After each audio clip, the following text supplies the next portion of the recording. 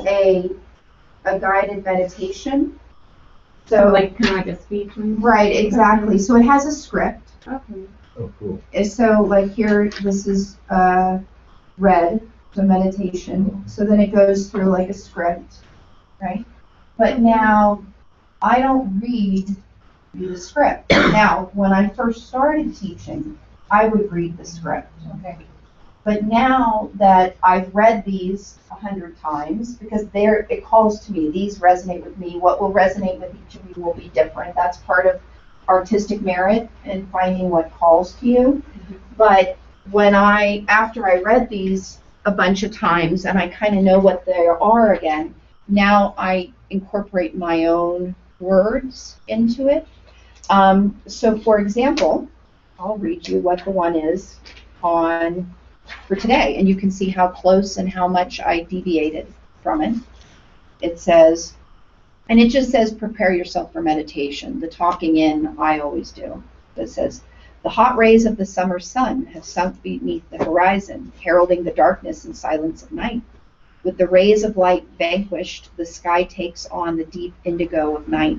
The only part of the sky not vibrating to this color is the circular halo comprising yellow, gold, and orange surrounding the most full moon. On such a clear night, the light from the stars take on a vibrant golden hue. Imagine yourself to be part of this scenario. Allow the deep indigo of the night to gently fold around you and cloak your human form. In so doing, tension and stress, which have accumulated during the day, is slowly released. Feel the penetrating rays of this color ease any pain that you may be suffering. As the body relaxes and allows the strong sense of peace and stillness to pervade it, visualize the golden shafts of light from the stars entering the top of your head, traveling through your skull and down your spinal column. This promotes a tingling sensation as your nervous system is re-energized. So I use this as to get me started, but I knew this visualization was indigo and orange and yellow, and we were focusing on indigo, so I took that out and I did the visualization of look at the stars. Look at have anything to tell you. Thank you very much. Well, that's why I changed it. Yeah. It's because I wanted it to be a variation of. I didn't want it to be exactly this, but I used this as my guide, a little to get started. Yeah, and then. The affirmations that I use are ones that I wrote and created for classes and for one-on-one sessions that I have. So, like this is my creation here. I used inspiration from Louise Hay, and I went online and I looked for what other people said, but then I put them together in affirmations that resonated for me to share. Mm-hmm. And I also I helped my aunt record, she does self-hypnosis, and so she did self-hypnosis CDs, and I helped her with the affirmations for when you're under hypnosis. And so these are also pulled from that work that I did with her. So if you Google my name, you see that I'm a co-creator of a self-hypnosis series of things. So, anyway, so that answers your question about that. I want to just insert. Yeah.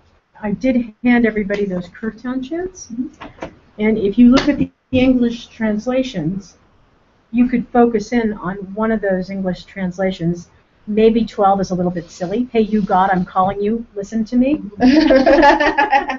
And I would say that would resonate really well in first and second chakra, that type of request of hearing, because it is you making this request. Mm-hmm. So you can find words that have meaning to you, and also, like I told you guys about my interpretation of Ganesh. Ganesh is the holder of wisdom. He removes obstacles. Once the obstacle's removed, the wisdom inserts itself. And again, those dynamics can be inclusive in a guided meditation. And also a chant could be included in guided meditation. So don't hesitate to mishmash things together, because that's the way the West does it. So, since we're just sitting and chatting, is everybody okay with that? We sit and chat for a little bit longer? I have one question Yes. about meditation. Yes. Just because I am really new to it. I mean, I've done it in the past, but it seems like anytime I meditate, I don't get visions of anything. I just get colors. Mhm. Is that like, am I not going deep enough, or No. it's It's just That's cool. Yeah. no, it's like It's- very psychedelic. It's just That's personal experience, and yeah, nothing wrong with that. That's fine. No. Not a problem. Yeah. Good question though. Meditation, you are listening. What's the interpretation? Prayer is you're asking. Meditation is you're listening. Right? So what you could do is, before you start your meditation, is maybe you have something that is in need of an answer. So you could breathe and introduce that as prayer, and then you can shift into the meditation for listening. And colors, for you, color may the be colors the have answer. meanings, right? Mm-hmm. Yeah. Yeah, the chakras, the Yeah. colors have meanings. Yeah. Very cool. Indigo envelops your It is very personal though, because a lot of people when they meditate, they don't see anything. Yeah. I've had people that, when you do I have had people that hear color. So as soon as they hear a sound, a color emanates inside their head, and they're actually hearing color. It's called synesthesia. Yeah. So yeah, So there's a lot it is- of ways. And so one of the first tips I can give you about teaching meditation is to expect that everybody's going to have a different experience or a different reaction to it. There's no right or wrong. Right. Generally, there's some principles or ideas that are upheld, or that are considered to be what you are a good thing to strive for. For example, sitting and thinking about how stressed out you are. Yeah, that's sitting in contemplation, but that's not really meditation. But expecting, especially people new to meditation, that they're going to have all kinds of experiences, and it would be unusual if they didn't have some challenge in letting go of the grocery list. Right. It's learning a totally new skill set. Yeah. Meditation is learning a totally new skill set. And some people it resonates to, and some people it doesn't. And some people, myself included, sometimes in my life it resonates to me, and other times it doesn't. And so I try to practice non-judgment against myself when there's times that it really, I'm drawn to it, and then other times where it's just like, it's just not in my heart. It's Yeah. just, it's just hard for me. And other times I'll be like really consistent, and it's like, oh, I'm feeling so good, and then I'm out of it and I'm having a difficult time, and I just like you can't get in it sometimes. And then also different types of meditation at different periods. For a long time I was doing the Oprah's and Deepak's guided meditations, and I put on the headphones and I was doing that, and that really resonated with me. And then other times it's to study an object and to draw my focus on that object and really study it with intent and letting go of other things. And other times it's to follow the breath. And so to have some compassion for myself as what I'm drawn to changes. Yeah. I've always- because I have a difficult time, because I feel like sometimes when I need it most, it's working really great and making me feel better and deal with all the problems I'm going through. And other times it's like I really need it and I just can't quiet my head, or can't even sometimes I can just if I'm in a stressful situation, I can just close my eyes and just bring myself to just quiet my whole mind. Mm-hmm. And then other times, everything is perfect in the house. The kids are quiet. The sleeping still everything's quiet, and like Okay, go ahead. Two things I want to share about that. One, I already forget, and the second is Oh, I know, Vipassana. One thing I feel like is remember that meditation, yes, it is sort of, you can create that space and it can be where you're letting go of the outside thoughts and so on and so forth. But also, I find that it's also about taking the skill and the muscle that we've exercised in learning how to do it and actually applying it to our life instead of it just being something that I do when it's quiet and everything's perfect and things. And Donna really taught me that with Vipassana, where she said, in Vipassana you label it. Instead of obsessing about it, you label it. So you would do noise, or sound.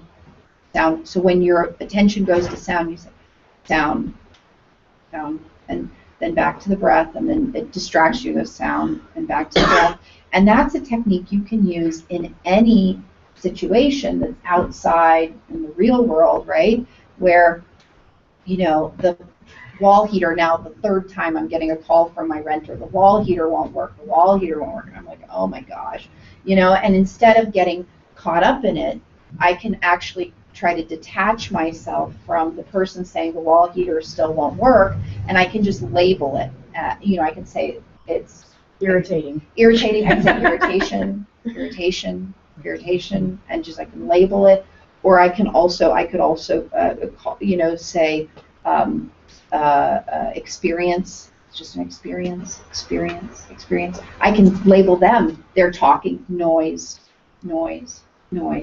and try and use that to bring my own emotional heightened level down. So sometimes we might practice a meditation tool outside of the context of what we would think would be like traditional, sitting in meditation, but to use it as a way, that could be walking meditation. You're walking to a place and you're really stressed out or whatever. You can't stop and do a traditional walking meditation, but you can start to notice the footsteps, start to notice the breath, bring yourself more into this moment. So it might not be, I have 15 minutes to meditate today, or Deepak says. How can you include it? I'm washing the dishes. Yeah. I'm washing the dishes. My favorite one right now, because breathing is so irritating, because my favorite one for years is just follow your breath. Now my favorite one is like cut up fruit. That's my I buy a bunch of fruit so that I can cut it up so I can freeze it, right? So it's like cutting fruit. I don't get distracted at all. Similar to knitting. Yes. It's meditative. You just get caught up in that. Yeah. Lightning back for dogs helps out. No, is your dog? You have a doggy I have a outside? dog outside. Well, you should check on him. But is he safely confined? He's just outside. Oh, he's outside. Yeah. Oh. Bring him in. Huh? No, not out here at my house. Oh, at your house? Oh. I thought he was outside here. Is there No. somebody? Will your babysitter bring him in? No, I dropped my son off at her house. So. Is it secure? Is the backyard? Yeah, the backyard's secure. Yeah. Because if he gets scared, he might run. Yeah. It's secure. He's not big Does enough he to have a hop in shelter fences or anything. to go under? Underneath the steps of the porch. Well, that's probably That's what where he he'll is. do. That's what he'll do. I don't know. That's what he'll That's do. where he Happy is. too, so I'm sure Yeah. he's freaking out. Well, and we'll take a break in a bit, and if it gets really bad, because how far from here do you live? Yeah, if you need to run home, you go ahead. Animals come first. But when it's raining now, maybe it'll be done by the time I leave. Exactly. I said it wasn't going to start till 4 or 5, and I was Or they're really expecting a good storm. Oh. Oh, that's new. I didn't know that. So we want to give you some tools and some suggestions when you're teaching meditation. So you have somebody in your class, they're beginners, it's their first time, you want to introduce some breathing and some meditation techniques. How do you do that? Where do you start? The first thing is in just having people sit and allow there to be some silence. It doesn't have to be 10 minutes of silence. Have them sit, and then you take 3 breaths, so they're just sitting in silence. Okay? Keep in mind, meditation is just like any other physical activity where you have to build strength, stamina, you have to have your experience to it. So you start with the baby pieces of just sit. Okay? The second thing, how you help people with meditation is finding a comfortable way to sit. or recline or stand. So if you're having beginning students and they're like me, miserable, just sitting normal, it's not going to help me at all for you to tell me to start breathing and follow my breath, because all I can think about is how much my back hurts. So you have to ask the question, are you comfortable sitting here? If the answer is no, and you're planning on trying to introduce this person to meditation, you have to say, lean against the wall. How about lying down? Would that be more comfortable for you? Use more blankets. Use some props under the knees, under the, whatever it might be.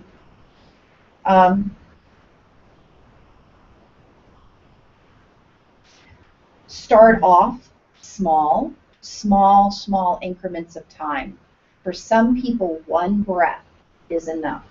Real type A personalities like me, who always have a million things going on, I got a lot of things in control, and one breath sometimes is enough of a challenge. She's smiling. Yeah. Then it might be 3 breaths. Then it might be 5 breaths. Don't try to go for 10 minutes on the timer. That makes sense? The next tip technique would be listening to the sounds around you. So instead of trying to ignore the sounds and not notice the sounds, try to actually turn up the volume and listen, pay attention to what's going on around. Listen to the sounds of life. This is learning focus. This is learning attention, paying attention.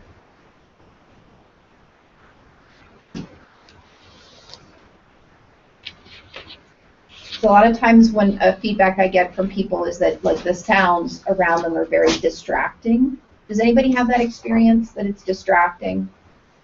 Yeah. So music is distracting.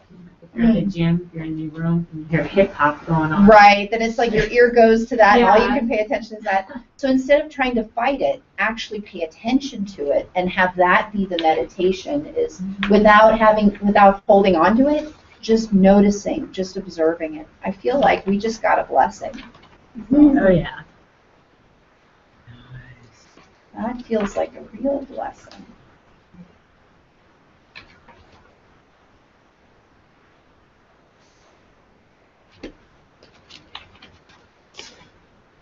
Another trick, technique, tip for teaching beginning meditation, beginning this building that muscle, is paying attention to what parts of the body are in contact. That could be contact with the floor, contact with the earth, contact with your mat, contact with a blanket, like the pressure points, if you will, that are coming into contact.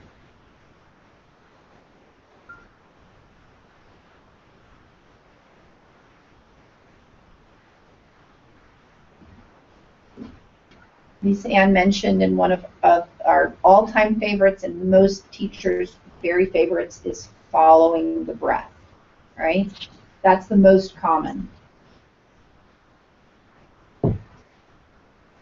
Notice the inhale, follow the exhale. Does that work for everybody? Does that not work? Can everybody do that here without too much strain? Notice inhale. Notice your retentions. Notice where you hold the breath. Grease your board, my brain. Your brain. Yeah. You gotta clear it out. Breath helps, but it doesn't totally get me there. Yeah. Then I start thinking about my breath. One of the coolest things, when I took my daughters to New York, 2 of my older daughters last year, and New York City, and they'd never been, and they were excited. And we had a conversation about meditation. I had just, had recently kind of been trying meditation more, I guess. And so we were talking, and both of them had been at different points in college. I guess their teachers meditate for whatever reason, and they were telling me like their technique to get, like how you said, you kind of have your eraser board. Yeah. And it was so interesting because I didn't realize that everybody had like their different method. Yeah. Because I just started, like you said, like Yeah. kind of thing, like listening. And I did it at LA Fitness too, and it boggled my mind that they started a spin class in the last 15 minutes of a yoga class. Right, and you're like listening to the wall. I'm like, are you laying here quietly? But, I used to teach in a rock climbing gym, and I'd go put on the classical station, and they'd forget I was in the back there with like 25 climbers, and all of a sudden it'd be punk rock. Yeah. So, but it was interesting. Like one of them was telling me, they're like, one of them has their thoughts are bubbles. Oh, no. And one of them is like, she's like in a box and just like pushing the thoughts like farther away, out here, And So that's great. It's really cool. Yeah. To hear, like, But and that you bring up a great point is that different things will resonate with different people. So with beginners, what you can do is in a very non-threatening, very laid-back way is you can introduce different ways, and you just say, let's just try it. Try this. Try and see your breath, your thoughts or bubbles that are floating up to the sky, and see it pop and float away. Or see your ideas as leaves floating down a creek bed and see them pass by you. I've heard that one. And also, if you have a new person that doesn't think they're a visualizer, my favorite statement to make is, if you don't think you're a visualizer, what did you have for breakfast? What did you have for lunch? And most people are like, oh yeah, it'll pop into their head, and they'll like see you're a little bit of a visualizer. So the following the breath is definitely a good beginning technique. Another visualization, like the breakfast one, is like you're watching a tennis match, and you're watching the tennis ball be hit right and left. You know how you watch, like that. The mind will inevitably stray. That's another tip. There's no way. Nobody just starts meditating and their mind never gets distracted, or they never go off on a tangent. That's not possible. The mind will inevitably stray. And what you want to remind beginners and advanced students alike is, when that happens, just bring it back to the experience, whatever you're sharing with them. My favorite two ways of explaining to beginners of how to do this is, imagine you're watching a TV and something comes on a channel you don't want to watch. All you do is take the remote and you change the channel. Right? It's the same thing with meditation. When the mind goes to the stress about the wall heater, you take the remote control, it's still there. You change the channel and you bring it to the breath, the yoga pose, whatever it is. The other example I give is reading a book or reading a magazine, and you just flip the page, right? So you can see on the page, here's the word about the wall heater. Pick up the page, go to the next page, and on this next page is the breath, the downward facing dog, whatever it is. The next one is use a mantra.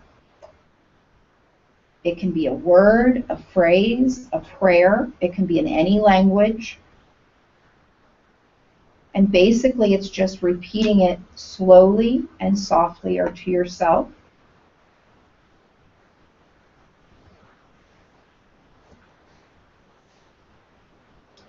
For people who have a religious affiliation, it could be a religious name, Jesus, Allah, Yahweh, whatever. It can also be words, home, peace, love, joy. One of my favorites is Sat Namaha, and I really like that. What does that mean? Don't know. I am that. That. It's another version. Is it just Yeah. an extension of that? Yeah. Tatwam Asi. And with that one, I like to use the fingertip movements. So it's Sat Namaha, one or both hands. And tapping the fingertips, why doesn't everybody try it? Just so you have a feeling of what it is. You can do one hand or both. Sat Namaha, Sat Namaha, Sat Namaha, Sat Namaha, Sat Namaha. Say it to yourself.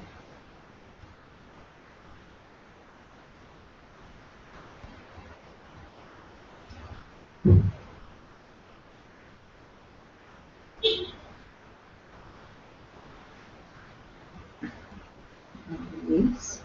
I find that doing the fingertip touches sometimes, if I really, my mind is just like out there, the fingertip touches really make me, you know, it's like somebody pinching you. Mm-hmm. Like, oh, I'm here.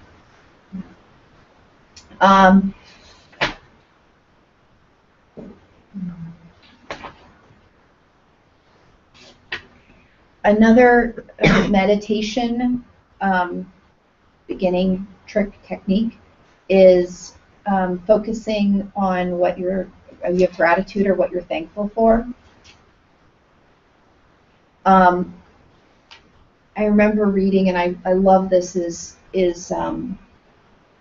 take a day, every day, pick something that you're thankful for, and every time you experience that, just focus on how thankful you are. So it's perfect for right now because the one that's very popular is how thankful we are for water.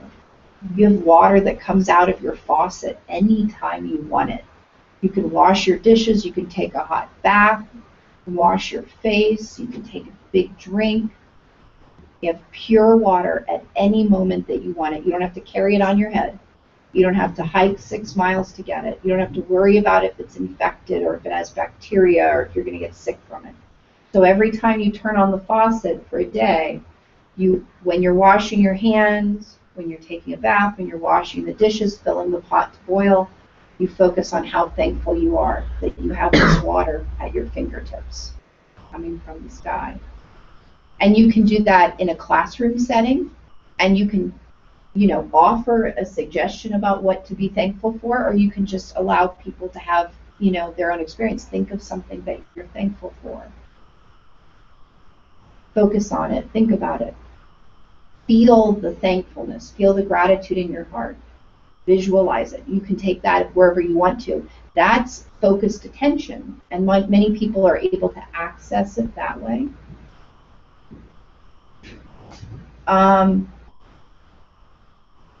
Practicing kindness. Loving kindness. Mm-hmm. That can be in a meditation experience and also outside of that. So for example, with beginners, oftentimes I will, at the end of Shavasana, we roll over to the side, I'll say, think of someone who needs a little bit extra love or attention right now. Send this person love, happiness, well-being, health, whatever. Lisa Ann, I've heard her, and I've used it a couple times, talk about like radiating love or radiating, compassion to our community, and then you extend it, you start with yourself, and then you go to your family and your loved ones, and then you go to your community, and then you go up the hill, and then she goes, and even people down the hill. Right. like it's even like it's chocolate mud going down the hill.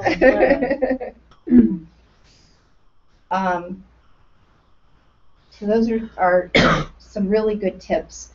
Another one is scanning the body is a really good one for beginners because you can verbally tell people where to draw their attention. Notice the soles of your feet, the tips of your toes.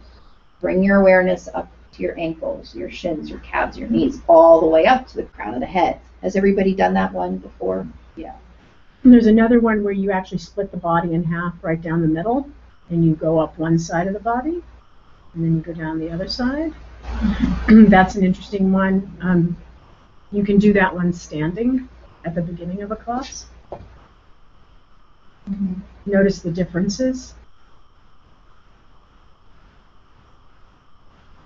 sometimes during class, because remember, there's two things. There's the meditation experience where we're saying I'm drawing my awareness to what I want to focus on in this time, whether it's, staring at the space between my thumbs, my walk, my breath, whatever it is, I'm drawing my awareness to what I want.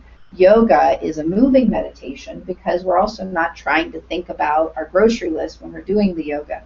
So sometimes in class, especially if I know somebody's like me, where I'm always thinking about other things, I'll say, if any outside thoughts come into your mind, acknowledge them and gently let them float away and come back to the breath.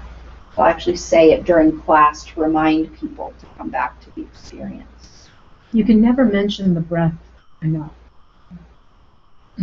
There's a technique of you do it, you remind somebody of a part of their body or they're breathing into a part of their body, and almost within 45 seconds you say the same statement again, because there's a little bit like of this lag, and then 45 seconds later you can even say the same statement again, and because then the person can go, but I'm doing that. I'm doing that. I am doing that. And that's a really interesting sensation to have when somebody doesn't think they're good at pulling their attention someplace. Mm-hmm. I wanted to share a little a story, a little experience for myself. So I went to Ecuador. Has anybody been to Ecuador? What about South America? Anybody traveled in South America? Mm-hmm. So I went to Ecuador, and I went with my dad, and a huge blessing to be able to travel with him. And we're on a very tight budget, so we are taking buses from one place to the next. And they're not like school buses. They're like Greyhound. Yeah, they're like Greyhound buses. Those are not like a 6 to 8 hour drive. Okay, so we asked people how we pick the most luxurious bus we want to ride on. So we go on the bus, and they pay $7 to go for 7 hour drive. It's crazy, really, really nice buses.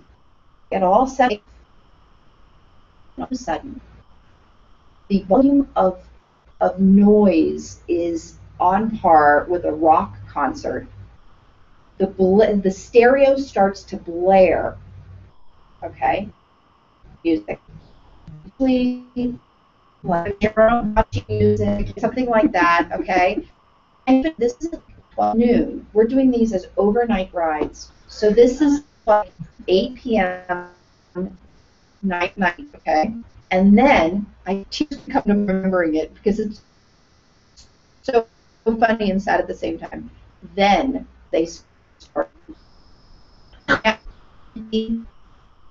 It be a comedy? Can it be anything? No. It has to be gruesome, gory movies. I mean, I'm just trying to think of the spark, Rambo's or what the 300, and not just like the volume so people that want to watch it, blaring loud, all the whole and then the woman,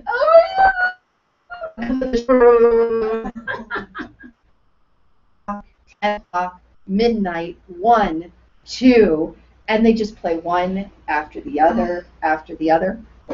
And I will share with you, I don't watch those movies ever. I don't watch them because they really affect my subconscious, and I'll have nightmares about them. Some people can go watch and they are fine. Me, I get emotionally involved in it. I cry. It's awful. So I don't even watch those movies under normal circumstances, let alone when I'm trying to sleep. And here it is blaring over the thing. Now, it was out of my control. There was nothing I could do except get off the bus and then be stranded on the side of the road. Not an option. So thank God for Oprah and Deepak and my air headphones. I put the headphones on. But it was not blocking out any of the, like prison movies. I mean, it was like I can't even tell you how awful it was. And I would put it on and I would do mantra. What'd your dad do? I think he was just miserable. And I think he just sat there and was miserable. And what I was able to do, mantra and then Oprah, and I might have lost a little bit of hearing in the experience, but it did not block it out, but I was able to bring it back into me and let that be the outside experience of other people, but it changed my experience. And so, when you think about teaching beginners some of these tools, it really can help their life in expected and in unexpected ways. I would have never thought I'd be meditating on buses in Ecuador. I mean, I thought I was going to sleep. I mean, who's going to watch, Yeah. I would never have thought there'd be bloody beat-em-up movies at 2 a.m. Were people cheering and... No, not really cheering, but they were definitely watching. I mean, it was definitely entertainment. Like, it would have been inappropriate for me to ask them to turn it off. Yeah. It People could were be watching. that in their culture that's the most popular kind of movie, and so that's Well, and also their Yeah. culture is a mess, so watching somebody suffer more than what they're going through changes And they're loud awareness. Yeah, they're loud people, loud experience, loud, So anyway, I wanted to share about that because that was absolutely like when I came home, I was telling everybody, I was like, meditation saved my life. Because I was just like, I had no idea I'd be meditating on these buses, but it was pretty funny about that. So. Mine pales to that. Oh, So really? my little silly version is that I had an apartment in Hollywood, and I had a neighbor downstairs, and during the day you'd hear ranch hour music, it would be thump, thump, thump, thump, thump. 4 o'clock in the morning, mariachi music, right? I go down, I knock on the door, and she opens it up. I go, can you turn it down? She goes, I can't. My brother sent me a mariachi band. There was a mariachi band in the living room. She's like, turn it down. Live. 4 o'clock. And I had a friend who's terrible. He's an insomniac. And it was like, It's a popped off flash there. flood warning. Ooh. So nobody should be in a creek bed right now. Creek bed right now. Yeah. Rock on. Right down to the lake. Yeah. But yeah, that dynamic That's is, funny. I even got the balls up to call the cops in Hollywood, and I go, there's a mariachi band down in my neighbor's apartment. Can you come over? And they just laughed at me. Okay. There's a mariachi band. You're stuck I'm with just it. going to go with that thump, thump, thump like it's the beat of my heart, Yeah. But just a visual of seeing this mariachi band in this little tiny apartment. See, I may have just been like, okay, well, if I can't sleep, I'm coming in. Yeah. Join the But I party. love mariachi music. That's probably Not when you're sleeping, though, right? well, If it woke That's you- a different no, thing. No, but but like I said, you if I have, can't- you understand though, because I mean, obviously the guys were off. They'd done their jobs, and then her brother from someplace Yeah. sent her for her birthday. Yeah. That's so funny. So let's go around the room, and everybody's going to do just a couple sentences of guided meditation so you get some practice, and the other people will be your guinea pigs. So pick one or two of the methods that we just went over that you feel you could comfortably say a couple sentences. It doesn't have to be perfect. Remember, you want to be in your meditative voice, so you don't want to be in your, you want to go down to a lower range, a slow range. So you could say, if you wanted to, I'm just picking an example of, notice the sounds of the rain coming down. Take a few breaths. Take in the sounds that are around you, the sound of your inhale and your exhale. So just to practice, but you can pick any one from that list or those tips that we went over. Who wants to start? Lisa Ann, are you going to get us started? Am I going to get you started? Get us started. Plug this in. Down here at the bottom of the.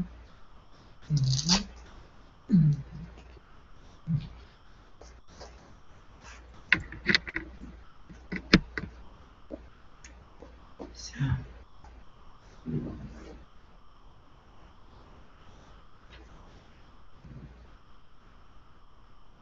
As you pull your attention inward,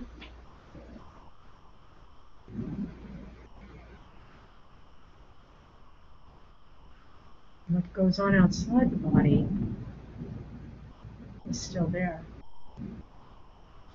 But you're pulling your attention inward to the motion of the breath.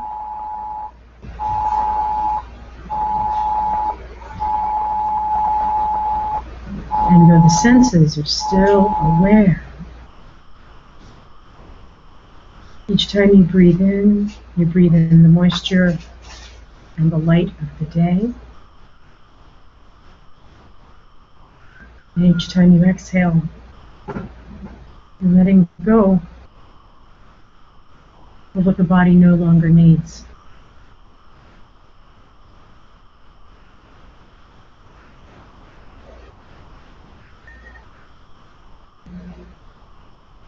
Every time the mind tracks away from that breath, from that sensation of the chest and the belly rising and falling,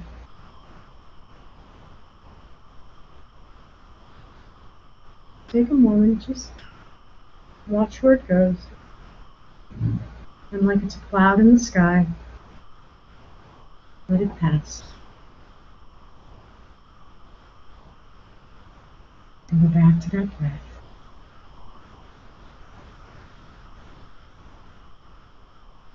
The receiving of the light, the dampness, and then letting go of that converted light and our own vapors, carrying out the toxins that we no longer need.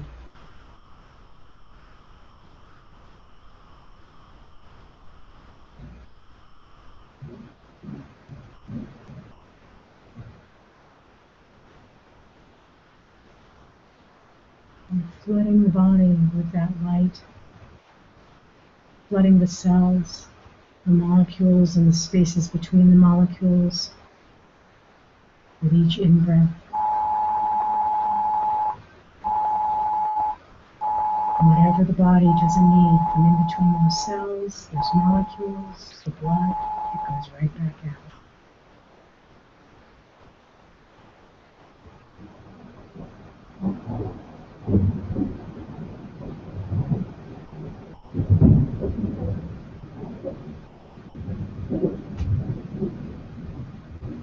And before you let your eyes open, take a moment, notice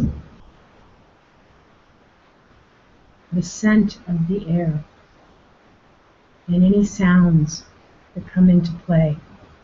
Let them permeate. Noticing if they touch closely to your center, or they're on the outer edges of your skin, or if you're embedding them deep into the brain, the scent of the air.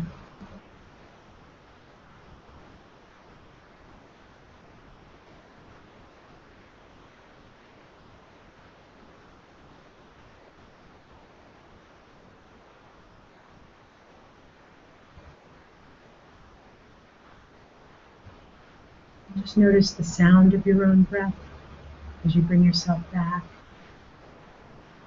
and become aware.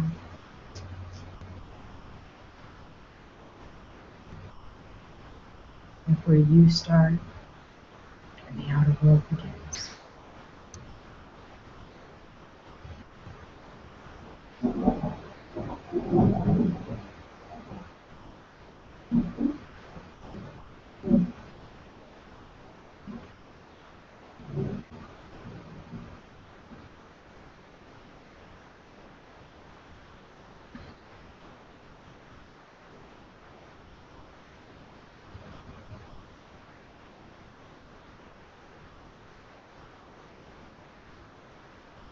So let your eyes open. And let your hands come to your heart and let your palms together. So who'd like to go next? Okay. Doesn't have to be long, you know, but you get the idea. Just Right. practice. Mine's gonna be more sort of. Yeah. Just practice. This is only practice. Okay, find a comfortable position, either lying down or sitting. And take care of any helps you might need sitting on a blanket or putting one on your knees. find a comfortable position. Take a few deep breaths.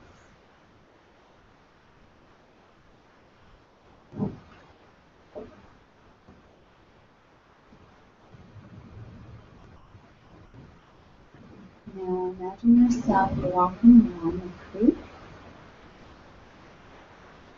and find a nice grassy spot to sit down.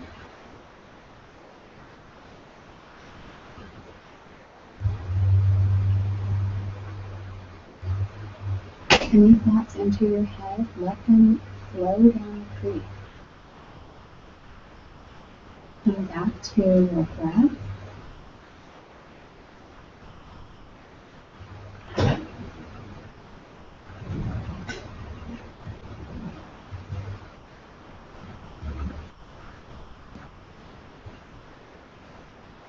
And let's take a couple more deep breaths.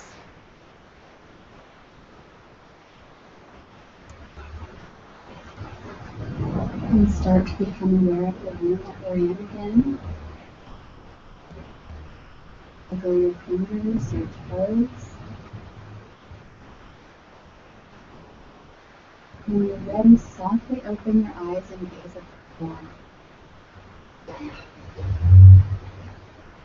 Very nice, very good, beautiful, really well. So the only thing that you do is then you'd have each step have a little bit more time, especially as people would get better and more comfortable at the experience, right? I also realized when I got to the creek, I didn't know where I was going. I've been in that meditation before, but I realized actually saying it, I don't remember what it was. No, you did a So I great kind job. of was like, I'll just, Yeah, no, it was great because you said about the awareness, coming back, and then back to the breath. So no, you did a great job. That was great. Good job. I liked how when you said open your eyes there. Yeah. Because sometimes when you open your eyes, you're just like, we're doing that. Well, and I was in a meditation before with that seated meditation, and I felt that it was helpful to be, maybe one of you had done it too, to just softly open your eyes and gaze at, so you're not like, okay, I'm wide awake again. Yeah. It's kind of like you're easing back Gradual. into. Yes. Very nice. Very good. Thank you. Grass is perfect. I don't know why. Oh. Yeah. Okay, who's next? All right. You're up. You're up. So am I doing like kind of like how she did, like just going? You all can, the yeah, way? you can go do that. You Or- can do a couple of, you can imagine that we're at the end of Shavasana. You can imagine that we're, at the beginning of class and you're going to want to have us listen to what's happening around you, however you want to play it. It's just to practice you verbalizing some guided attention, Okay. aka meditation. Okay. So go ahead and close your eyes. In a comfortable position. Take a few deep breaths in. Let your mind find peace. Let your body be whole. And just breathe. Listen to the rain as it washes down the street. Imagine the rain washing within you, cleaning out all your thoughts, all your worries, all your stresses, making it clean. But when the sun shines, you feel peace and happiness within yourself. Breathe in, smell the air, listen to the sounds of the thunder. Take a moment and just appreciate all that you have and all that's to come. And just breathe.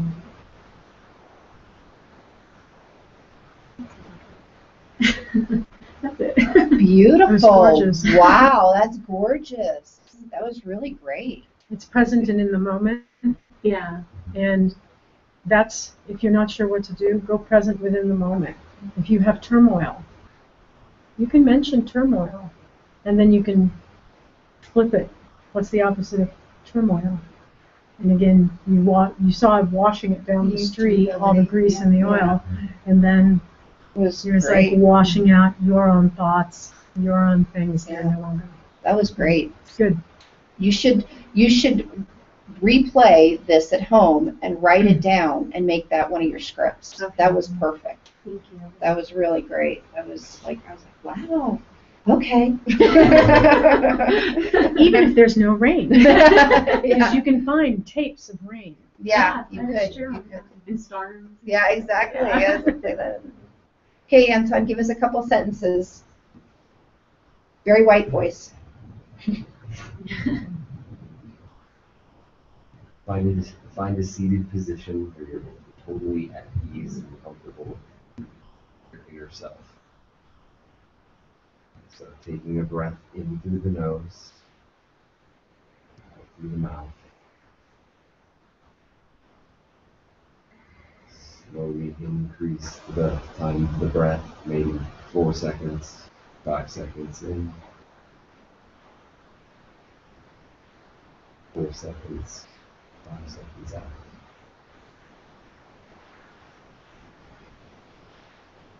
Become aware of the skin on the backs of your arms.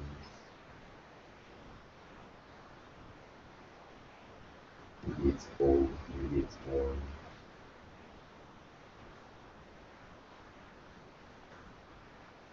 Bring the color into your center. Visualize that color becoming that sense of warm or cold on the back of your arms.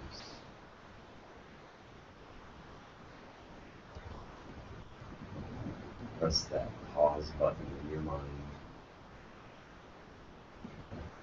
The thoughts that may come into play, think of them as a beam of light going into a prism and projecting as one thought out through the roof of your head. Whether it be joy or peace, give those thoughts to somebody else that may be less fortunate than you.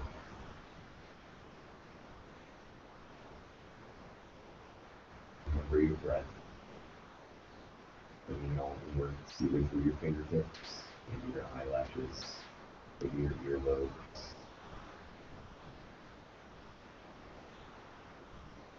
On your next exhale, slowly open your eyes to a soft gaze somewhere in front of you. And inhale that mountain air through your fingertips. And exhale through your mouth.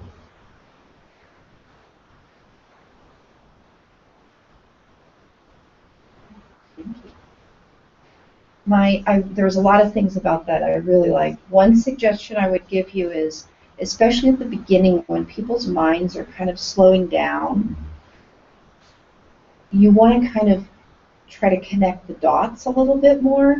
So for example, when you were saying in with the nose, out with the mouth, I love that. I was like, oh yeah. But then you hop to the back of the arms. Oh, yeah. I would have you put a couple links between those of saying, and this is just practice, but saying like, feel the exhale go out, and then I would start, something that would bring my awareness down to my arms instead of just like hop to the arms. Oh, okay. I would do like, for example, allow the breath to float through the body, drawing the breath down from the face, the mouth, the nose, wherever, down across the chest, into the thoracic body, feel the ribs, expand and contract. Draw the awareness down your arms and settle in the back of your arms. You know what I mean? Like I would try to put a little connection there. Did you? The only other thing that I was thinking is repeat the beginning statements. Oh, yeah. Inhale through the nose, exhale through the mouth. Mm-hmm. Take your own breath. Inhale through your nose, exhale through your lips. A couple of times so that the person can build that relationship. Because the beginning is important. You do have to make more space at the beginning, I think, sometimes. It takes, that's a good other note to put when we're talking about tips, is you'd rather have a little bit more space at the beginning and come out of it quicker than go into it, like, because it takes people a few breaths to soften the mind at the beginning. To silly putty the mind. There, that's it, right there. Your word. I really actually, my favorite thing is, because you're a musician and you said press the stop button. Yeah, Pause. I like Press that. the pause button. Press That was the pause really button. good. I That like was really that. good. I imagine like a CD or like a little It's- boom box. Yeah, I you're just like, like pause. Like old school too. Press the pause buttons on the rattlings in your head. Yeah. Yeah, That was that's- really good. That was That's one of that. I cool. really like that. Yeah, that worked for me. I was like, very nice, excellent. Okay, so you know, practice-wise, a good thing would be, just throwing out a couple suggestions, would be for you to pair up with somebody from the teacher training this session or last session and ask them if you can lead them in a guided meditation over the phone or Skype. Another suggestion would be with a family member. See if you could do a guided meditation with them so that you're getting some practice. Maybe write out a little script or find something online that you enjoy that you could read to someone, or just to yourself. Record it. Read it, and videotape it on your phone. Everybody can get an app to record sound or video. Because sometimes the words will stick and sometimes they flow, and so you want to find some flowing that you can experience and you can be comfortable with saying. How do you talk the person in? How do you talk the person out? How do you pick words that are religiously non-offensive, you know? Where they're either non-denominational or you're, you know, respectful. Or you're allowing the person to pick their religious word. Oh, and something that might be Yeah. helpful for instructors, because I didn't know this until after I had already practiced meditation many, many times, and came up and somebody said to me, well, you know, I don't know why you do meditation, you know that's preparation for death. And I was just like, what? And so I said it to my friend who has a yoga studio, and she said, well, yeah, originally that was one of the preparations so that you could feel at peace with, you know, moving on. But clearly that's not what most people are doing for it now. Well, But it's good to know, at least maybe in research, you know, what the, so if somebody comes at you like, oh, I don't do that because I don't want to die. well, when you take a breath in, you're bringing in the light of the life. When you're letting go of whatever's no longer useful. It's dead. Exhale. It's dead. Every minute, our cells are creating Stuff. and they're also dying. We're going through. Who was it? Was it Tony Robbins or somebody was like, your body is entirely different cells every 7 years or whatever it is. I don't know what it is exactly, but it's like we are in a dying process consistently and in a living process consistently. Yeah, but I mean, just if you just use the focus of the breath, every exhale you take is garbage. The only place that knows what to do with that garbage is the universe, trees, the sky, the light. It knows how to disinfect it. But yeah. Cool. I like that new word. Your exhales are being disinfected by the universe. Because the universe really is pretty extraordinary.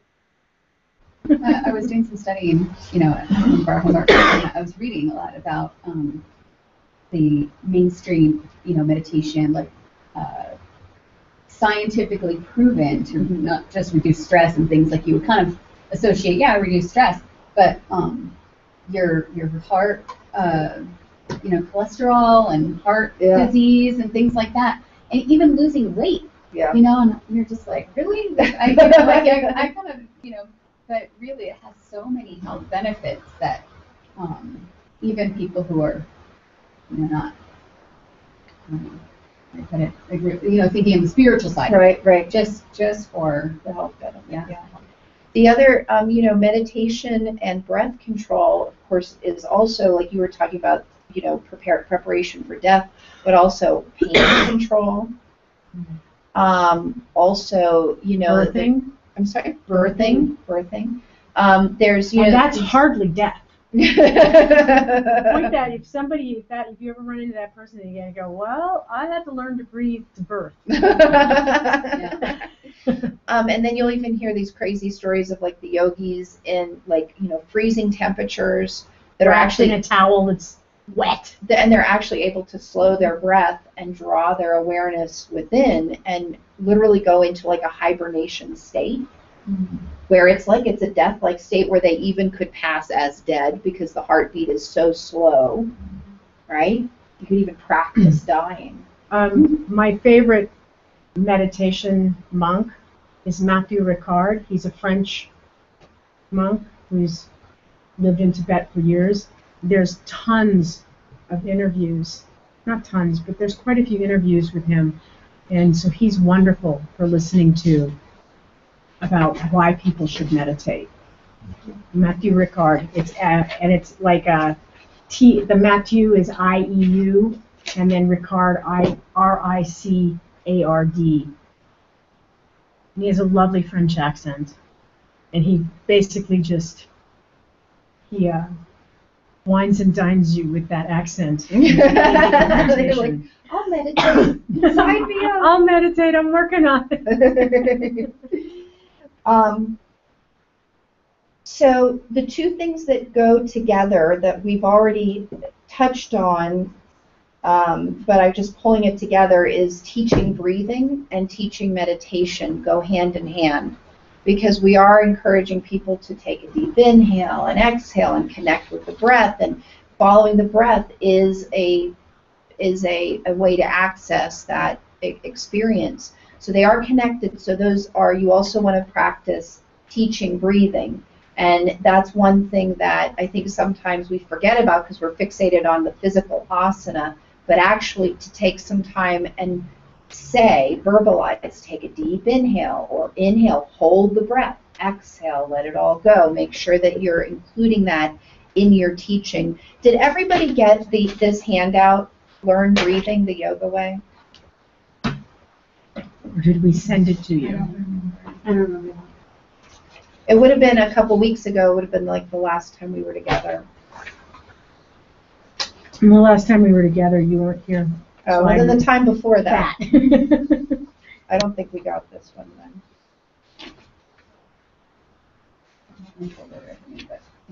No? No, I Okay. don't have it. So let's go to this one next.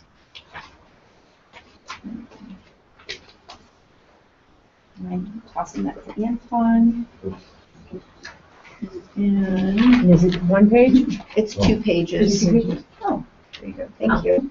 Do you have this one or do you need it? I would probably love to see it, because this doesn't look like a yoga journal thing. So,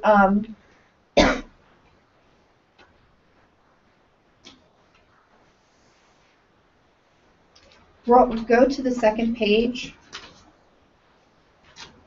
the bottom 3 bullets. So we're talking about 3 different techniques here. 1, low or abdominal breathing.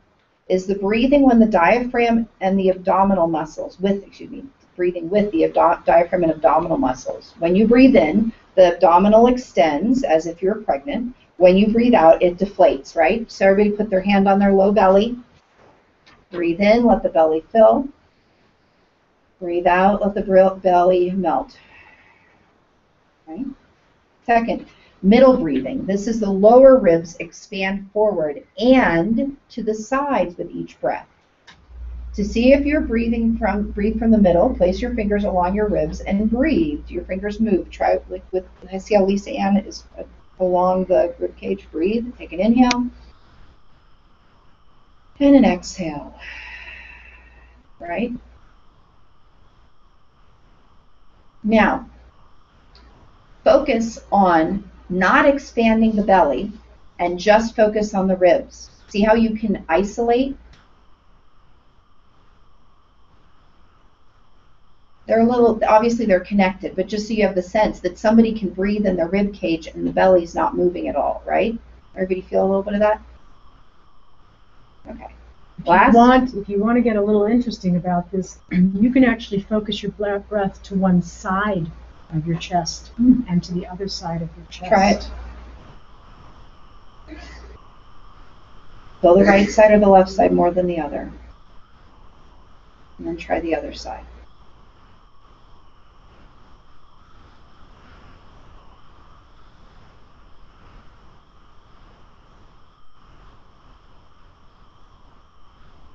Yeah? Did anybody feel that? Could you feel like do the right side, I couldn't do the left side. you could do one but not the other? I was having trouble with my right. And that is diaphragmatic strength with the abdominal walls, with the core strength.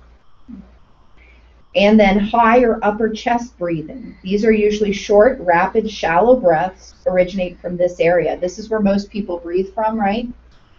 This is where many smokers, and if you're wearing corsets, we have to breathe up here. So hand on the chest. Take a few inhales and exhales.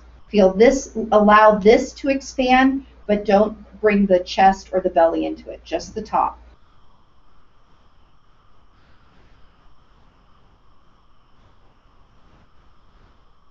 You might experience you can't take a full breath here.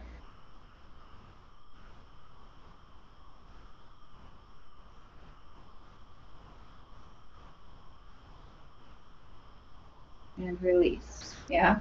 So you notice it was just a fraction of the breath. Otherwise, once you got to a certain point, the chest would start to rise or the belly would start to rise. I want to refresh your memory that this has to do with the different styles of yoga and how they teach pranayama. So bear in mind that to build somebody's strength to breathe, you probably need to go through all of these places over a period of time. So everybody lay on your back. I'm going to do the exercise here.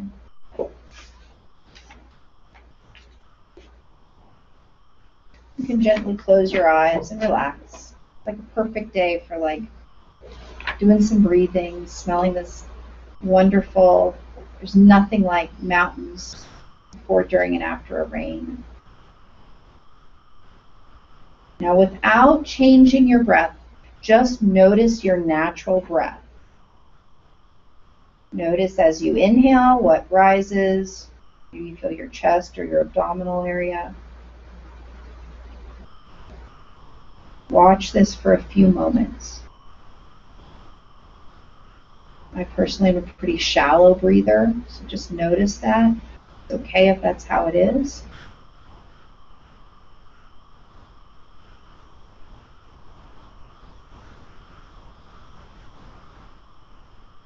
Now begin to deepen, lengthen, and extend that movement.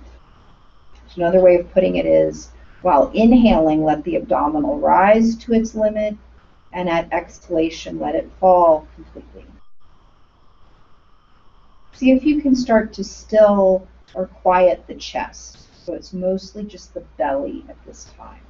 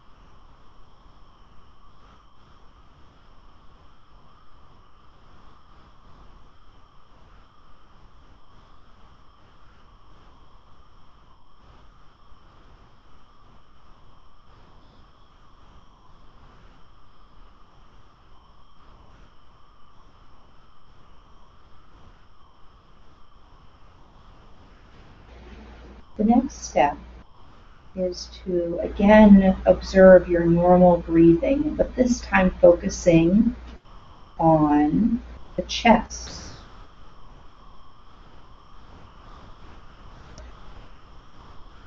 You may notice the chest, the sternum area moving slightly up at inhalation and down with exhalation. Just observe this pattern for a few moments.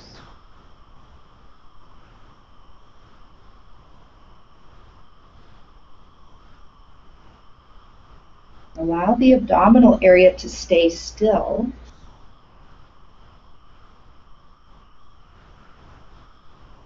And begin to lengthen, deepen, and extend the chest breathing.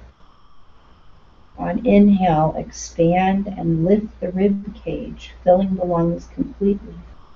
On exhalation, let the lungs collapse fully, sinking.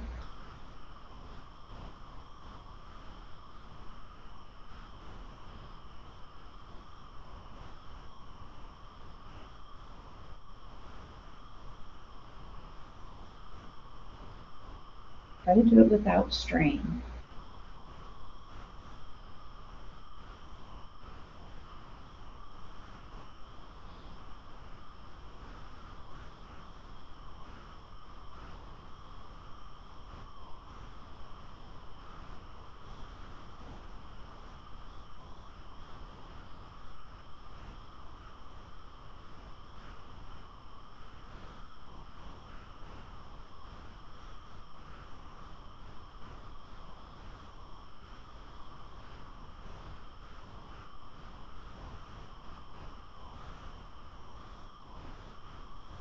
Taking a break, turn to normal, the comfortable breathing that naturally comes to you.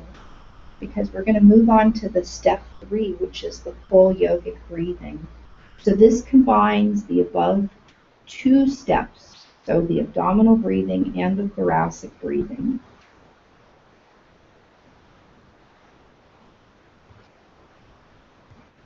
So first, you're going to inhale and fill your abdominal area. Then continue inhaling and allow the oxygen to fill the chest. Then exhale first from the chest as it empties and falls, and then continue, keep exhaling from the abdomen as it draws inward completely. Try it again. Inhale, first fill the abdomen, belly first. Continue going to the chest. Exhale first, chest. As it empties, continue, exhale from the abdomen. Inhale, belly, chest. Exhale, chest, belly. Inhale, abdomen, chest. Exhale, chest, abdomen. Without strain, try a few times on your own.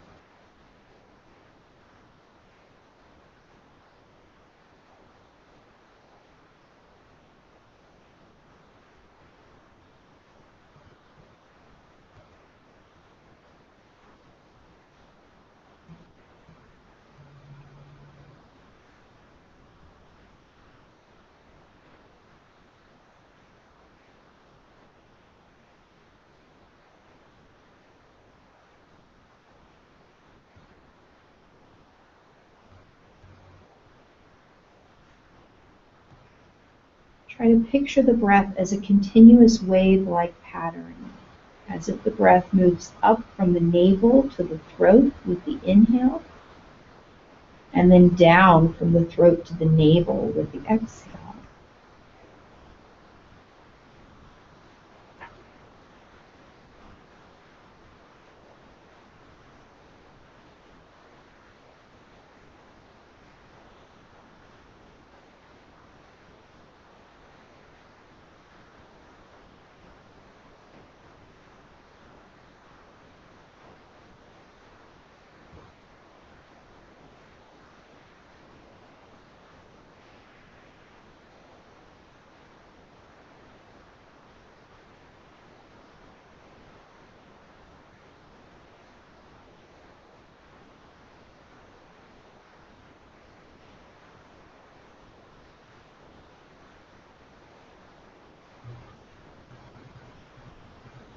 And gently release.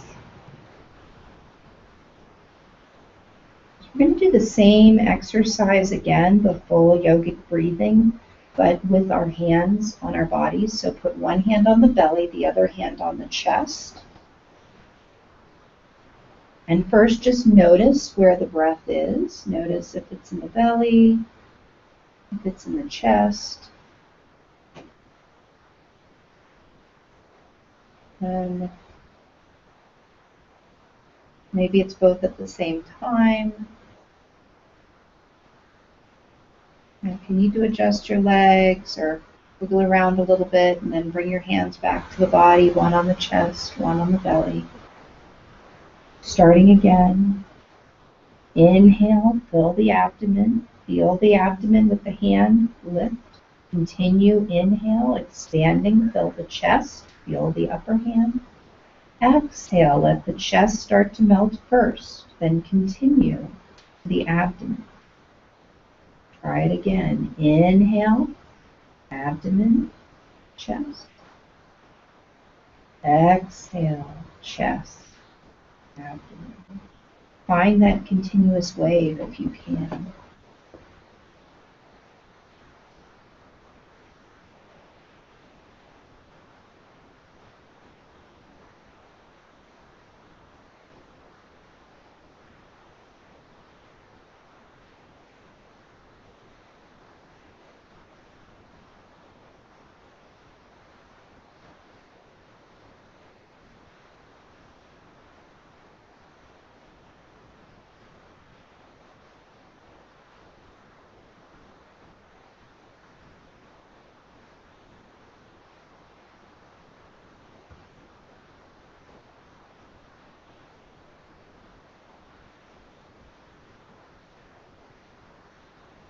When you're ready, releasing it.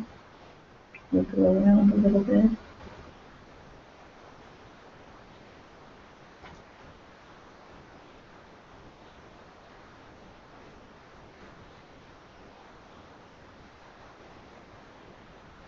When you're ready, rolling to your side. Using the strength of your arms to push yourself up. And you can all thank us because we all helped. I helped.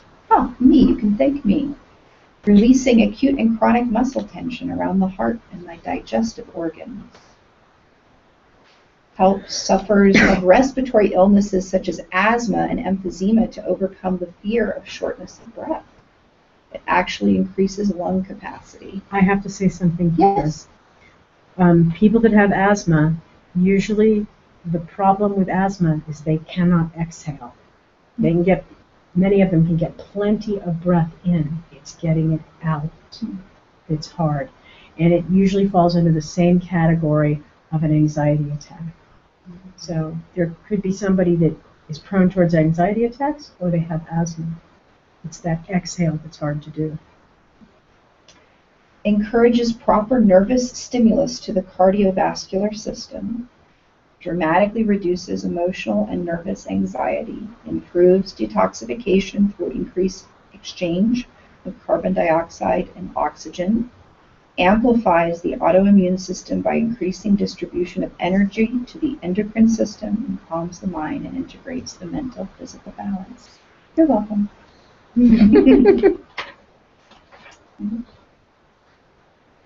So, I actually really like, don't forget to read this, I really like the statement, if you've ever watched Babies Breathe. They are doing exactly what we're actually instructing you to do. And so, you know, sometimes I remind people, you know, if you're around kids, you have children around, small babies around, watch how they breathe. You know, because that's how you start it. As people go, I don't know how to breathe. I go, yeah, you do. So I think this would be a perfect time to take a break, a little break. Yeah, does that work for everybody? A little break? If you need to. Yeah, yeah, it's like it cooled off, didn't it, finally? Take a little break, have a little snack, some nourishment.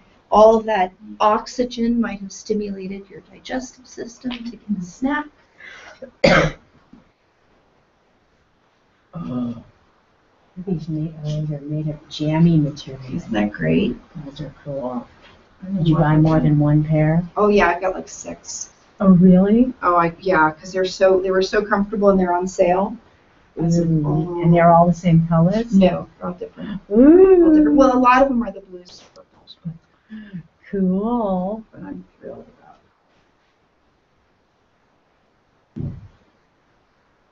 it.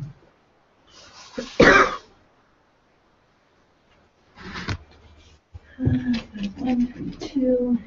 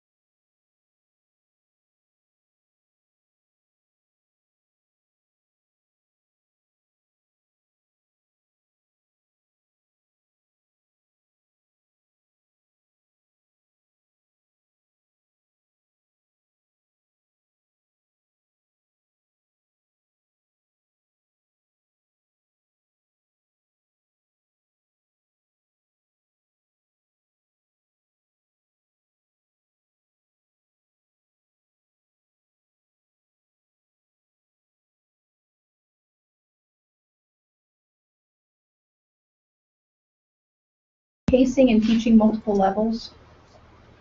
I think so. I think that's a good idea. Since we're merging some classes together. Also, if we do any other stuff during this, I'm probably going to turn the camera around, just because the mic picks up your voices better and stuff like that. So just be aware of that. So how's everybody feeling about teaching, actually verbally teaching and being in front and people? So? Anton, I hope you're feeling okay because you're doing it. How are you feeling about it? Good. I got a nice test the other day when they called me and for that refresh. I've been co-teaching with my mom, and then I've been running the register, and they use that Mind Body online program. Right. There. So getting used to that, and getting people in, and how they have their pricing, and then they called me and they were like, "We have nobody else. We know you don't have your certification, but you're on the sub list, and you have to be there at this time and teach this class." And I was like, "Okay." So.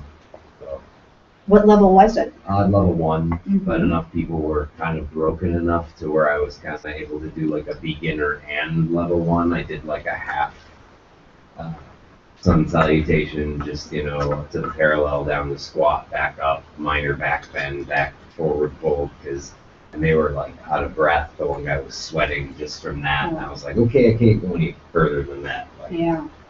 So it was, it was good though. It was because it was 100. It was an hour and 15 minutes. So I had to kind of extend it a little bit, and I was able to kind of use my time. I did inversions at the ends, and then was able to prop people up against the walls. Wow. And then did like a full 10-minute shavasana. And Nice. Good job. Congratulations. Yeah, that sounds really cool. Yeah, She teaches cool. that to me. Sounds good. Yeah, he's being thrown into the fire. Yeah. It's funny. I did an inversion while I was out of town last week. It's kind of Well, you've a got- joke. She was an acrobat. And me and the Sure. other mom, she was like, "Oh yeah, we should try to do the stuff they're doing." I was like, "Oh yeah, of course." And there's this one, actually did not look it up yet, but I've seen people doing yoga, and it's an acro move. It's a skill actually that they. When you're watching them be thrown into the air, look around, you're thinking, "Oh, okay, well, those are obviously hard." But then you watch them do some things, you go, "Oh, that's so easy." But you guys probably know it's like where you put your elbow into your, Oh, right, and yeah. your legs go up. Oh yeah. Okay. So, first I tried to do that. And my daughter was laughing at me. But I told the other mom, I was like, "We can do handstands." Our daughters kept doing handstands. We walked all over the city, and every time we stopped, they were in handstands. Oh, wow. And I Yeah, we can do. they did some handstands all over town. Yeah. And oh yeah, you probably saw the pictures. She was crazy. But, Where were you? In Atlanta? Louisville, Kentucky. Oh, wow. You were right where my parents are. Oh. Oh, that's across the river. You could have waved Oh, at across them. the Ohio River. Yeah. So I told the other mom, I was like, "We could do handstand." And I actually haven't done it in a long time. But she even said that to me right as we were getting ready. "You know how to do this? Do you do it?" And I said, "Well, I did it like 3 or 4 years ago." My trainer. Right. And she was, so yeah, we got up there, and I had my daughter help me because I was afraid I was going to fall out of it. At first, I had to really get up, and then once I was up, I was okay. But I realized I need to be doing some push-ups because. Or just be strong enough to just the straight arm plank. planks, yeah. Straight arm plank and breathing. It will help stabilize. And down dog, where you practice lifting up one leg, 3-legged dog, you have to walk your feet closer to your face. And then come up on the toe that you're standing on, because it's kind of like, it's like telling the body that you're trying to leave the ground.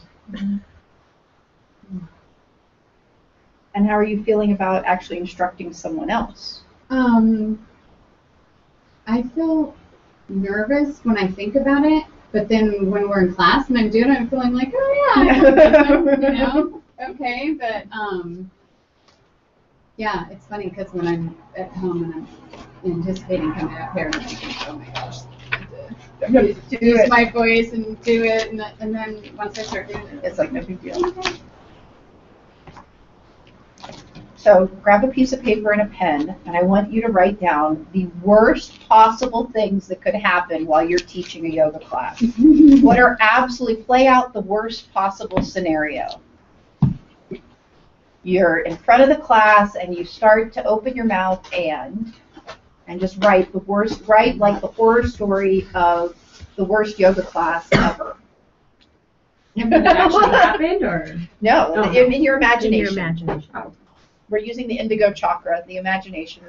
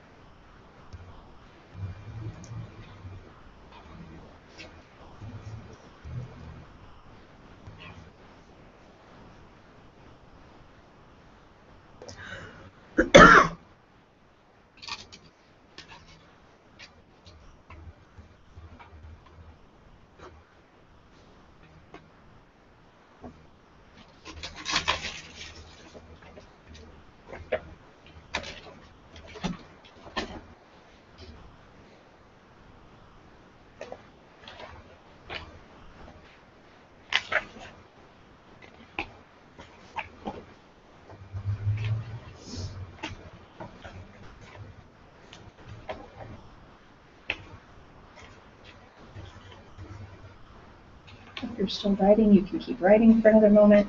But anybody have anything on their paper that was about freezing or not deciding what to do next? That was the first. That was the first thing. I don't know what to do next. Forget what I'm gonna say and stammer. I forgot. Oops, I forgot what I'm doing. First, start speaking a bunch of gibberish.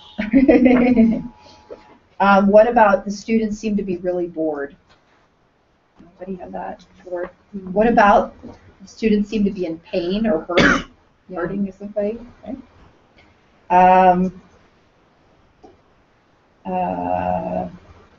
Someone being accusatory, saying you don't know how to teach, arguing with Calling what you you're out. doing. Yeah. She didn't even think of that. Add that to Although your I list. did put, like, if I say the wrong thing, like call something the wrong name. I've had that happen to me twice. The woman that leaned back like this, don't pick on me! And then the Oh. people that I threw out of class. Oh no, I meant like you say warrior 3 and you're really in Tadasana or something like Yeah, do wrong this name. and you're like the wrong. Wrong name. What about, Is that coming from my phone? I think it's coming from here. Well, I think it It's must the, be it's the linked. alerts. it's the emergency alert. It's the, Is it it's I the think it's her phone. Yeah, I think it's coming from my phone. Realized. I had down to somebody Turn those being off, like, too. how long have you been doing this? Well, I had a friend go to a yoga class and they said that there was a sub, and she said it was the most terrible yoga class I've ever been to. She said the woman had like all of her cards of the poses and couldn't remember the names of them, and was like just like going, okay, and then next, and then that, and just the way she said it was just very like, Right. she was It wasn't clearly teaching, it was regurgitating. and she was clearly. Was it at a gym? Was it at a gym? Was Well, it a sometimes yoga it's studio? nice going to like bad classes because I've been to a few where we've had sub yoga teachers and I don't know what they're doing. Sometimes I look and I'm like, wait, what? Like, what is it? You know, I really love to hear that you guys are discerning what is good Mhm. and what is garbage. It's like, because there's so many people being trained and thrown out, and the schools, some of the schools don't care what they're producing, but they're giving those teachers certifications. So nice to see you guys are discerning. Yes.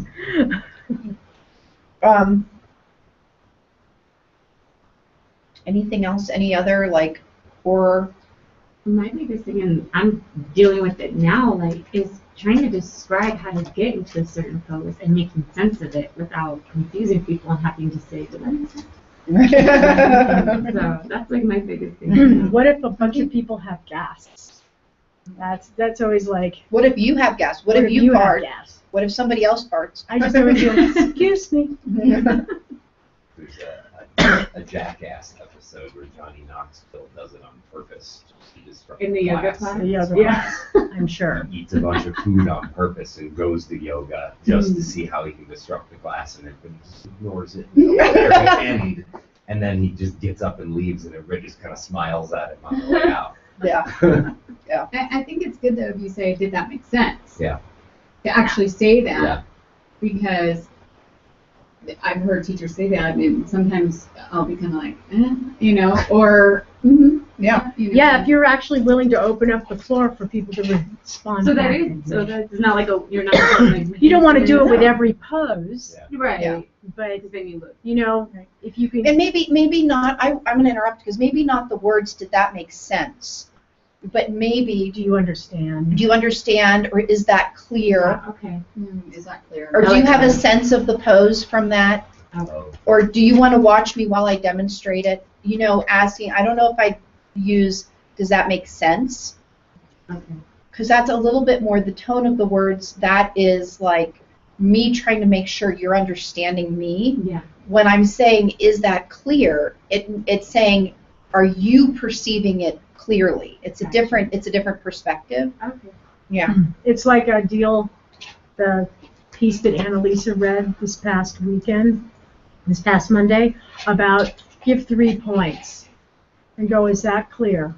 Mm-hmm. And then be prepared to respond if somebody goes, no, I don't understand what you're talking about.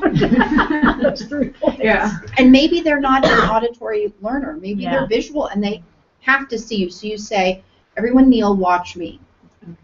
Mhm. Yeah.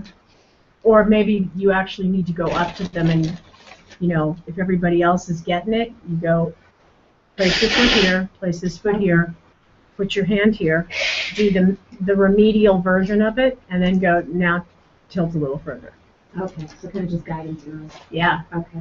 And then what about like going from pose to pose, or like, you know, like how does, because sometimes it's you're on your back, but then you want them standing or Right. kneeling, or Mhm. from kneeling, you know, to sitting. It's just like- Transition. yeah, the transition, like how. Think about how you transition yourself. Mm-hmm. So it's just, that's just it. There's no like fancy way of. I mean, Well, there. you could say- Because I don't, because you can't ask old people to just spring up from Well- laying down to kneeling, you know. Right. And see, that is the dilemma. When you have a group of people that are capable, and then you have 3 or 4 people that aren't, you're going to have to multitask. If you have the knowledge and the gumption to realize that these people are going to move slower, you just take your time and you remind everybody else before you're going to go deal with them. You guys go here. If you have taken your 6 breaths in downward facing dog, or child's pose, move into down dog. You know, think successively, because those people that are getting it, they kind of know where to go, but they just need the cue. And this is related to, your question is related to something we discussed with sequencing. So there's the sequencing of how do I pick which pose goes next. And then there's the sequencing of how do I get from one pose to the next. Okay. And every pose, how you get from Utthita Trikonasana triangle to downward facing dog, there's like 6 different ways that you can do that. So that is like the melody that's within your dance, your song of your yoga class. If it is, seniors or limited mobility, you have to use arm strength, you have to roll to the side. If you've got active students, you can have them rock back and forth and come through Navasana. So that's the part of the creating that sequence of your yoga class. And keep in mind, Iyengar tradition, there's no transition. No. It's you go from one to the next. They say you're reclining, roll over, push yourself up, come to hands and knees. There's no flow to the sequence. You just do one pose, now do the other side, now we're doing this pose. And it's like that's the sentence with the period. So there's no like sun salutations in between, kind of getting you ready for the next side. No. No. Especially when you're working with people that are quasi-beginners, beginners that are just learning things. That's why that repetitive motion of repeating a posture over and over again until you see that everybody's doing it. My example is on Saturday, I think I had 2 people that never done yoga, and then everybody else had, but they were all young and capable.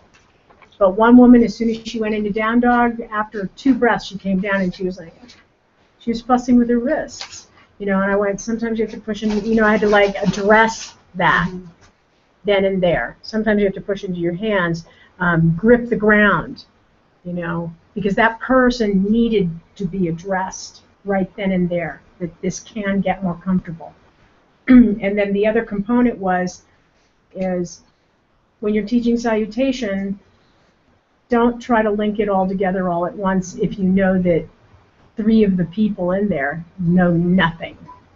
You have to break it apart. You have to break it into sections. And don't let this be overwhelming for you, because this is a learning process. Yeah.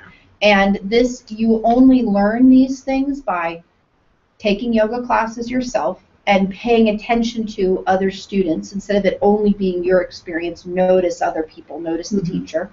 It only happens through assistant teaching. It only happens through teaching, for yourself. It only happens through going to classes and actually observing, sitting and watching, through watching YouTube videos, through studying for yourself, and your experience, where your wrists get sore and what did you have to do?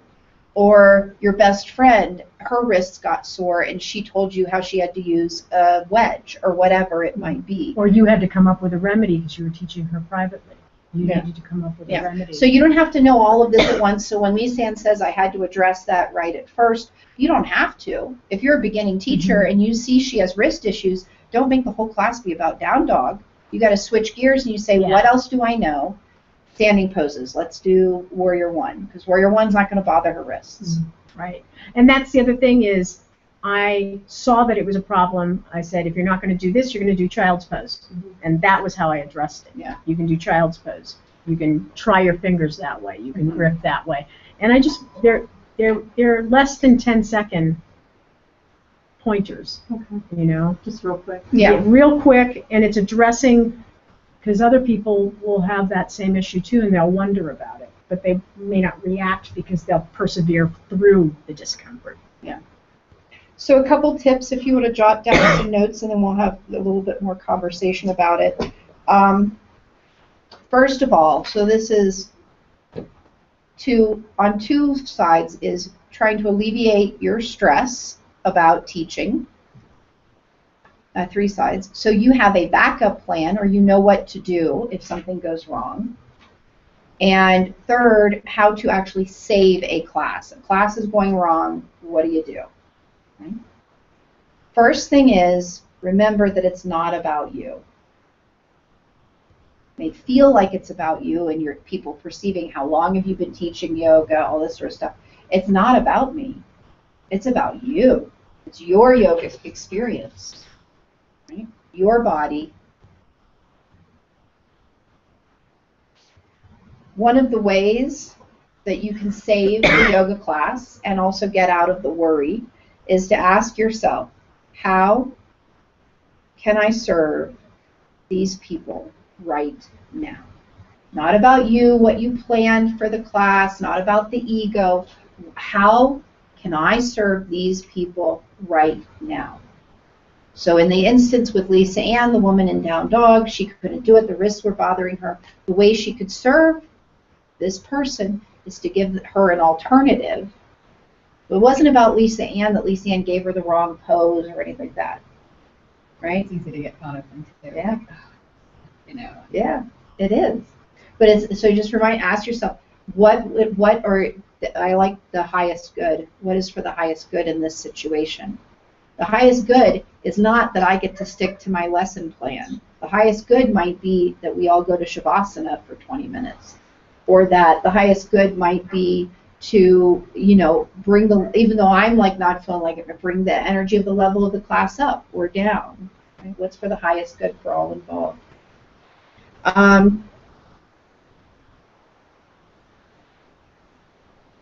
The next one is take a few breaths. Don't rush into a judgment, an assessment, a change of plans. Take a few breaths and let it settle in. Because sometimes you'll see something out of the corner of your eye and you'll interpret it one way, but then when you slow down and you breathe, you realize it wasn't what you thought it was. Like maybe you thought a student was like looking at the clock like, oh my gosh, is class over? And maybe there's a spider on the wall. You know what I mean? Like, so take a few breaths. So one of the things, how do you know if something's going wrong or not? It could be in your mind. Notice if you're holding your breath. So pay attention. If you're holding your breath, you're holding on to that anxiety, you're not being open to the flow of information, to really paying attention to what's going on. You have to take a few breaths yourself. Sometimes I'll notice that when I'm teaching a flow sequence that's hard, I'll get to the end and I'll have to say some more words and I keep going, and then I'm like, you know, so I have to exhale, let the breath go, inhale, take a few breaths and pause so that I can pick up again. It has nothing to do with how the class is going, but I'm all of a sudden feeling tension because I'm in tension, not that the class is. Right? So you have to connect with that. Next tip, don't panic. Do not run out of the room.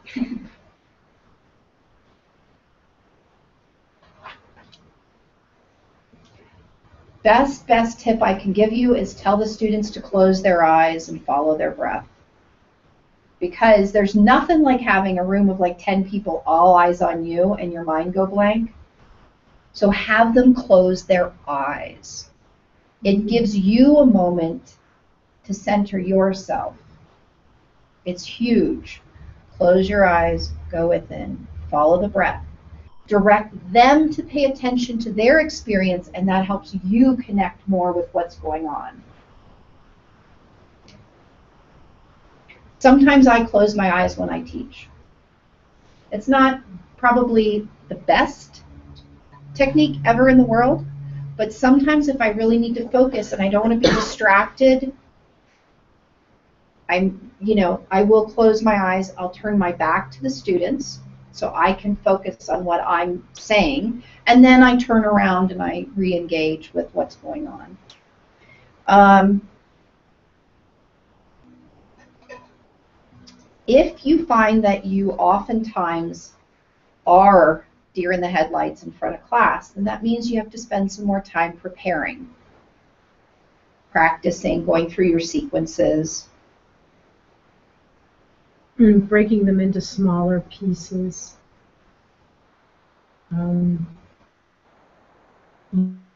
your imagination, since we're on indigo, your imagination is a really powerful tool. Both of you have been pregnant, but Anton hasn't. If a woman who comes in and she's in her first trimester, all you can do is use your imagination of what that's like if you've never had a taken prenatal yoga. So if you have no reference for it in your own practice, imagine what it would be like to have no use of your right hand. Imagine what it's like to have a vertebral disc continually out of alignment and compressed. Learn those things by using your imagination, because you can gain a lot from that. What would you do if you were in that position with the knowledge you already have? Next tip is use humor. Oh, and you can be very funny about using your imagination. You can repeat a joke a teacher told you in class, a similar situation, similar pose. You could learn a joke and memorize it for situations that arise when you're stuck with something. You can use your own personal story. Like, this reminds me of when. Yeah. I just off the bat, you're in Tadasana, close your eyes. Feel how stuck your feet are to the floor. Think of a time in your life when you were stuck in one place. Be stuck with what to do next. In the meantime, you're like, I'm totally stuck. What to do next? And I guarantee you, by the time you go through guiding people to feeling their feet stuck in one place, it'll come to you and you go, the perfect place to go after being stuck is whatever. And you'll be like, it's to go through the warrior poses, because you're a warrior in your life. Step one foot back, the other foot forward, then the front knee. Inhale the arms up. Feel how you're a warrior in your life. And I give myself chills. So humor.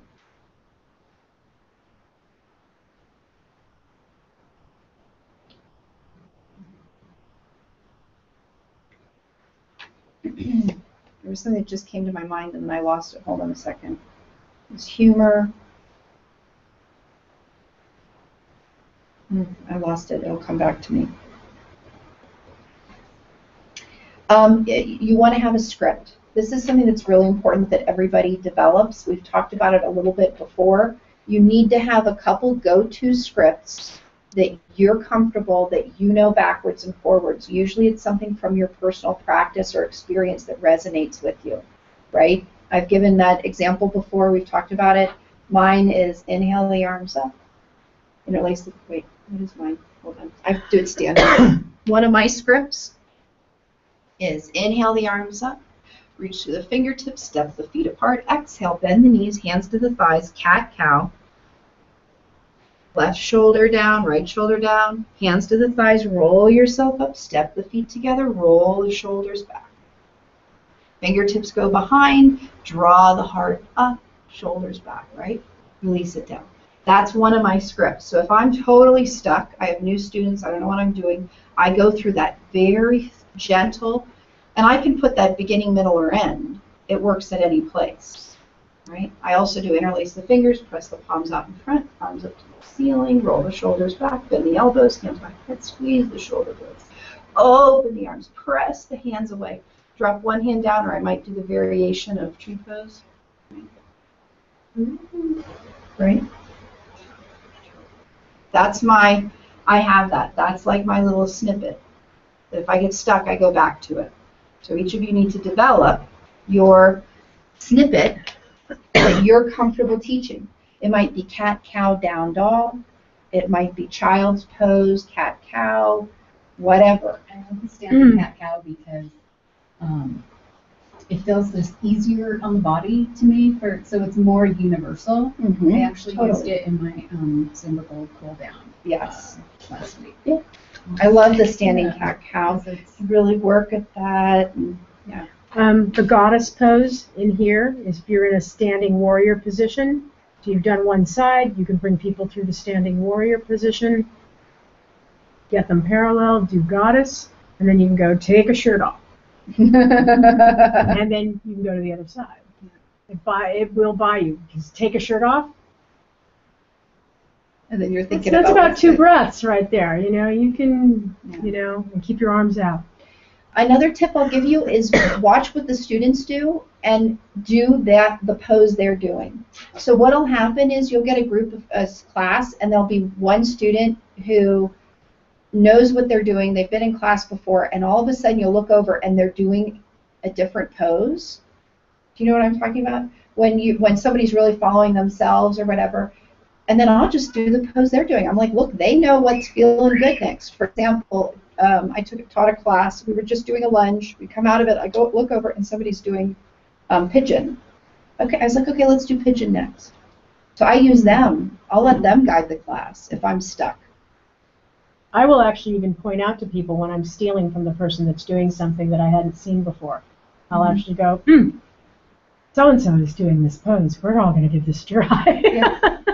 Keep in mind that there's certain go-to poses and movements that are always in your toolbox. Dasana, down dog, child's pose, always in the toolbox.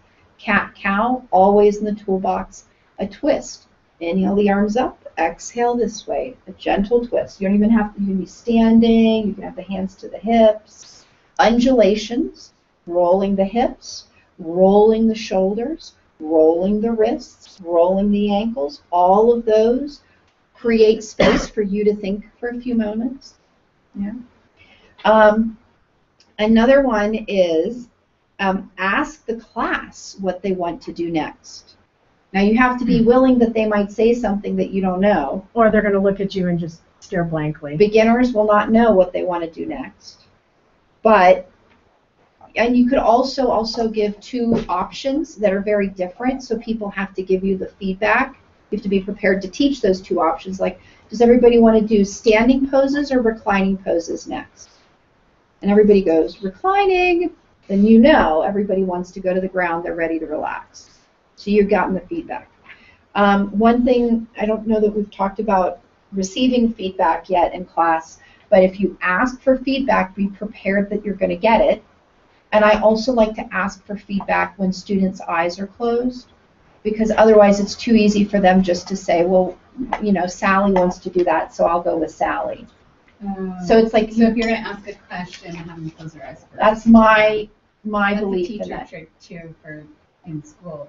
Yep. Because the kids will Do whatever's the cool thing. Oh yeah. Oh okay. Well. Yeah. Close your eyes and then you Exactly. get more. So I'll say close your eyes and wiggle your toes or wiggle your fingers. I'll say if this, if the level of class is perfect for you, wiggle your fingers or toes. I'll say if you'd like something a little more challenging, wiggle your toes. If you'd like something a little bit easier, we want us to slow it down a little bit, wiggle your toes.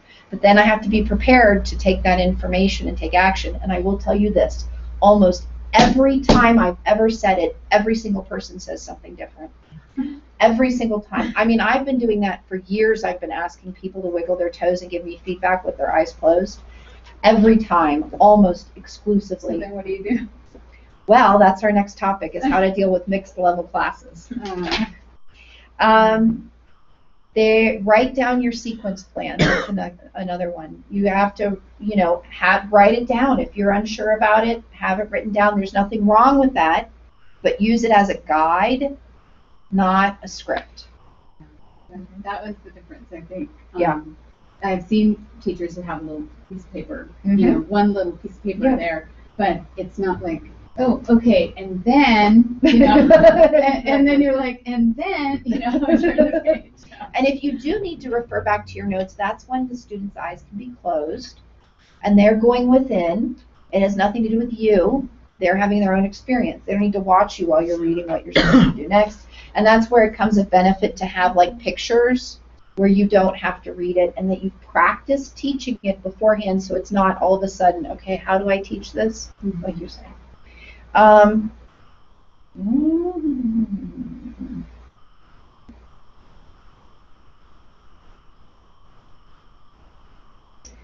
Remind yourself that you're there to be a cheerleader.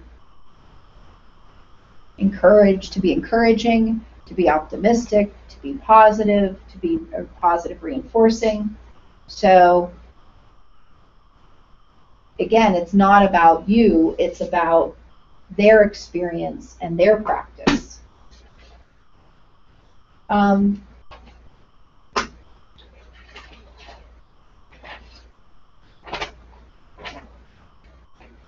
So that actually leads us to this. Well, actually, not quite.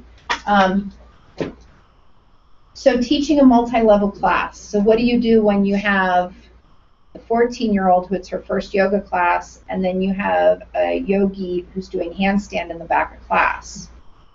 I'm going to go over just a couple of points, and then Lisa Ann, you go over this.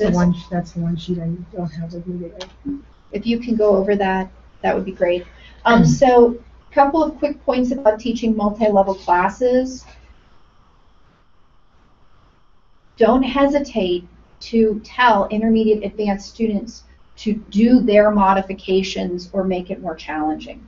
You do not have to tell them every detail of what they need to be doing. You have to trust them that they know that they love to go into this variation of side plank, or they want to bind this pose, or whatever. You can use those cues. You can say, for our advanced students, or if it's part of your practice, to bind a pose, to go to a different modification, to do an inversion, you're welcome to do that here. If not, everyone else follow me.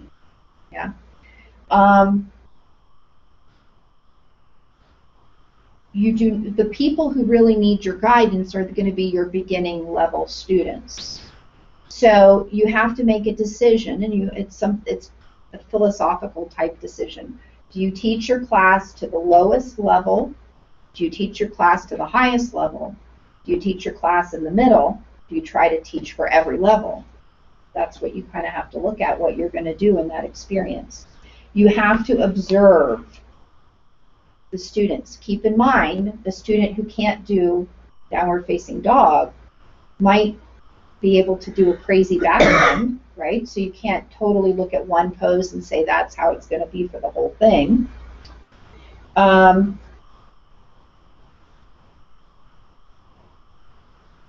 like this quote. There's no such thing as a class where all levels of experience are the same. Students find that their level may change even day to day, right?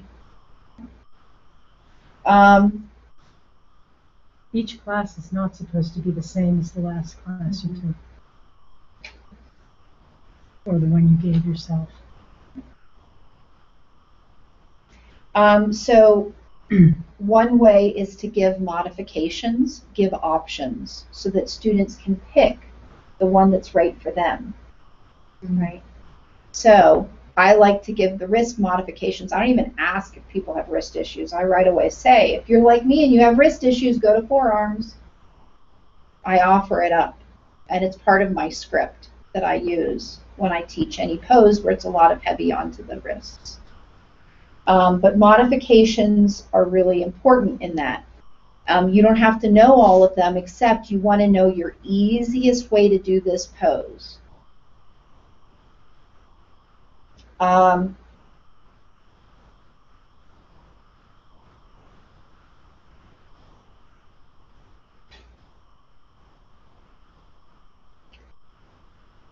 How I save a class when it's going down, or when I feel like something's disjointed, one of my tricks is I change the music. If I feel the music isn't reflecting the energy or what we're doing, I make it match the energy of what I want to do.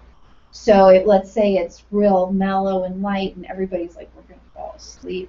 Then I put something that is not like all of a sudden hard rock, but something that's like some percussion, maybe a little bit of like, you know, a little reggae, something that's going to bring it back up a little bit again. Or we're quieting things down and the music's like crazy, I'm going to turn the music off or change it to something more appropriate to match the mood of what I want to create or where we're going in that class. I personally, I ask for feedback. I ask students because I know my interpretation of their body language might be off. And so I'll ask the wiggle your toes if you'd like to, slow things down now, or, wiggle your fingers if you want to go through another variation or if you're ready for inversions. Or what I do is, if it is truly a mixed level class, you can send the people that know what they're doing through the salutation series one more time, have them do cobra, bow, whatever, 3 times with their breath. And the people that are not quite sure, what I do is down dog to plank, lower your body down, and that's the only thing I give them is down dog to plank, lower your body to the ground, bow, no hands, legs on the floor, and then lower and lift it and lower and lift it and go back to down dog and then child's pose. Because again, it gives you spaciousness and it lets people that have a few more things to burn off, gives them a cycle to burn it off. Mm-hmm. Pacing is really intricately related to this, because pacing is how quickly, how slowly I'm going through the poses, how long we're holding the poses.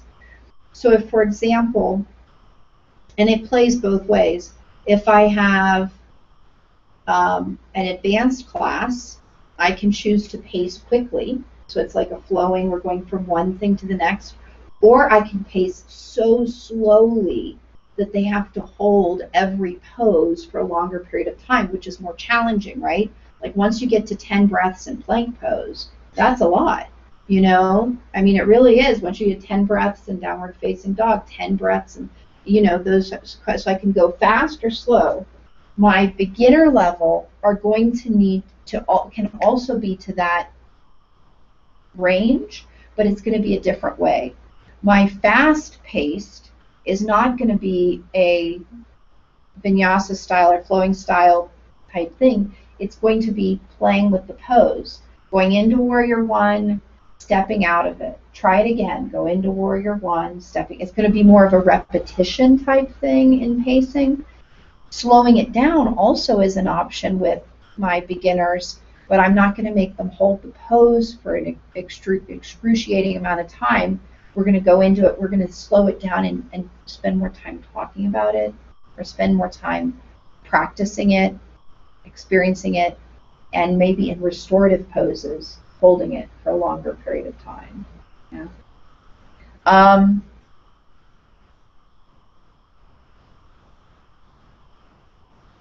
Something we talked about with keeping people's attention, I also change direction in the room. So saving a class, if we're doing a bunch of stuff in this one way and I feel like, I don't know how this is going, okay, erase the whiteboard, let's all turn to the left. So switch gears. If you truly practice alternating your legs, that will happen naturally, where in the salutation, right leg steps forward, leg step back, plank, left foot steps forward, plank, upward facing dog, jump forward, left leg goes forward, back on that second round, so that your breaking pattern. And so it's important for you to practice breaking that pattern with yourself also, not always leading with the right side. Especially in salutations when you're teaching them, because you can slow that way down. You can slow that way down. Because some people won't be able to do it from down dog. They're going to need to be in standing forward fold to switch that leg. One thing I do that is a positive thing before I even start teaching the class is sometimes, especially if I see the students, I go, okay, this is going to be a lot, is I actually start with my own prayer or devotion and acknowledgement of what I want the focus to be, which is usually like service or helping or something like that, so that from the very get-go I'm taking myself out of the equation and I'm trying to focus on the individuals that are there in class. And then if I falter, I take a breath and I remind myself of my intention, my focus of being there, of being of service and helping out. Yeah. Lisa Ann next has, let's see, so basically what we're going to be doing for the next few hours of class, just to kind of give you the big picture, we're going to be working on how to teach poses with different levels. So Lisa Ann's going to go through those, and then we are going to go into some practice teaching, so you get some of that experience too. So it would probably be good, since we're going to go into this, and you're going to actually go through some of those poses there. Mm-hmm. So if you have to go to the restroom, if you want a quick break, restroom break, grab some water, your nose off to the side.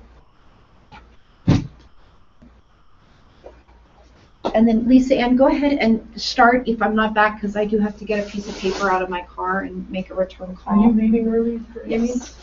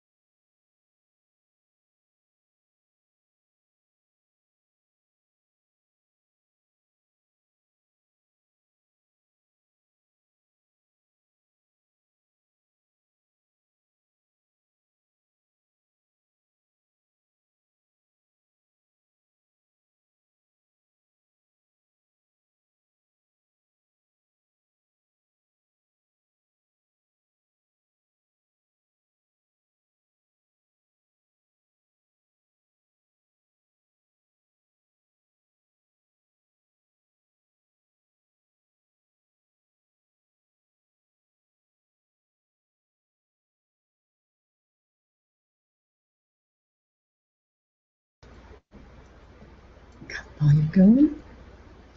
So, who knows dolphin pose? You know which one is dolphin? Yeah, that's when the torrent. Okay. And so go ahead and set yourself up in dolphin. You can measure the elbow distance.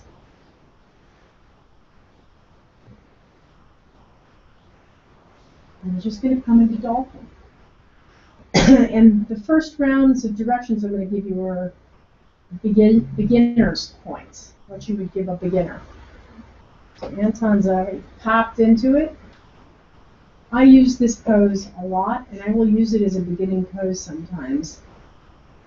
So you lift it up. And you let the head hang.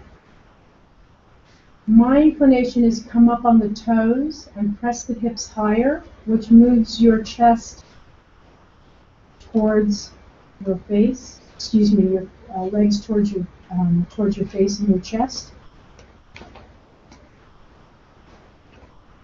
And just breathe deeply. Just hang, maybe 3 more breaths.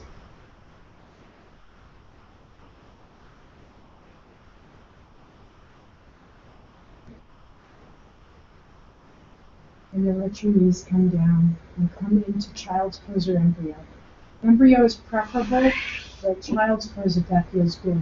Embryo is arms all the way down by the legs.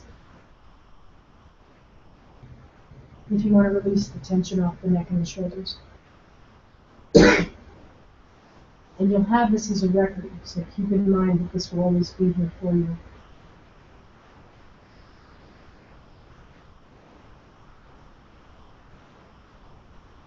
Now, for an advanced student, you're going to again measure that distance between your elbows, and you may choose not to do the advanced intermediate, but I'm going to take you through it anyway. So measure that distance, and when I say measure the distance, you're basically doing this, and maybe a little off of it, but your fingers want to be around there because this is elbow below shoulder, and when you open the arms into that pyramid, right, that makes sure that your elbows are below your shoulders. Now the advanced version of this is you roll the palms flat and keep your palms perpendicular to your elbows so the hands cannot drift together. If they naturally drift together, you go back to the original version. Now tuck your toes under, lift your hips up. You need to spread the shoulder blades apart. You have space in those shoulder joints. It's almost as if you're moving your collarbones towards your feet, lengthening your spine.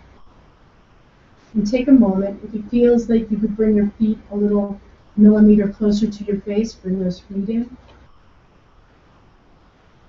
Take 3 breaths. But this time, see if you can breathe between your shoulder blades. Just breathing into your shoulder blades. Are the shoulders above the elbows? Are the shoulders above the elbows? They're moved back a little, but if it's too much tension, yeah, you need to alter it and bend the knees and walk your feet a little closer. And just breathing between those shoulder blades. See if you can designate that breath. It's like breathing into the right side of your rib cage or the left side of your rib cage. You can even find that spot. Maybe you feel it or sense it more in thoracic back.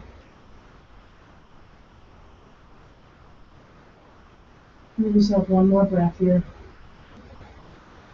And then go ahead and release it.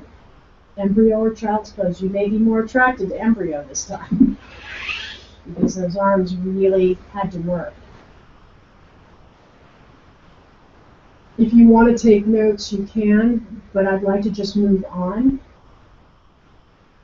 So if you need your notepad, you can grab it.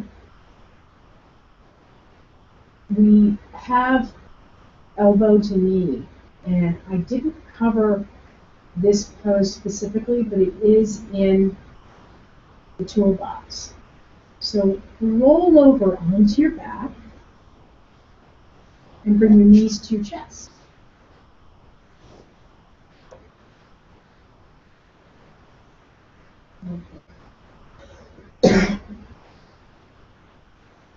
And just take a breath in. You're going to put your right foot on the floor Your left leg's going to stay towards your chest. You don't have to keep it tight, but wake up the toes on that left foot.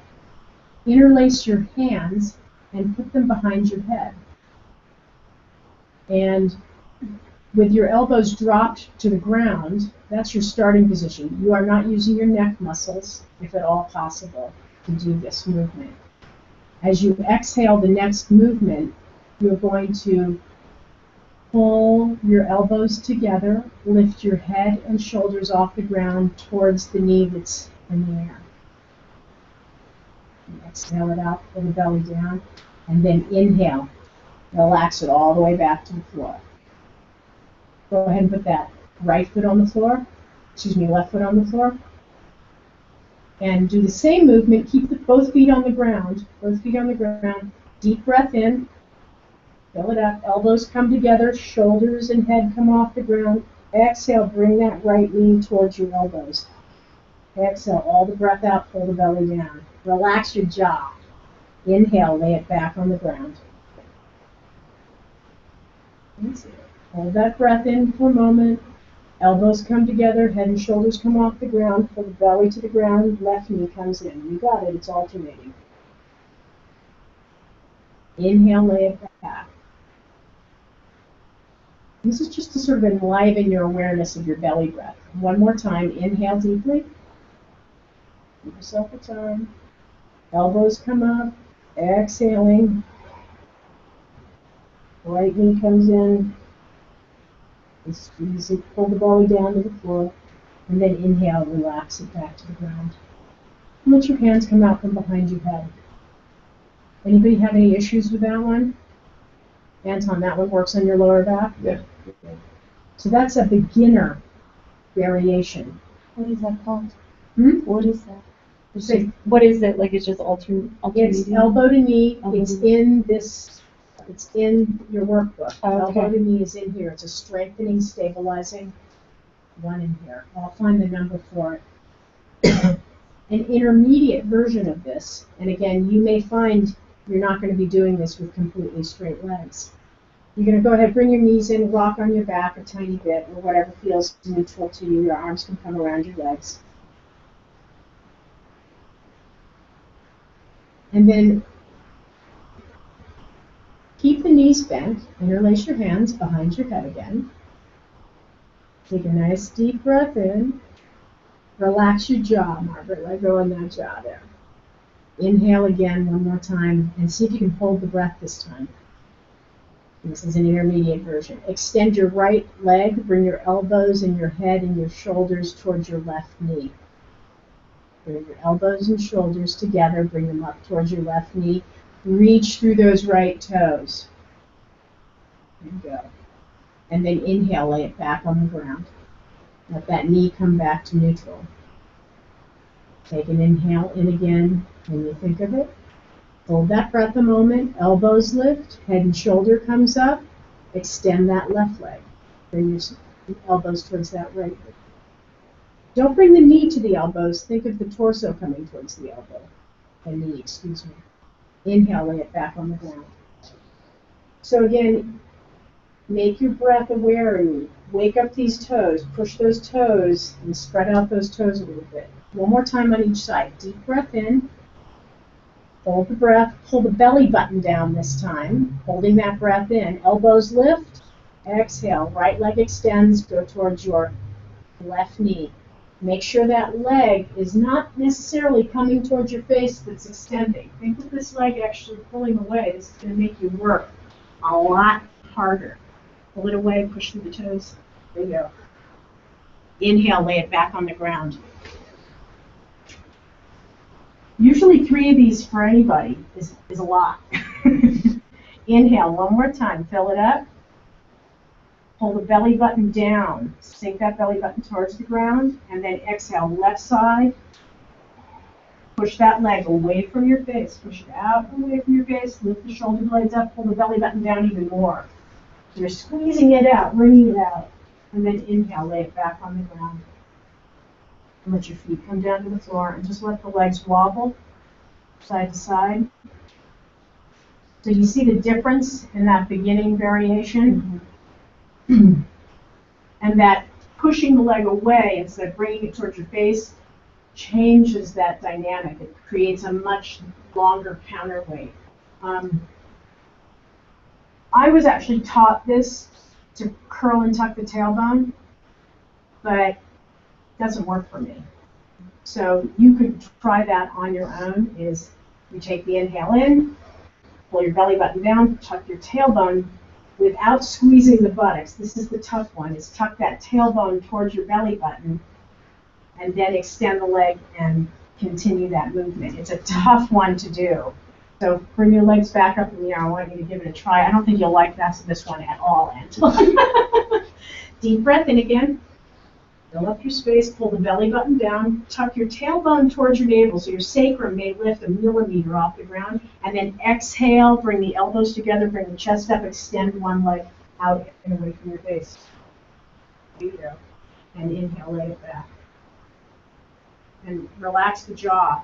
When people would do this in class, there'd be 30 of us in class, and people would just be, they would be making a lot of noise. So the more freer you are with your exhales, when you're teaching this, it reinforces that life in other people to like squeeze and really wring out that area. Because most of us don't think of wringing this out.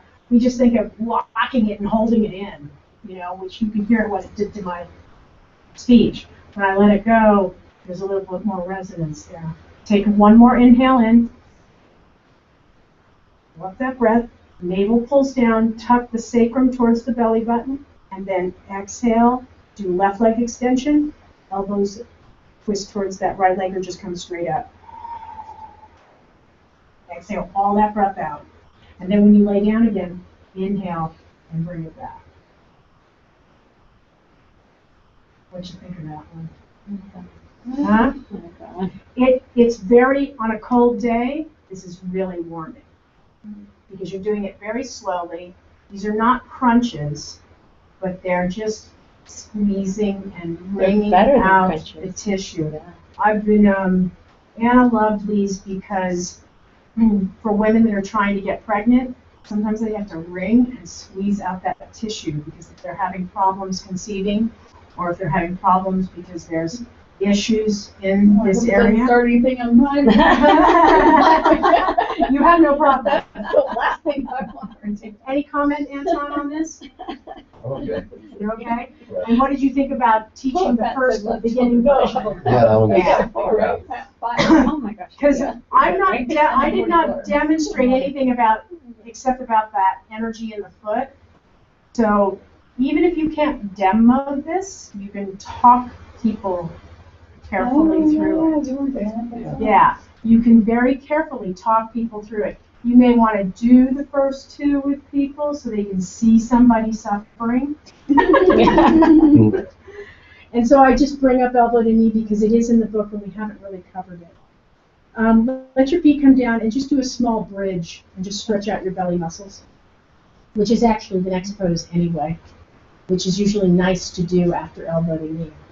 Now, be aware that you don't have to hold the bridge high. What do you do if it bothers your knees? Move your heels a little further away from your hips. Yeah, not wider. You could be wider, but it could be farther.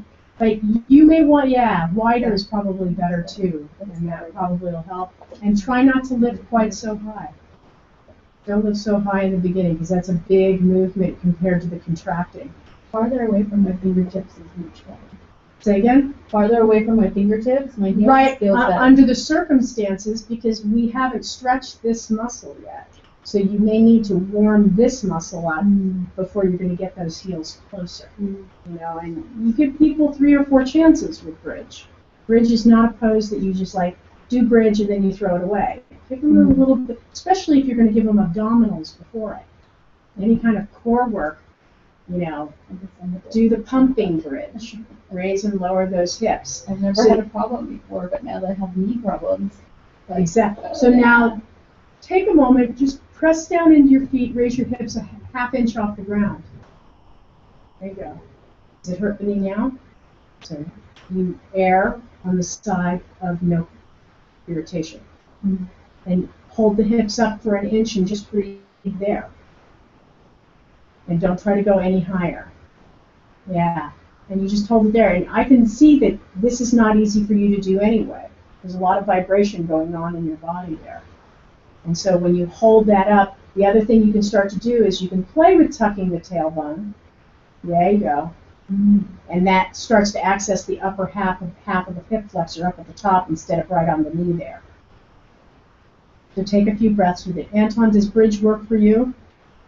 It's the in-between. In between it, yeah. Getting up there, I'm fine once I'm up there, but It's the space between. yeah. So keep breathing. Your feet are hip distance apart. Heels can be within fingertip distance. The other activity I like to give people here is lift the tips of your toes up. There you go. Keep the hips in that nice neutral position. That also starts to access opposite sides of the knee muscles. So again, if you can breathe here, this is the big thing, Margaret, you gotta breathe. Breathe up into that chest. Especially if you're not in discomfort, but you're feeling agitated because you're not going as high as you think you should. Get that breath to move. You can exhale, curling the pubic bone towards the navel, and slowly lower the spine back to the ground. And take a few moments and just breathe right there.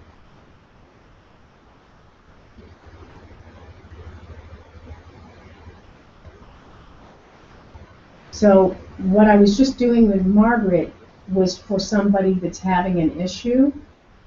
But if you can, I know that Jasmine, I think, can go pretty happily up into this pose. So you're going to work the same pose, but I'm just going to add another component for an intermediate version of it. So again, set yourself up, start to breathe, start to press down into the feet, raise those hips up off the ground. Take a deep set of inhalations and exhalations. You can create a different effect with different focus. So you can breathe into the belly, wake up those toes. You can breathe into the chest or in between your shoulder blades. So you go and explore. Can you actually access those chest muscles while you're in this pose? Can the hips float up a little bit higher? Do the buttocks have to engage more? And if it tests you and it creates discomfort, that's why you back away from it. You back off because you have to kind of erase the pattern that there's issues. You have to slowly help the body negate the fact that there's an issue there and that your mind is seeing an issue. And then go ahead and roll your spine back down. So the intermediate version of this is just to take the focus elsewhere. And then when you're done, just go ahead and let your legs either sway from side to side or bring your knees to your chest, whatever feels most appropriate. Were you able to stay away from the pain in the knee, Margaret? Mm-hmm. Yeah. But I was conscious of the shaking of my body, That, and that frustrated me. And that's why you must breathe with it. You must, because the breathing will build the knowledge in the muscle tissue that it's okay to shake, because at some point the shaking will subside, or it'll just change and shift, and you'll just notice it in one part of the body instead of all over in the hips and thighs. Roll over and do downward facing dog. You betcha. We're going to do warrior 2, triangle, and warrior 1. So take a few moments and just walk your feet out. There's a lot of constriction, contraction.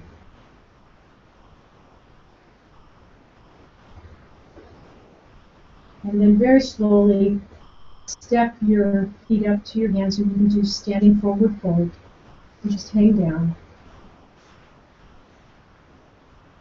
And take a few moments there, just drape. If you need more space between your legs, because we haven't really done a forward fold, true. Make more space, bend the knees, let yourself hang and breathe. And about 3 more breaths there.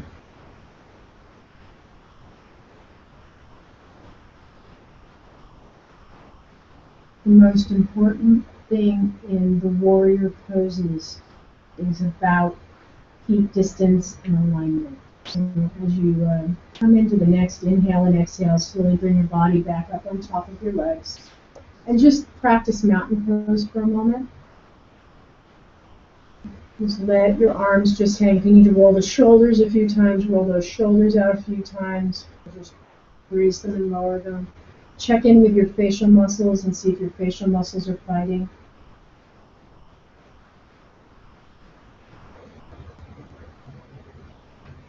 So we're going to go for Warrior 2 first. So you're going to step your feet apart. You're going to face towards the computer. Let's see where we at. Oh, we have a bunch of legs. There we go. Bring this in. So think about where the heels are. Think about where your ankles are, where your toes are. And just take a few moments. Yeah, and you've all got that right leg turned out. So that placement of the feet is the most important thing for beginners. I could care less about what's going on in the upper half of the body. If their feet are off, everything else will be off. Oftentimes, people's back foot will move forward, or it'll move back and cross behind the front foot. And those are variations you will see. You should address those as soon as possible. Take a moment, let the arms rise up. Yeah, go ahead and stretch it out. And then let those arms come down to shoulder height. Fingertips can extend. And just take a moment and you're going to look towards those right fingertips. And then you're going to bend that right knee. And the idea here is that knee, yeah, see how everybody's like making little minute adjustments? That is okay to do. When we first set up the straight leg variation here, those minute adjustments are essential. So help people realize that that right knee needs to be on top of the right heel. The more they want to bend that right knee, my goal is usually to get people to move their back foot further back. Because as soon as that right knee goes over their toes, then it's no longer Warrior 2 in that variation in the way that I was taught it. So keeping that knee up on top, keep your gaze out over those fingers.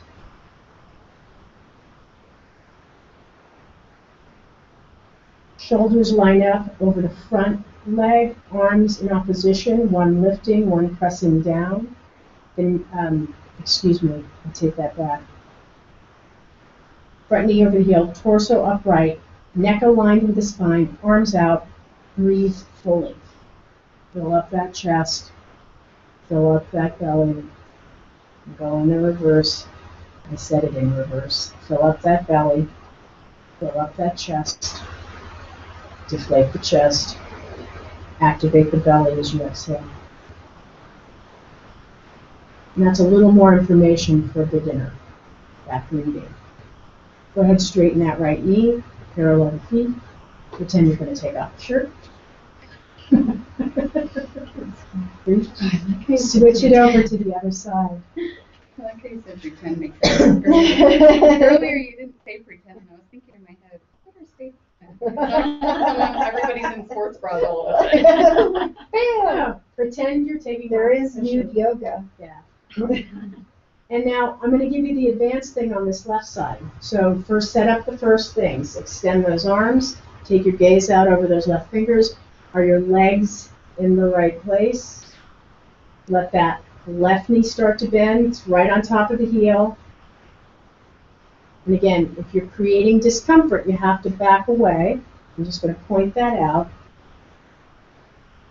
Ideally, for an intermediate student, that left thigh would go parallel to the floor. So you would be stepping your right foot back even further.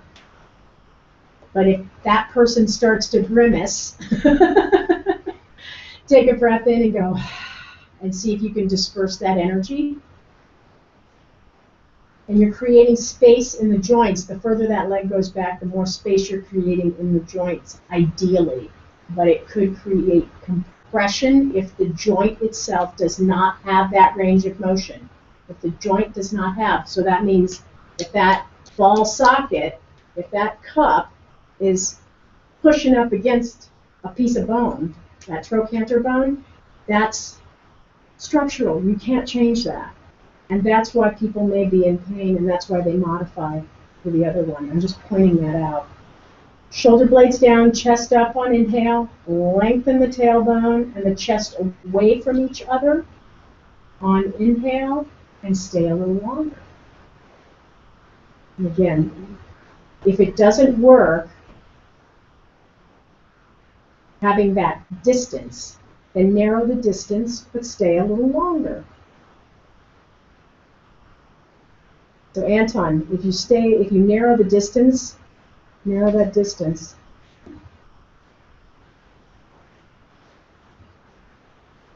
And then stay a little longer. Just 2 more breaths.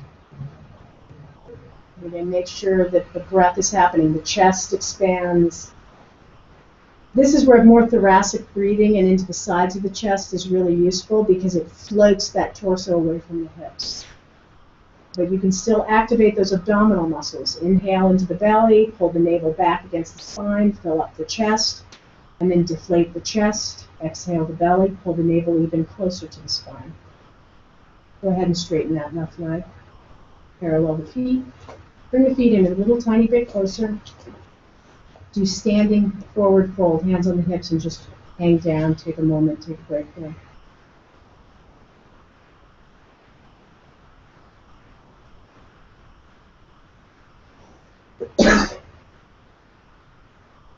Basically, in all the warrior poses, feet distance and alignment are the major focus for beginners. I'll let those arms hang. When you want to come up and out of this, we're going to set up triangle pose.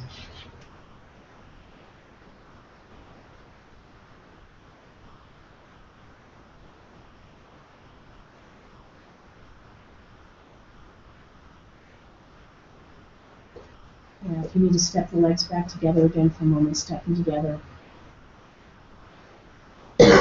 Anybody have any comment on those directions? Nothing? Well, I never knew for intermediate. Huh? They always say just go into warrior 2 with whatever class you're in. It's just kind of like whatever you prefer. I didn't know that your thigh should be parallel. For intermediate. Yeah. For intermediate from the Ashtanga tradition, that thigh is perpendicular to the floor, which means the stance gets wider. But again, structurally, some people will never get there. I don't think I can get there because my side leg lifts may be high to a certain point, but I think the bone gets in the way. So for me to go into that warrior structurally, for me, it doesn't work. I'm not comfortable. I've never been comfortable in that pose. And so the question then, so I'm going to ask everybody a question here is, so how do I get from the beginning level to the intermediate level where my thigh can be parallel to the floor and my shin perpendicular? What's the big picture? How would I get there? Practice. But with keeping in mind that you may never get there, like They never get there. Sam said that some people's bodies just They won't respond to it. I see a lot of yoga, pictures and people doing on Instagram and stuff like that. And every time I start to think, oh, I want to do that, I'm just going to practice it. And then I have to remind myself, wait, is it about getting into a handstand or other, or is it just doing my practice? And I evolved. These directions are really good general directions, but when I went into Warriors, after I'd actually studied with a few other people that I really enjoyed studying with, I'd sit there because I'd learned a lot about circle and spirals. I'd sit there and I'd be like undulating, right? I'd be undulating, and Anna would be like, "Do you have to do that?" It's like, yeah, which was the last class I ever took with her, because that undulation and that shifting was the only way that I could actually extend that energy out and play with that energy, because I suffered so much if I just held it statically. The suffering of holding statically has always been not fun for me. Everybody's different. Yeah, Everybody's different. One other thing I want to just put in my 2 cents on Warrior 2 is that it takes a lot of strength. It takes, so the components we're talking about are, it's strength in the front leg, it's strength in the back leg, it's flexibility in the hips, it's flexibility in the back ankle, a lot of flexibility in the back ankle. Then it even has to open up more in the hips. A lot of people, that will take a while for the strength to be built. My other tip about this is that a beginning tip where you still can experience the thigh being in a more correct position would be doing it in a chair, right? So you can teach the different components even before you have the strength that eventually will reach up to. So we're not going to do it because Lisanne's going to go on to the next thing, but I just want to show you. So I could be in my chair here, and I can get this thigh better, and I can work on this back leg, and I can work on opening my arms, and I can play around with this a little bit when my strength-wise, I can't keep this here. Okay? Yeah, right. You step on your tom chanting. That was my 2 cents. Sorry. No, absolutely. The last pose I want to cover here is Warrior 1. So step up to the front of your mat. Didn't you say we were learning triangle? Triangle. Yeah, you said triangle. That's why I went and got these. Oh yes, it is triangle. That's why I got these. So go ahead, open the legs again into standing straddle. And for me, I'm adding this. For me, for a beginner, the stance stays the same, you tilt. Right? So to me, that is truly a beginner variation of triangle. Right? And what it is it's the waist bending. My arm does not shift. My arms stay the same. If you see my arms moving, it's just the one dropping towards the side of my knee there. Because the goal here is to keep shoulders, hips, and legs in alignment. So if you have a bunch of beginners, you may not get them into triangle. Or people that are partially broken but are willing to side bend, laterally bend. So the lateral bends in the toolbox. This is a really good one to practice. Turn out your left leg. Let's go for the beginner side on triangle on this. So turn that left leg out. And your feet, that distance and alignment. You can never say too much about distance and alignment. Usually once you've corrected somebody and helped them adjust where their feet need to be at, you'll probably never have to do it again unless you start to see a knee, a foot turned out, and a knee doing this. Right? If a knee is doing this, that means this foot has to come and, I'm not going to use the word compensate, it just has to correct so that that knee can be on top of that heel.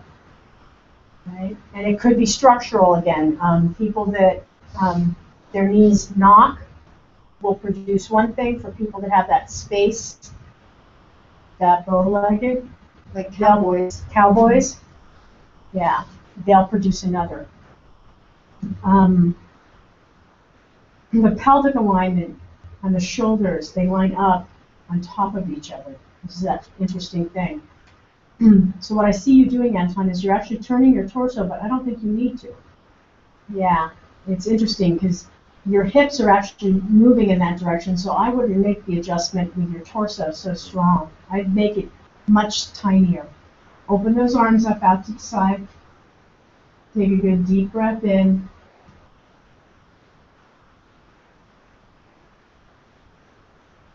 Arms extending in opposition. You're really spreading apart from the center of your heart. And you're going to just tilt in the waist and just let that hand first come down maybe right below the knee and take a few breaths here. For me, the next thing that I would do with beginners is I would pump this pose. So inhale, come back up. Exhale, tilt it again. Inhale, come back up. Exhale, tilt it again. You may find you go further every time. Inhale, lift it back up. Take the gaze towards the fingers this time. You get to hang here for about 2 or 3 breaths. If this is more advanced, you might get people down towards those ankles. The problem is people come off alignment when they go towards their ankles. Woo! Excitement. And so that's where you want to be careful. Is you don't want people coming off that alignment. Go ahead and lift it back up again. Parallel the feet. And this is the other thing I like to do with people when I'm like transitioning is I'll like just rock on your feet. Rock back and forth. Okay, so the most important thing in an intermediate version is there's arm variations. So turn that right leg out. Open those arms up. We're going to pump it again just a couple of times so you can get that distance. Go ahead and take the first tilt. Keep those thighs and kneecaps lightly lifted. And lift it back up again. See if you go with the inhale and the exhale. And then inhale back up. And exhale. And you get to hold this. I would stay looking at the floor for a moment, and then the eyes would shift straight ahead forward. And then you could extend the arm. Right? That's the extension of the arm. The other version of this is open the arm back behind the shoulder. Breathe. The next variation of this is you rotate the arm comes behind the back, and you can reach for your own thigh. So for me, this is the position of my hand. I'm not even reaching for my thigh. I'm just sending the energy out through my hand. My shoulder is actually rotating back, but that's as far as I like to take it under teaching conditions. If I was warmer, I might take it further. Slide the arm back to the hip, let it rest there. And then just energize that arm, pull it back up again. Try and stabilize those hips under the shoulders, parallel the feet. Take your shirt off. And stretch your body out. And then from here, go ahead and just do standing straddle forward fold.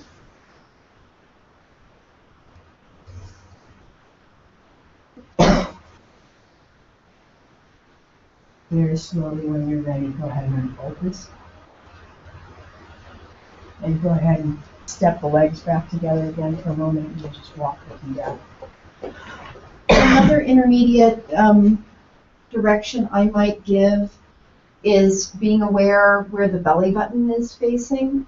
So if the belly button in the pose,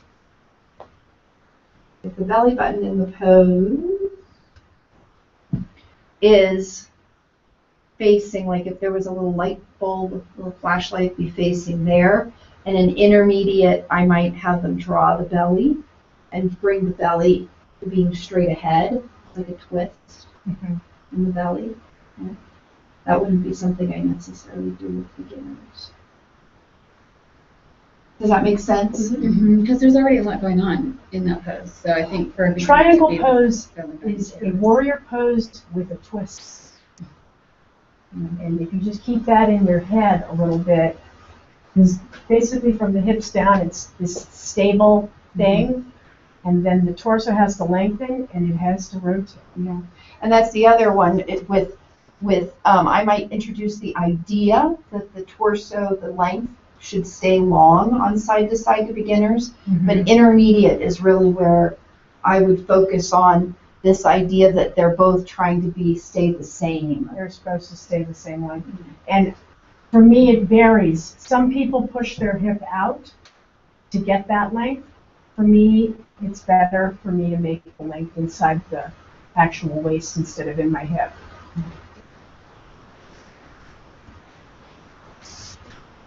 So that's a lot of information, but it's all going to be here. I'm so proud of myself for turning me on. Warrior one. So step up to the front of your mat. Bring this forward a little bit. There we go. And take a moment, just stand in Tadasana. You're going to step your right leg back with the heel down.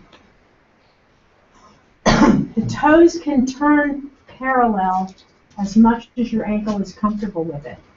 And again, this is for a beginner. But the toes do come around to the front heel.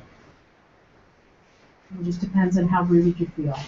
Now turn your torso and your hips in the direction of the front of the room.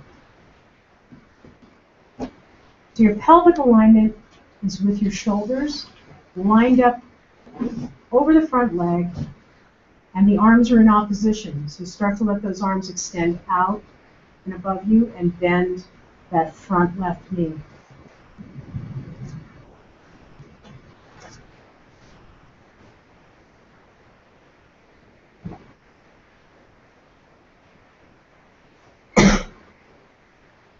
Back heel down, foot in alignment, heel, back heel up or down. You can also direct people that way.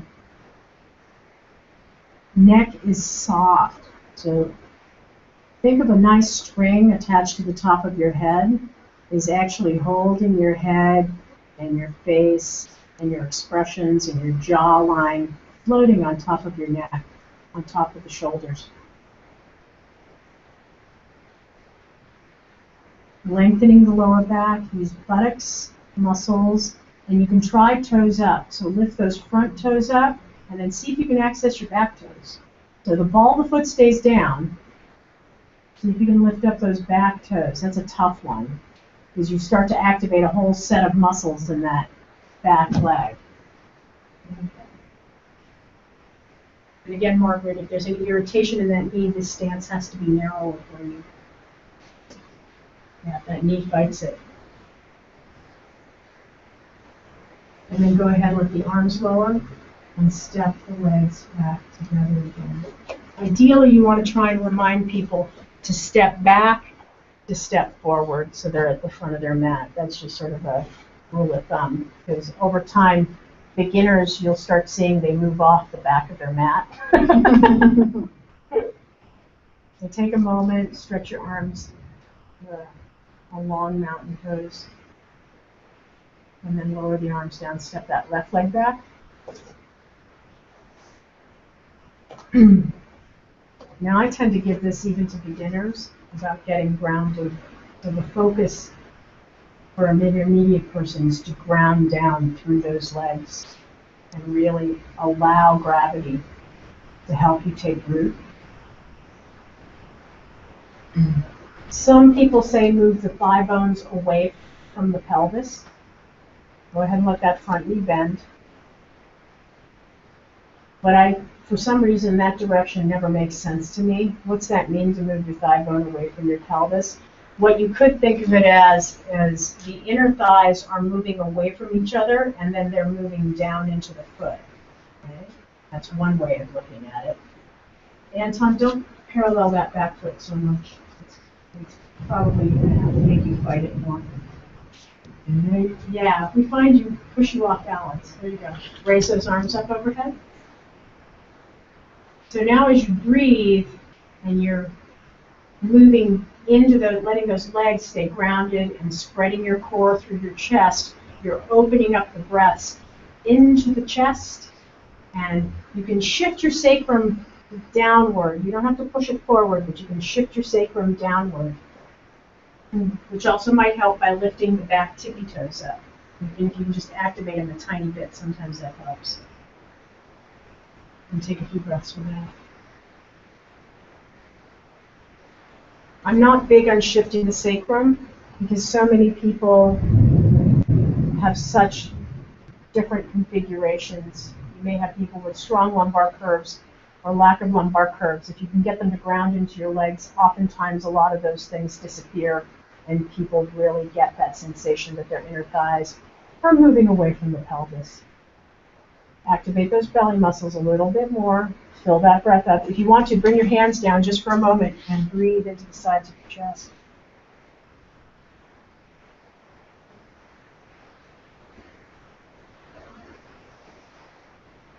made you hold it a lot longer this time. Go ahead and let your arms release.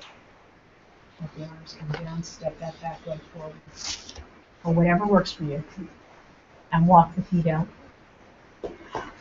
For me, when I teach Warrior One, to me, beginning variation is a narrower stance with the back heel on the ground. For an advanced class or one where we're flowing, I do a wider stance and the heel up. And even more beginning is knee down. Yeah. Right? With blocks. With blocks. Ideally with blocks. If you're going to put people's knees down on the ground and they're beginners, make sure they have 2 blocks on either side of that front foot. Because some people put their knee down and not even realize that, wow, that's really tender. So it'd be with props, knee down with props. But keep in mind that for your own personal study, whatever style of yoga you're really interested in, they will direct you to a different position, heel up or down. Iyengar is heel down. Ashtanga is heel up, I think, right? I've never seen crescent pose in Ashtanga. I mean, when it's done, when you're doing the salutations, it's always heel down. Heel down. So, but that would be something for you to investigate and how you practice it both ways and see how it feels for you and what the difference is between them. For me, I find when I'm teaching classes, it's much harder for students to have, beginning students to have the balance and the strength to have the heel up. Yeah. In my experience. I think it is a good practice for heel up, and also, I've always had many teachers tell me don't bend the back knee, but a lot of people really, they need do it. It feels really good. Yeah. Do step one foot back, the other foot forward, go up onto the ball of the foot, hands to the hips, bend the front knee, keep the back leg straight, and feel that openness. Just notice. Now bend the back knee and see the difference. And see why people do it with the bent knee. It like stretches your that front thigh. Try the other side. The reason the Ashtanga people do deep lunge with the back heel up is to set up really exotic poses.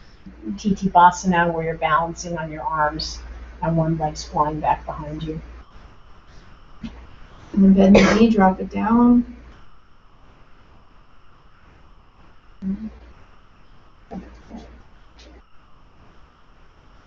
We can do extended warrior, if everybody's game for that. That's really the last one on the list. So open your legs back into standing straddle. Feet, distance. Turn the left leg out first. And again, that alignment of where the feet are at in space. I play with this. Sometimes I feel like turning my toes forward. Sometimes I like them right straight ahead. That knee's going to bend just like in Warrior 2. The first variation is the forearm on the thigh. And what I tell people is look down at your foot and line your foot up with your knee, with your elbow, with your shoulder. Because that will start to open the torso. Because again, this is a slight twist. You can take this right arm up, excuse me, and relax this hand, and then just look straight ahead and get into this a little better.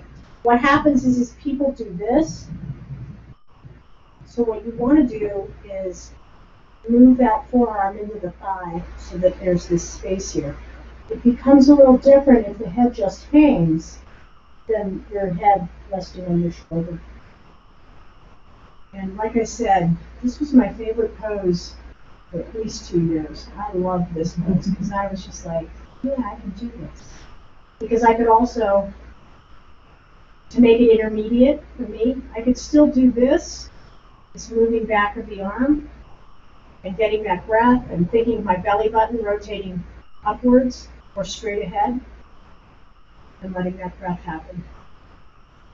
Go ahead and let that arm come back. Lift it up. And speak. So just like in Trikonasana, Warrior 2, the variations usually have to do with the arms here.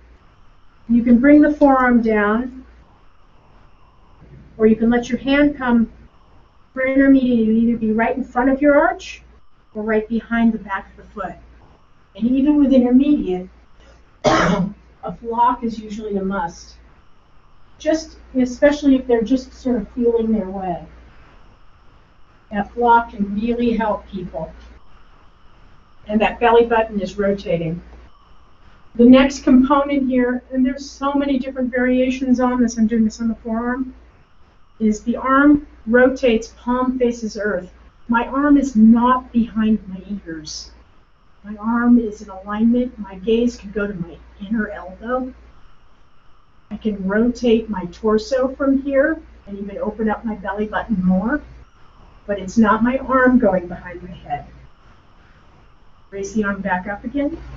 Let that arm fall back. I would look down at the floor because you're actually going to start to ask your neck to do stuff with your shoulder. Rotate the palm so it faces back behind you, and then slide that arm behind you, and again you can reach for that thigh. And I would work very simply through the neck here because you're already pulling a lot on that sternocleidomastoid. So I would let the eyes rise, and then let the eyes shift, and then see if the neck wants to rotate open for more intermediate. And then you can just bring your hand back to your hip. There a little bit. Do standing straddle for a moment.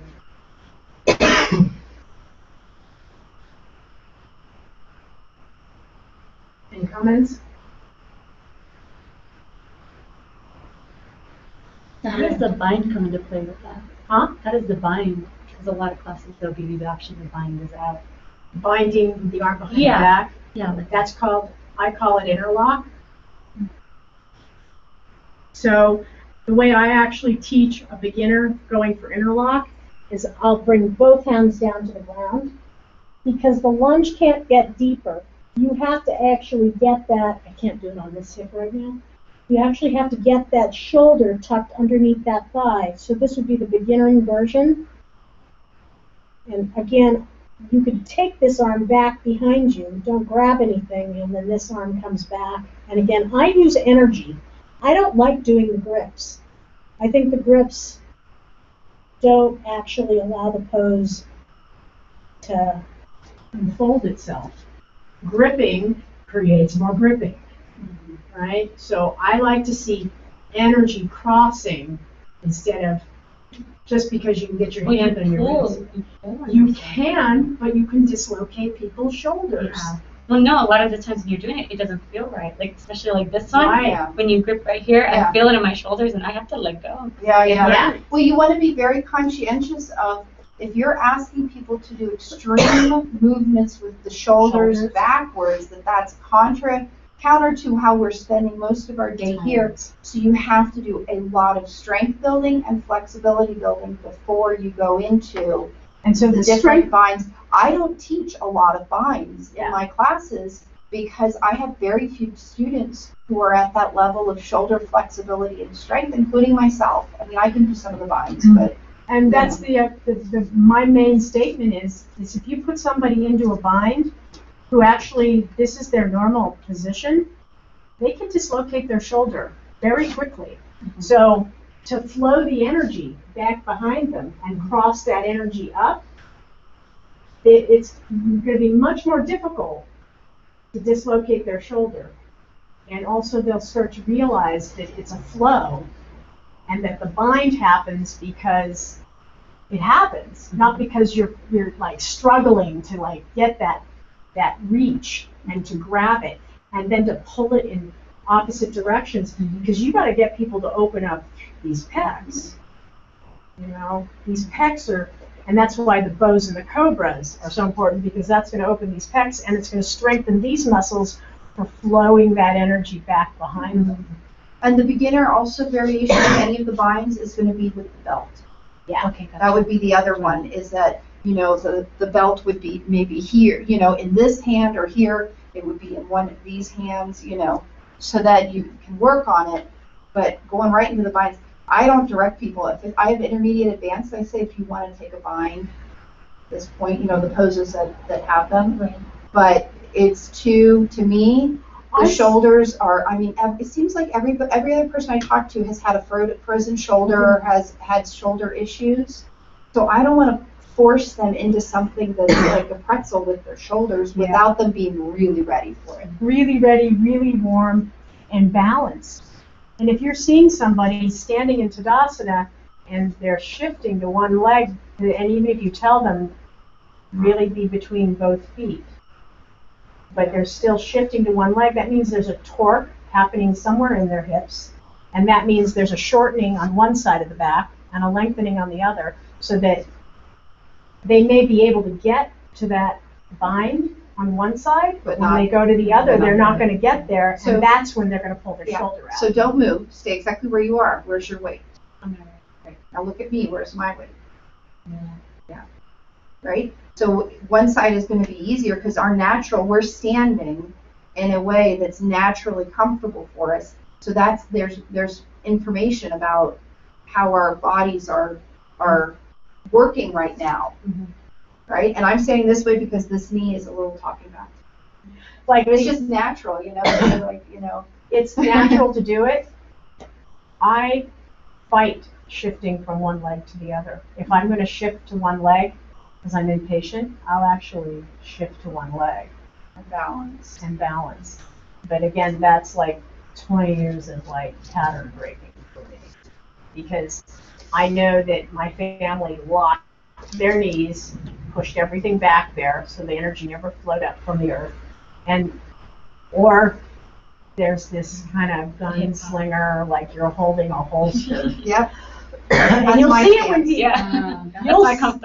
you'll see it when people come into straddle. You turn one foot out, and then you ask them to bend that knee. All of a sudden, there'll be something like this, or it'll be something like this. It's usually something like this, so they're compressing on this side. So people's bodies are sending you messages constantly, and if you have the patience, and if you get to see them over and over again, you can help them correct that, so that when you do get into these things and these things, I mean, to me, this is like the beginning thing. If you have no straps, this is what you do. If you're trying to open up. I even try to just get students to touch their fingertips. Yeah. Some people can't even do that. A lot of people can't interlace their fingers behind their back at all. You don't ever want to see people doing this to do this, because again, this is a yank and it's imbalance. It has to have some sort of symmetry to it. It should always have some sort of symmetry.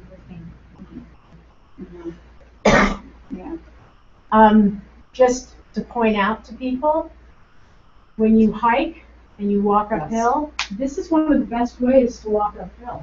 Because it opens up your chest and it moves you forward with your chest. Or even grabbing onto shoulders, elbows while you hike uphill. Or because I'll tell you, I hike a lot, and I didn't notice it till I saw somebody else doing that. But I hike like this, because that's how you're looking where you're going, right? But then you're where you're going. But you're contracting forward. So to be able, interlacing your fingers behind your back or grabbing your forearms or your elbows is really good. Totally. And again, if you practice it, then what it is you start to see how other people's inflexibility is. Then all of a sudden those types of ideas and concepts will pop into your teaching. You can utilize this when you go for a walk. Can we take a few minute break? Yes, we can. Take a few minute break. Bathroom. And I'm going to try and do an edit of this so you guys can have a copy of these particular notes. I've been meaning to try and edit this one. But then I need that copy back. You can have this copy back. Oh, I can? Okay, good. Because that's my copy.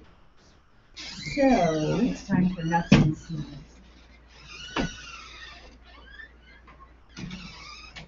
I think it would be a really good thing for practice teaching, to practice teaching what would be, an easy level of this pose, what would be more intermediate level of this pose. Okay, that'd be a fun exercise to do. Okay. Downward facing dog, it's the easier, even ones you haven't covered that they have to extrapolate. Okay. What would be easy, and then round robin or whatever. Are you okay? Yeah. Are you heading up now? Yeah. Is that okay? Because it's already 4:15 and I was actually going to ask them the round robin. Okay. over to the first, Okay, and then I was gonna ask them when they're open to, okay. consider proposals. Because it's only, we're doing till 6, right? Mm-hmm. Is it okay if I head out now? In a little bit.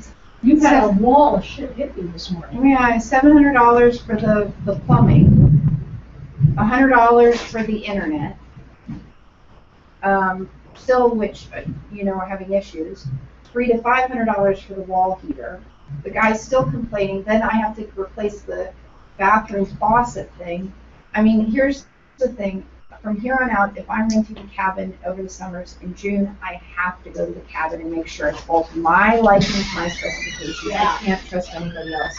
This year I skipped it because of funds and I just can't do that. I gotta go to there and make sure. So anyway.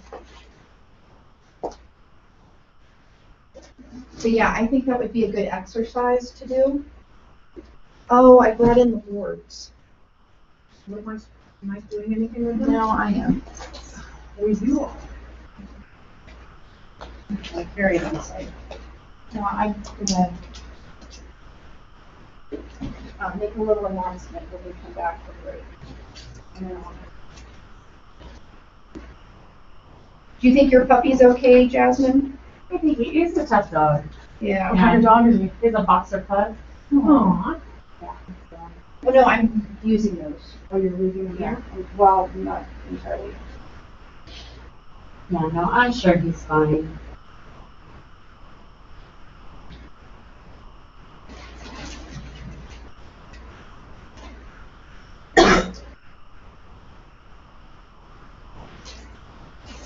On Friday night, I ate so carefully. My lips swelled up again. Oh, There's a no. seasoning she uses. It must have MSG or something in it. I'm sensitive for that too. But it was just right here this time. It looked like somebody had stung me on my lip right in the middle. Aw.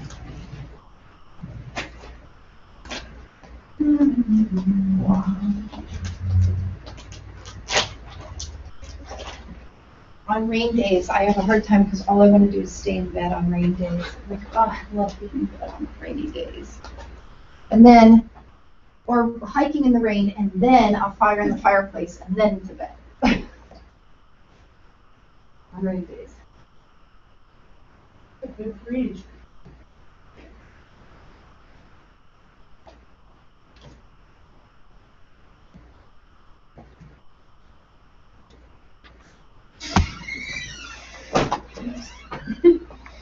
So I wanted to make a quick announcement before I head out. I'm heading out because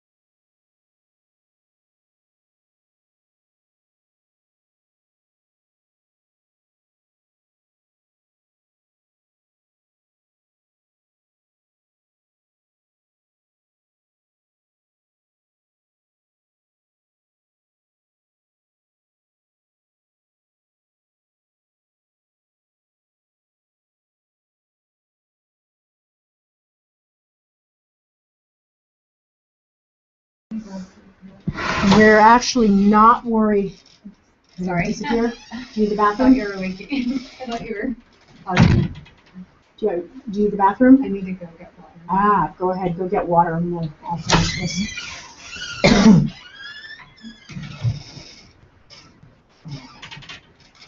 How's everybody doing? I know this is a long day and you guys have been admirably attentive. I can't thank you enough. So far, so good.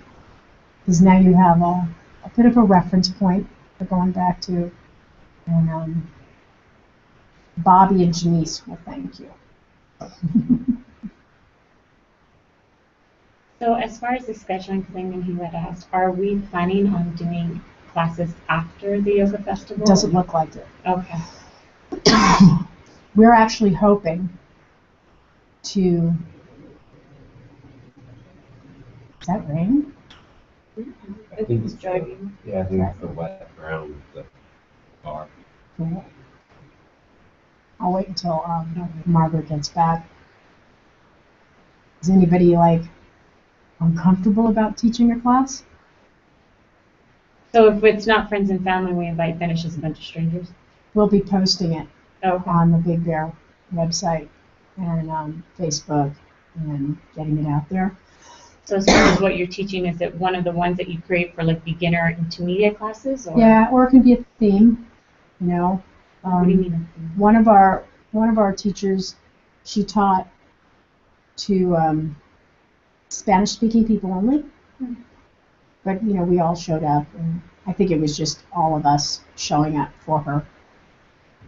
And it was about color and yoga, chakras, color and yoga.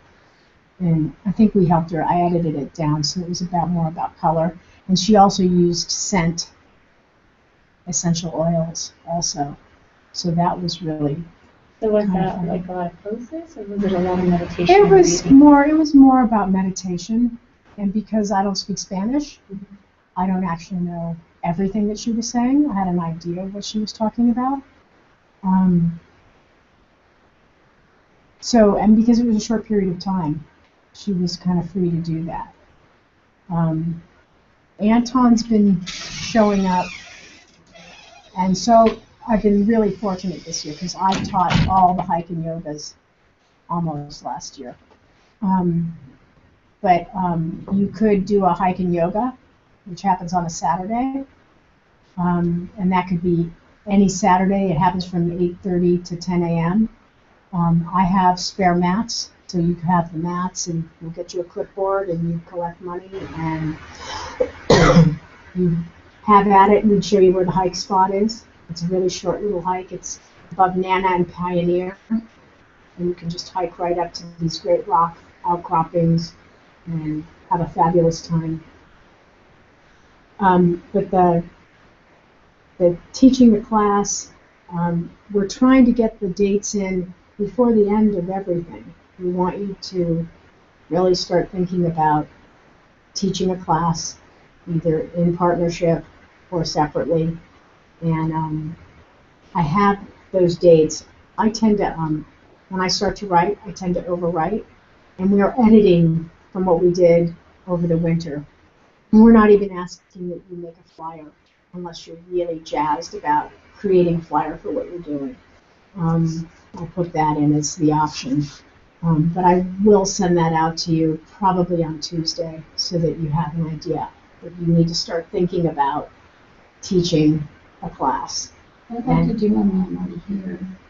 Possible, like you were saying, Ideally, you could do something when you're here at the end at 6 o'clock, and so on a Saturday.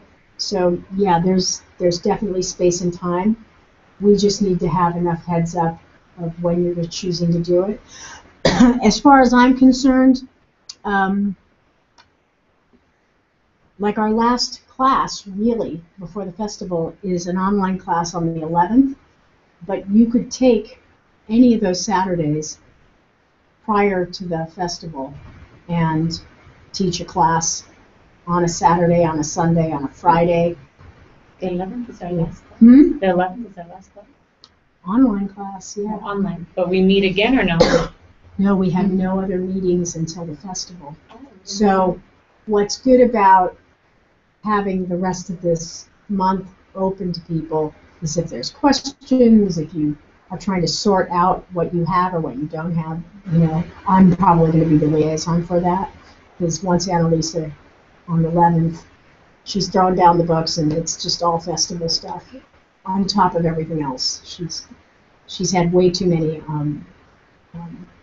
non-functioning things happen in the last 2 weeks. So she has a lot of catching up to do. So yeah, start to think about that. And I want to do round robin again because that also instigates you to think about how you're verbalizing. If you want to take, I have the book here if you didn't bring the book. If you'd like to glom together and pull out a bunch of cards and then decide that this is the round robin we're going to do and you're going to do this and you're going to do this and you're going to do this. I'm not even going to pick the first pose. I want you to take like 10 minutes to do that. You see? To review it. I just want to like a brief time to explore teaching because we've been what's the word? Yeah, well, it's like it's so much. The gluten-free bread is so tiny. I remember that. Are they making it gluten-free or is that yours? No, they have gluten-free They bread have now. gluten-free bread over there. That's really good because the sandwich I got, I'm not even going to finish that rest. It's huge. The focaccia is pretty intense from It's there. insane. Tammy makes it. It's quite an ordeal when she makes it. She does it with all this industrial stuff, and I think she rocks out to music while she's doing it.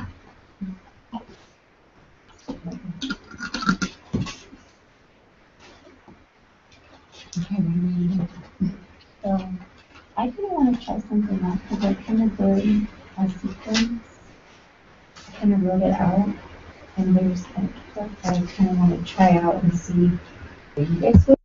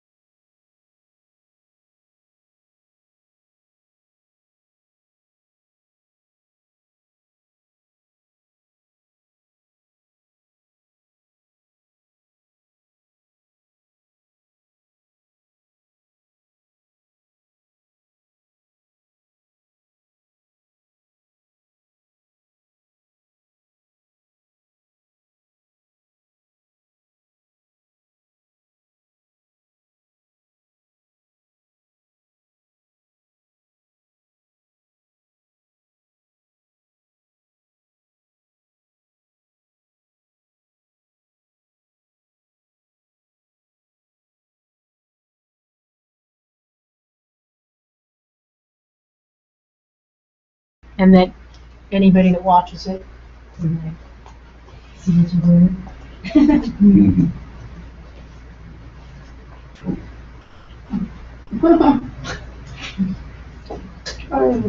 They're on like $10. They're just Yeah. so. I'm ready.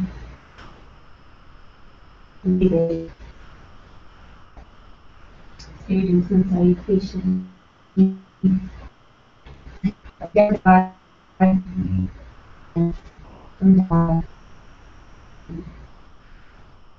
is what you would call this mirroring, right? Sitting in It's, oh yeah.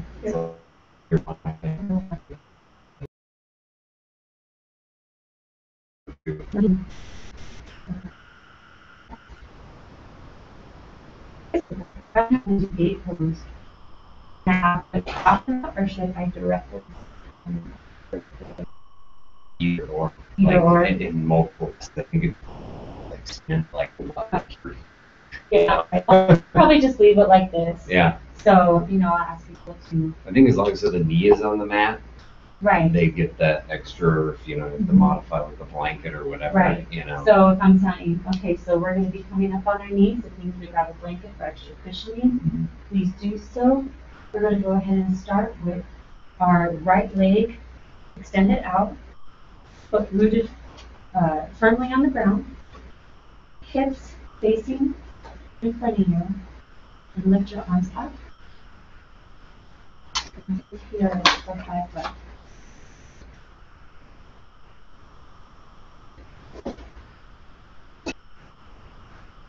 And stay. Come back. And extend.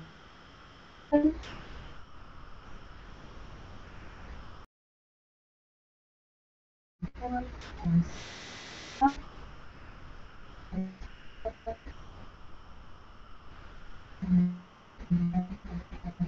Come up.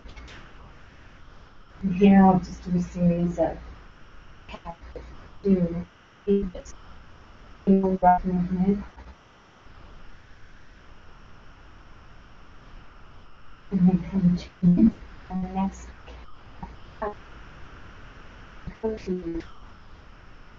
and bring the knee to your nose. Set out to palm, raising the knee back. Nose and cap.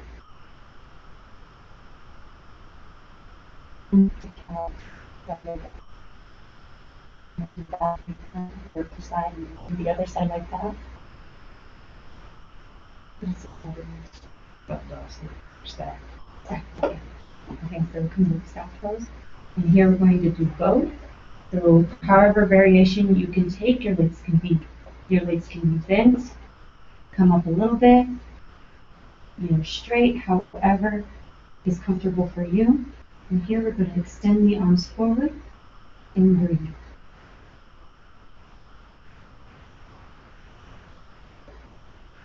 And I'm going to take the hands to heart sleeve, and twist to the left. Breathe. Twist to the right. Come back to center. Feet down. Go ahead and take your arms up overhead. Stretch forward. Take a few breaths in. Roll up one foot above the other one. Come bend your knees again. And go ahead and go back into boat pose when you're ready.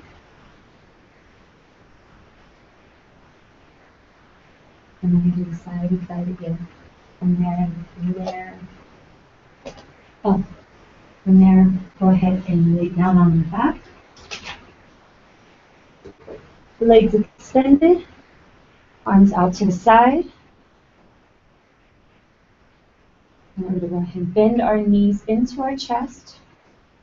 and extend the legs forward. If this is not comfortable, you could go ahead and keep your legs lower to the ground or slightly bent. And from here, we're going to go ahead and lower the left leg down and cross the right arm over.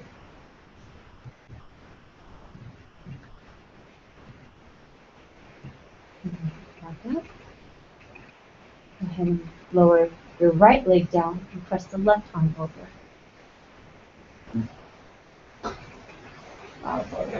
And then I do that a few times.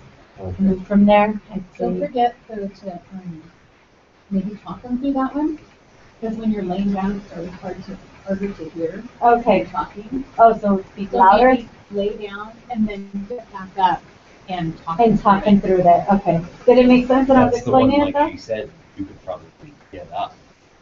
Oh, Be okay. Standing up, talk to people. Did that make sense when I Oh, was yeah. explaining it? Oh, yeah. Left arm, left leg down, Yeah. right arm The only crossed. thing was just the palm placement, but I watched you. Oh, that, okay. so, like if the palm is on the inside or, you know. No, close that. Wow.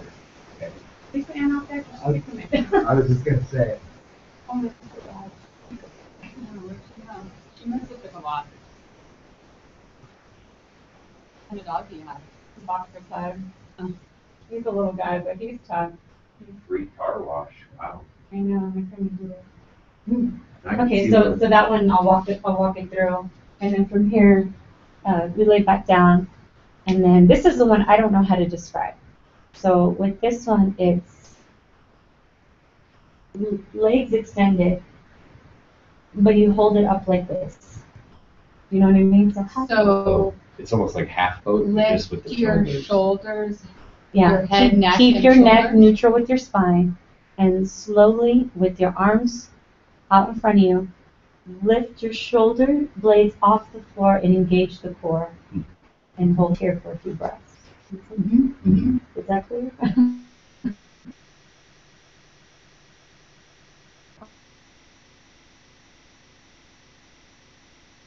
Lay back down, and then I have this one, but if she says it's beginner, I think it might be too complicated. But it's a straddle, and then you. Oh, yeah. That's probably too complicated.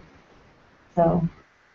Or it could just be, you know, soles of the feet together and reaching through. Yeah. Okay, so bring the soles of your feet.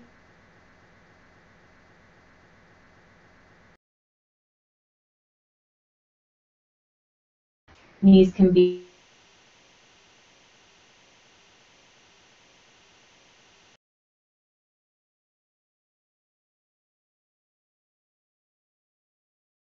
lower, however is comfortable for you. It is a good, yeah. And then go ahead and extend your arms out, picking your knees up, keep your legs at a 90-degree angle. We're going to go ahead and slowly rotate to the right, both legs. And we're going to hold about an inch off the ground for 2 breaths.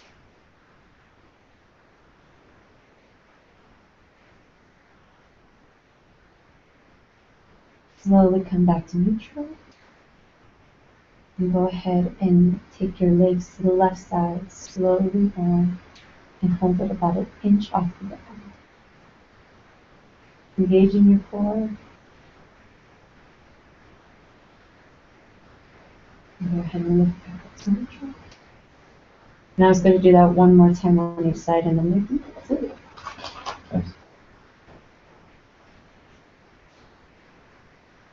Oh, it's hard for me because my hips don't like it. Or should I not do that? Or should I just do a bridge after that? I like that because it's different. And from actually doing the core stuff, it kind of gives your obliques a chance Yeah. to kind of stretch out a little bit Yeah. in the opposite way. So, Okay. yeah, I like it. It's Okay. different.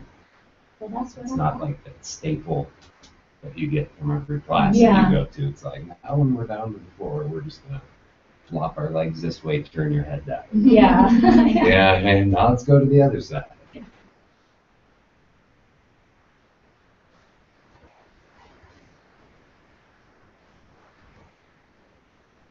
Should I do a run through my warm-up? If you want to, or just, you'll just have to nod at me when you're done, and then I'll just go on from there. They're gonna go into and that's gonna go in first. Yeah. Yeah. I'm just gonna kind of make mine up on the spot just to see if I can. Why not? Yeah, I have to practice. So I've already been subbing. There were already a couple of times where I was practicing while I was in there with the mirror image thing. And I just laughed out loud once because I was doing the whole like facing them going left arm up, right arm to your left knee, and I made this face, and one of the ladies looked at me, and I was just like, ah, and I'm like, sorry, I have to try this at some point. That's funny. But I'm sure the look on my face was just massive, like, It's what's he doing? confusion, yeah. Because I'm thinking so hard, left hand up, right arm to left leg, turn to your left, trying to do the mirror image, and after at the second part of the class, I was like, I'm stressing myself out. I just turned around and faced the wall, but. It's easy when it's in the gold class. I just face the mirror. Nice. They can see me in the mirror. Yeah. But with yoga, you're on the ground, the mirror's trying to show all the way to the ground, Yeah. so they can't always see you. Mhm. Yeah, that's true. Did you get dumped on out there? Oh, no. Oh, okay. No. But it dumped. Yeah, we heard it. I was like, I should go over there. I don't know. But I can already see who's Definitely. coming through. It's definitely a I different vibe. think it's going to be done by the time I have to try it now. Yeah. I know yesterday we were at Snow Valley and then driving back. You just see the dark clouds hanging over Big Bear. Oh, wow. Yeah, so it was sunny and hot there, and it was raining. It was gross at our house in Gregory. So what do you think? You ready? You're making small talk, so I'm guessing you're sort of ready. Okay.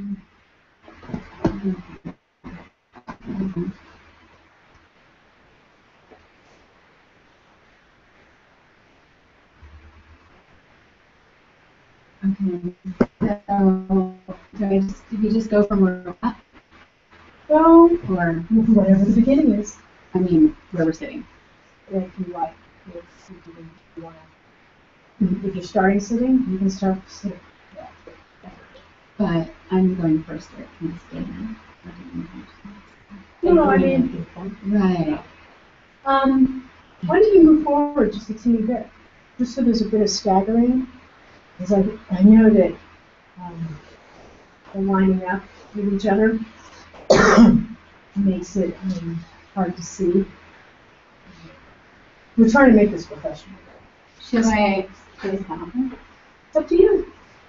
Think about what you're doing, and think about if it feels like you're being thrown into the fire. Facing the direction it suits you to do. I don't have to hear anything. Tom was just talking about his practicing. But So I then, feel like it would be hard for people.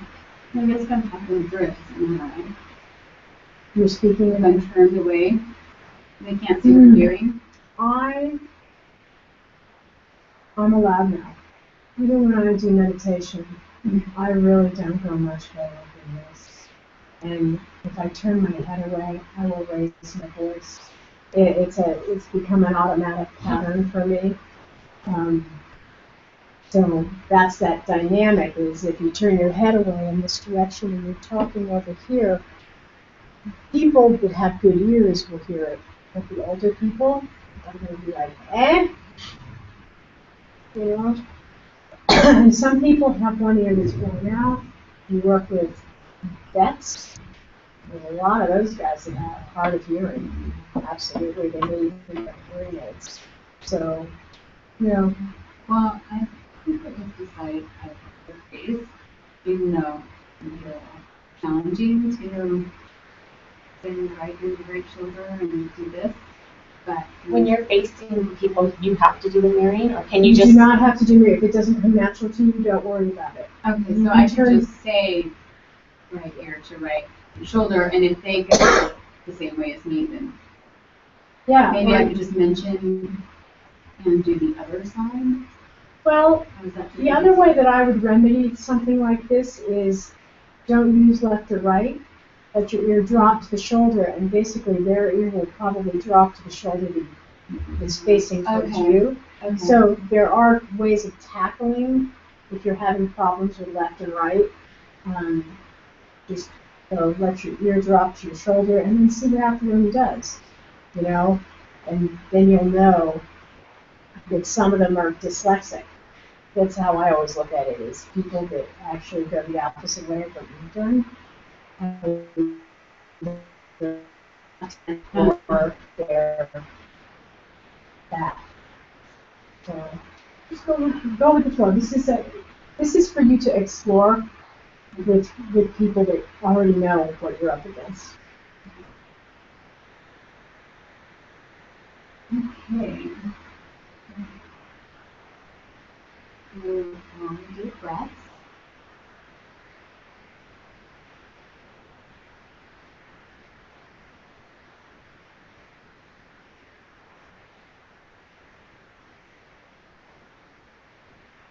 And the first place we're going to take one ear and drop to the shoulder.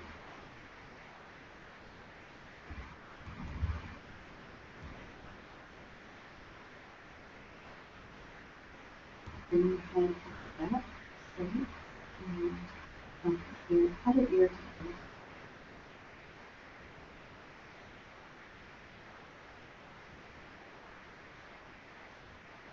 the and take and roll your head with your chin to your chest down to the other side.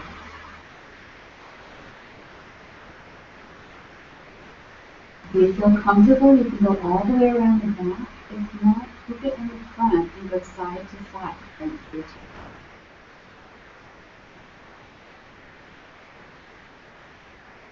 And shoulder to shoulder.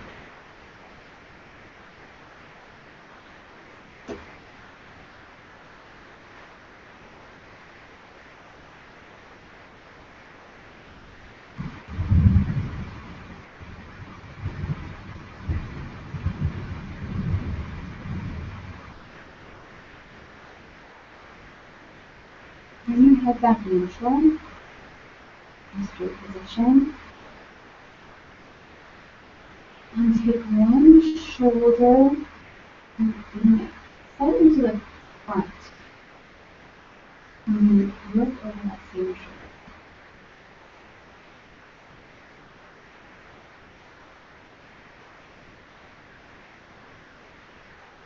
And back to neutral.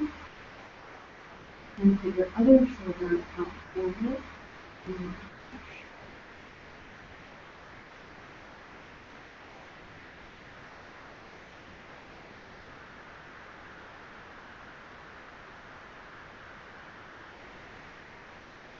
next, we're going to take our fingers and interlace them, and turn them and bring them out in front of you.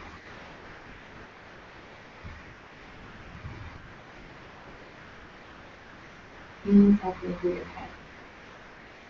Make sure to drop your shoulders, don't shrug up to your ears, and keep your jaw relaxed.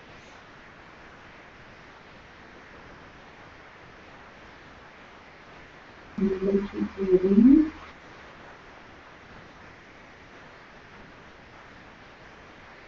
And just one second.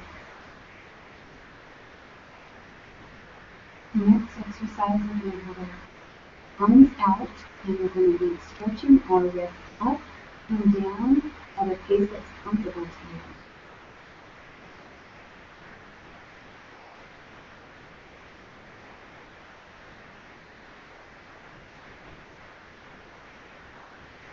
And your hands neutral again, and then turn the wrist, and then make a circle. And when you're ready, turn the position.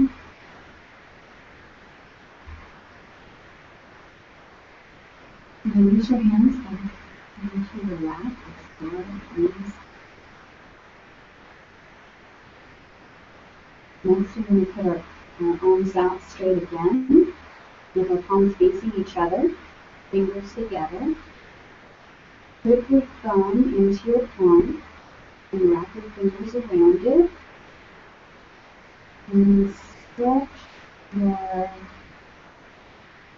fist forward and down.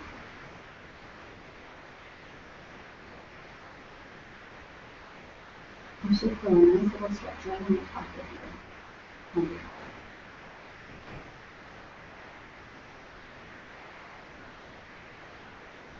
And release.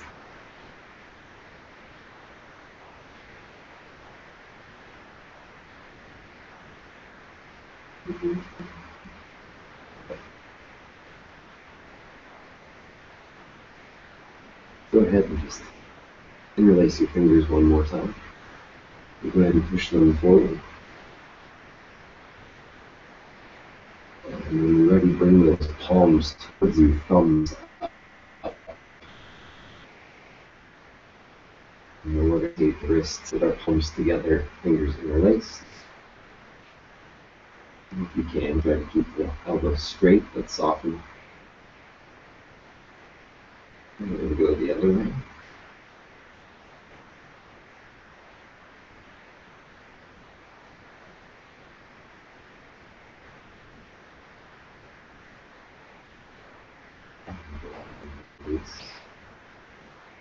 You ready?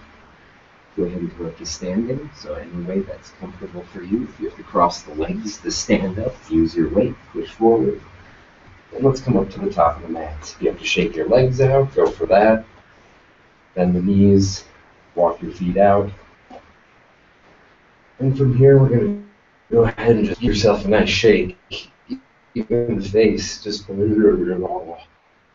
and release. Take a nice, quick cleansing breath. Just a little short inhale. Exhale. And then if you have to yawn, or if you need to take another little quick inhale, exhale, go for it. Soften those legs a little bit. We're going to do something called open the door. Have your palms facing behind you and your knuckles facing in front of you. And you're just going to inhale your arms forward and up, soft elbows up to shoulder length. And then exhale back down. Once more. Inhale. Good. Exhale back down. Keep the elbows soft. One more time. Inhale up. And exhale down. Go ahead and soften those shoulders. We're going to go ahead and roll those shoulders back. Inhale. Exhale. Inhale. Exhale. Let's go the opposite direction, forward or back, reverse what you were doing. Inhale. Exhale. Inhale. Exhale. And then bring those hands up to a tree. Hug that tree. Have about 3 or 4 inches between the fingertips. Find a focal point in between those fingers. Soft gaze. Make sure your shoulders are nice and soft. And come back to that breath here. Just nice inhale. And exhale. Inhale.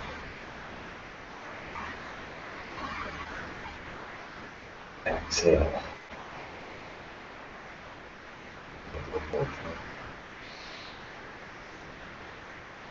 Exhale, and then on that next inhale in, find that focus point, and exhale that tree in you, and become the tree. Put your hands into a goalpost. Now you are that tree you were just giving love to. And kind of open your fingertips wide, breathe in through the fingertips and the fingernails. Just again, inhale here. And exhale. Inhale. And exhale. And relax those hands at your side. Going to shift the weight back and forth now. The left leg. The left leg. The right leg. The left leg. Breathe.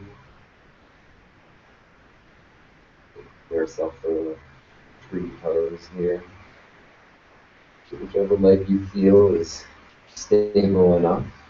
Take the opposite, and we're going to put it up into a kickstand. You're going to put that heel on top of the ankle. Never put any pressure on that ankle. And if you feel comfortable with putting your foot on your calf or bringing it all the way up to the inner thigh, you can. But wherever is comfortable for you. And on that next inhale, bring your arms up. And exhale into prayer mudra. Find that soft gaze on the floor you had before when you were hugging that tree.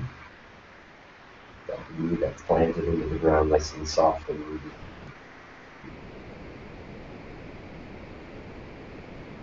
If you're brave enough, inhale those arms back up to the sky. Reach.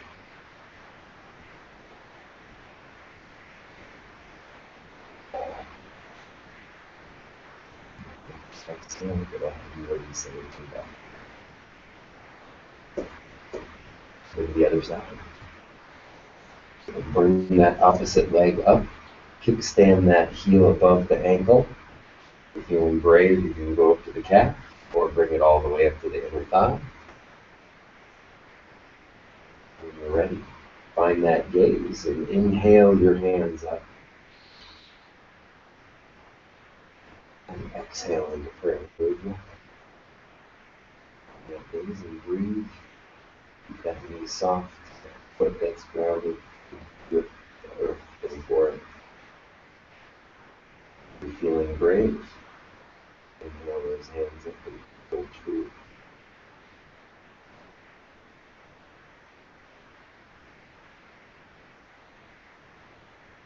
Exhale and release. Up to the top of the mats, and we're going to come into mountain pose. So stretch those feet up, grab the earth, push your heels back, gently lower them down, soft knees, rotate the muscles on the thighs inward. The buttocks may want to come back, so you're going to try to dip the hips a little bit forward. Going to go ahead and roll those shoulders back. Have those palms facing either your hips or forward. Come back to your breath. Breathe here.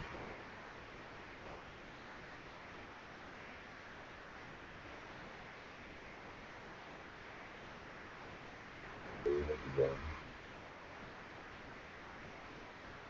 And inhale and exhale. And exhale and exhale. Inhale and exhale.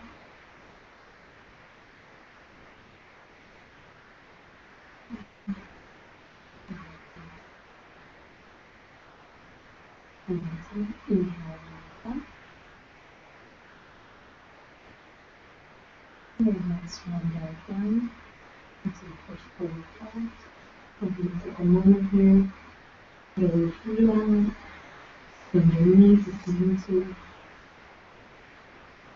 Deep breath. Inhale, come halfway lift.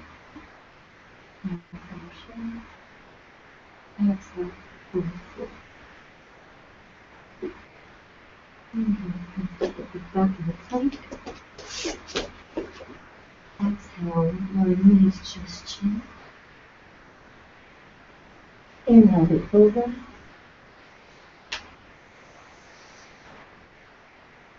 Exhale, back. Inhale, back to cobra.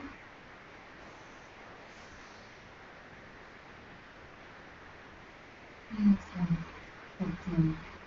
And nice and hard, going to push yourself to downward dog to take it. Take a few breaths through, head on heel. Look at our tippy toes, you can push your heels back. Just breathe. Go ahead and bring the knees down to the floor. And sit back into your own.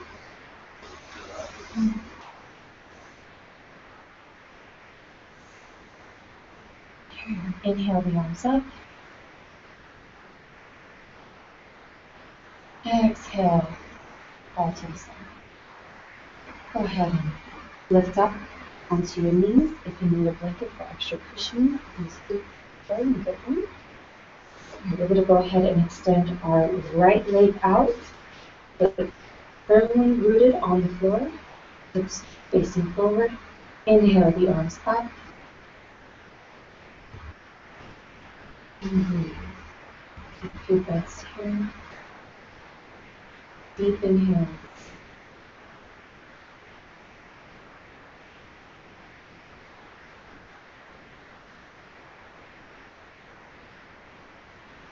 And bring your arms back to the side. Hands to the floor, knees back together. Go ahead and shift the left leg out. And come up. Make sure your foot is firmly rooted to the floor, hips are forward. Inhale the arms up. Hold here for a few breaths.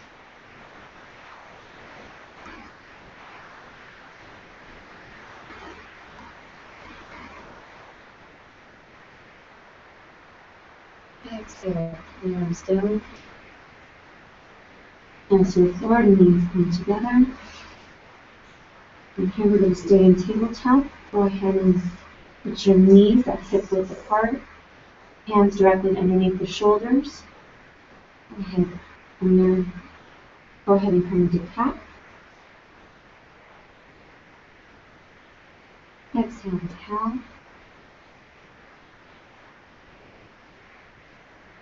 Inhale, cow. Exhale, cow. Inhale, cow. Exhale, cow. Our next cow, we're going to go ahead and bring our knee to our nose. So inhale, up, bring the knee to your nose. And exhale, the cow, extending that right leg out behind you. Again on the same side. Inhale to cat, knees turn. Exhale, extend the right leg out to cat. One more time. Inhale, move the nose. Exhale, extend that leg out. Go ahead and do that with your left side. Inhale, move the nose. Exhale, extend that left leg. Inhale, move the nose.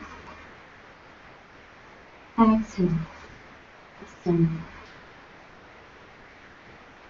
Inhale, move the nose. Exhale, extend your leg. Go ahead and come to a natural position. Sit back on your heels and pull it to your side and put your feet forward into staff pose. Here we're going to move forward to bow. So go ahead and bend your knees. Have your feet on the floor. Find your sit bones. Lean forward, lean back to find them. On the inhale, we're going to extend your arms forward and lift up into bow. You could do one leg at a time or just come right up to it. Hold here.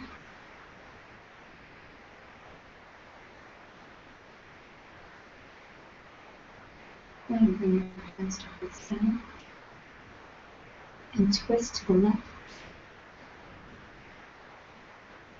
And breathe. And back to center. Twist to the right.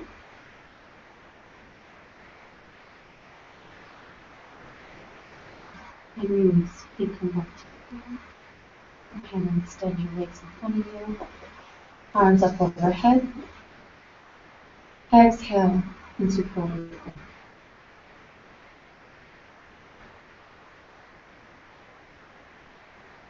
And your next inhale, go ahead and roll up. Vertebrae by vertebrae. Bend your knees, feet back onto the floor. We're going to do boat one more time.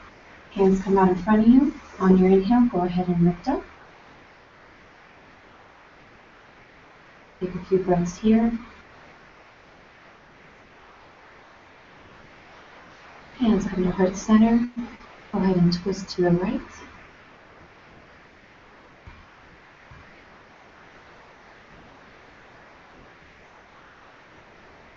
And back to center. Twist to the left. And breathe.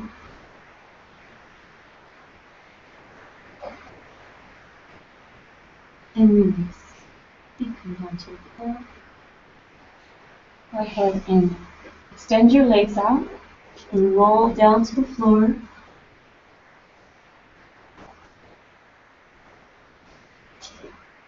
Now here you're going to extend your arms out to the side.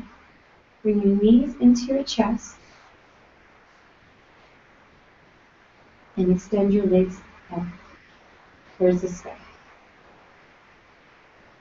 Go ahead and lower your left leg down and cross your right arm over that left leg. And come back up. Lower your right leg down and cross that left arm over to your right leg. And breathe. And back up. Again on the other side. Lower your left leg down, right arm crosses. And back up. Right leg down, left arm crosses. And come back. Go ahead and lower your legs, or put your knees to your chest, and lower your feet to the floor, and extend your legs out. Reach your arms right in front of you, stretching for the sky. Keep your neck aligned with your spine. Slowly lift your shoulder blades off the floor. Engage your core and breathe. Hold here for a few breaths.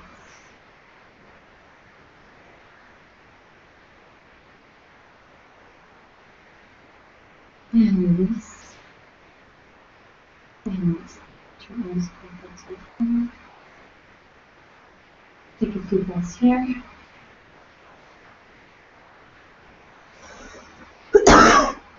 Your next inhale, go ahead and reach your arms towards the sky. Keeping your neck aligned. Lift your shoulder blades off the floor and breathe. Keeping your core tight.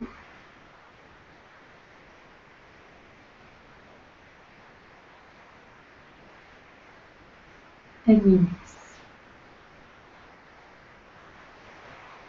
Now go ahead and bring the soles of your feet together. They could be, your legs could be close together, far apart, however it's comfortable. And the same thing, hands reaching for the sky. And next inhale, lift your shoulder blades off the floor and hold.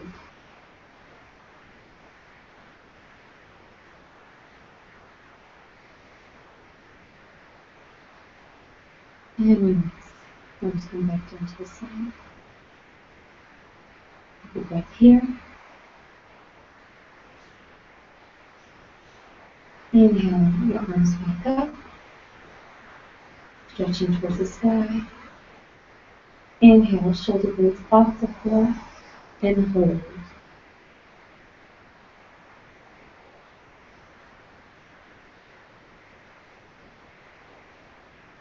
And release. Go ahead and hug your knees into your chest. Do a couple rocks if you feel you want to.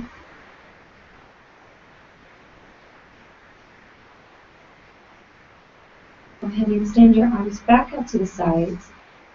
Have your knees bent at a 90-degree angle, knees over hips. We slowly bring our legs to the right, slowly down. And just when we get about an inch to the floor, we're going to hold it for a few breaths.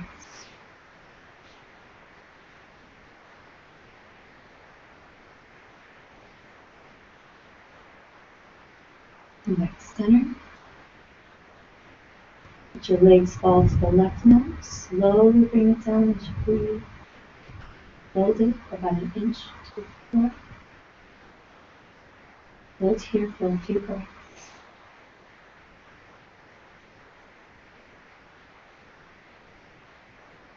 Come back to center. One more time on each side. Let your legs fall to the right. Over the floor. Hold here.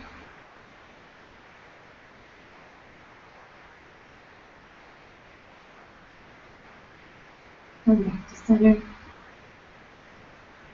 Legs to the left. Slowly go down. Hover over the floor. Hold here for a few breaths.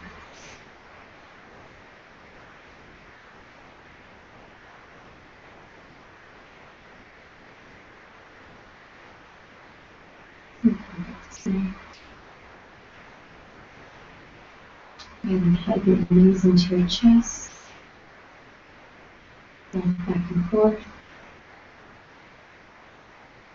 Go ahead and grab, you can either grab the soles of your feet, your heels, or take your 2 fingers and grip your toe, your big toe, and go ahead and open your hips open to happy baby. Hold here.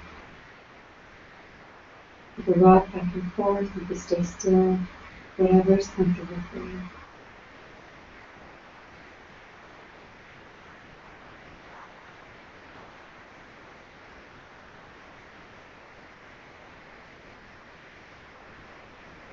And bring your knees back together. Bring your legs down to the floor. And relax. That's it.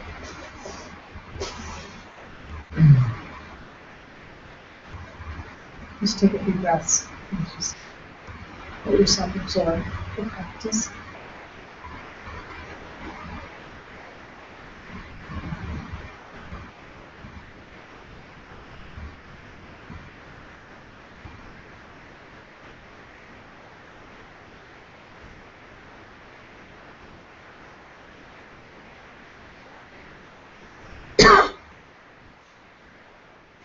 And when you're ready, just roll over to one side and take a pause on that side.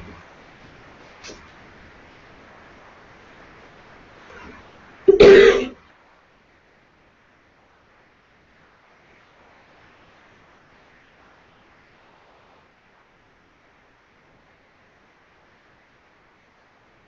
then go ahead and lift yourself up.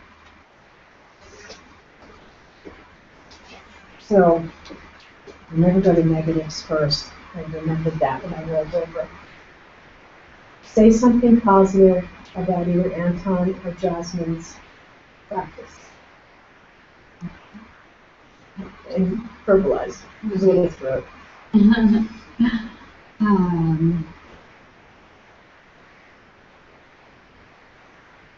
don't know specifics, but I really like what you're doing. Your voice is projecting well. Your description, like your descriptions of where to put your arms, your whatever. True. Yeah. Oh yeah, and very unique too. Yeah. And Jasmine, say something positive to your Anton. Actually, I'm going to say something positive to Melbourne. Yeah, I love your just calmness that you sing. If you have a good pace, like it's not too fast, it's not too slow, it's just it flows and it's easy to follow. And then Anton, share something with Jasmine. And Jasmine, turn around something. Just just your voice is very calming while you're actually doing the teaching. I don't feel like some yoga teachers, I feel like they're nagging at me, and it was very, it was like, oh, I kind of want to do that, even though I don't want to do that, like it was mesmerizing or something, I don't know. So, yeah, and everything flowed well. Yeah. Yes, the order was good. Yeah. I like that. That was, she made that up at home, the Yeah. secret. Right. So that, Or sequence.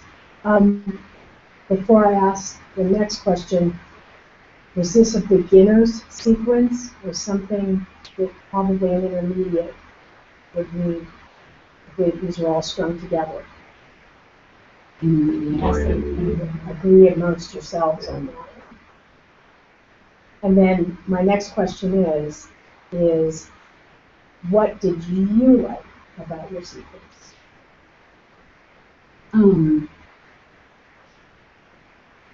I like that I use the put one ear to your shoulder instead of your right or left, because I think I would get caught up, with that. And I've never practiced it, so I liked it. I thought that worked well. And Jasmine, what did you like about your sequence? Like that mine kind of makes you focus in on the moment of what you're doing. You have to really kind of engage. And, you can't doze off. You have to really be in the moment. And Anton? I tried a couple of things that I've never done. Opening the door. It's the opening sequence for Tai Chi. And I want to try to incorporate a little bit, some of the basic Tai Chi stuff in. I think it worked for the most part with going from yours than that. And then, Did you guys actually describe what you were going to do to each other? I did. When I left? I just She did a little bit. A little bit. I mean, you could have dragged me back in 10 minutes early? Well, no, I mean, we were talking about it, but I just was kind of like, well, I'm going to do some of these and some other ones that I like. And, but yeah, she showed us. Showed me what she was going to do. Have your notepad. I'm going to start with Jasmine, because you guys all agree this is a beginning sequence? No, intermediate. Intermediate, okay.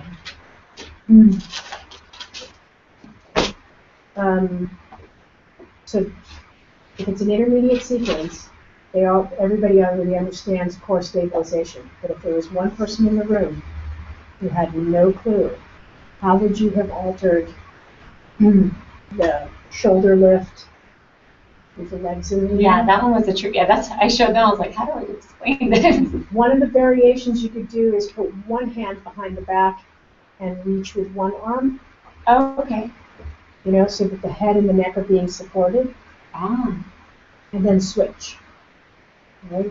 And you're not pulling on your head, you're supporting so that the core has to work.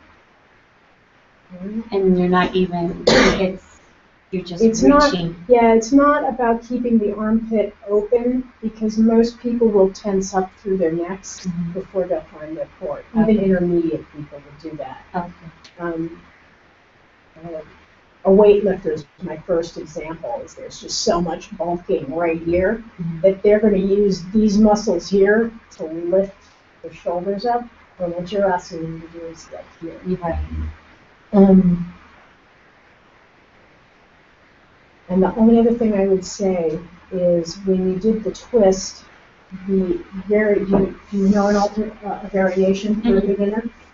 So the variation for the beginner would be in this position, but one leg would drop, and then maybe the other would come to meet it, or else it would stay floating, because a beginner may not even have this flexibility in here. And also, you don't want to torque their back too fast. Right. So you can drop one leg. Okay.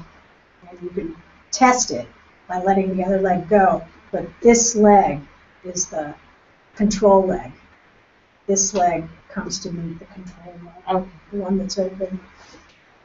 Thank you.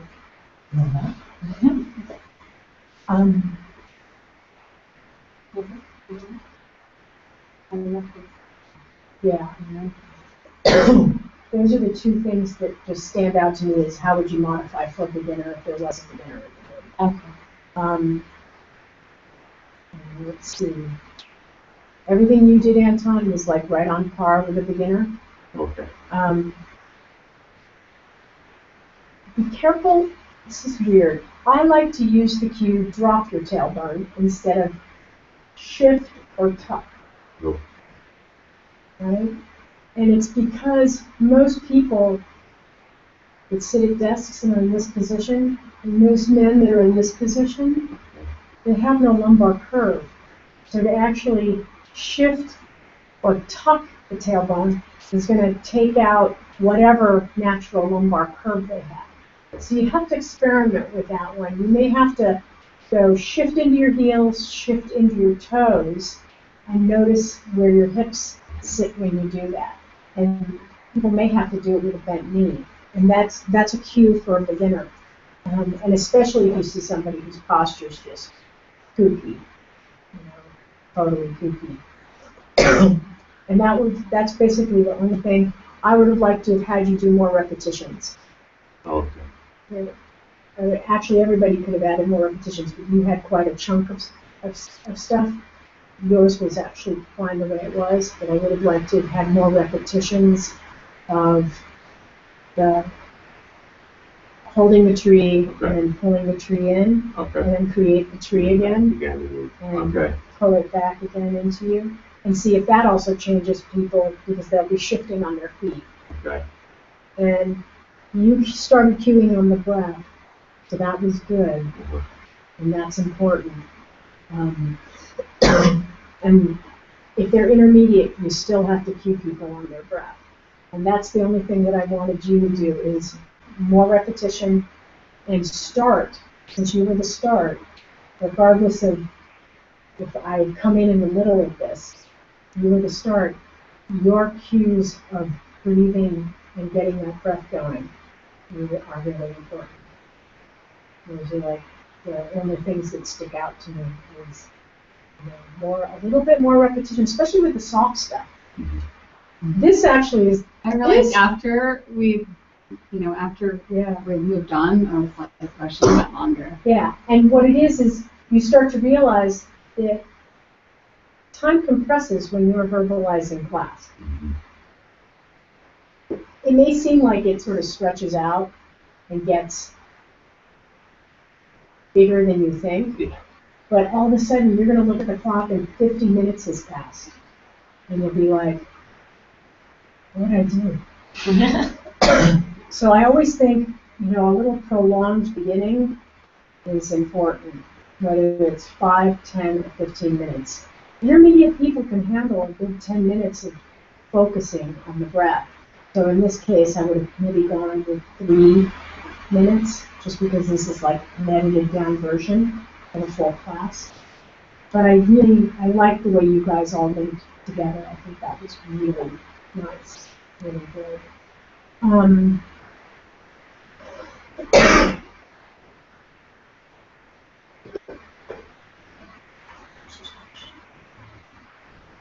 don't think there's anything else. Anybody have any questions or anything they want to pose? Well, I kind of want to know, as far as the way I was describing it. Oh, it makes sense. Okay. Yes, absolutely, it makes sense. Okay. Yeah, you've got that verbalization skill down.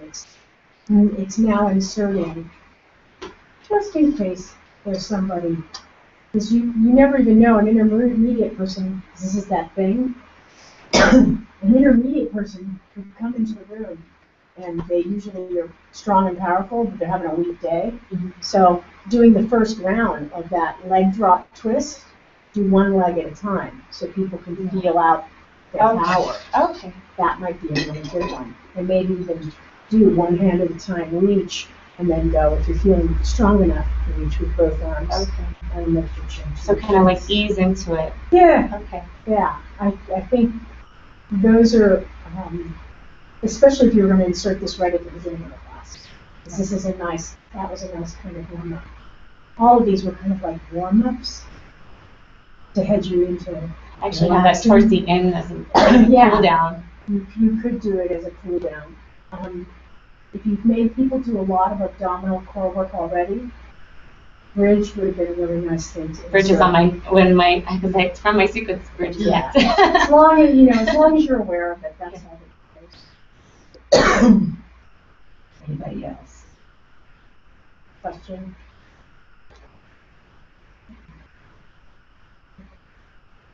We have a half hour left. We haven't covered the pose, Uttanasana, chair pose, have we? Have we done chair pose?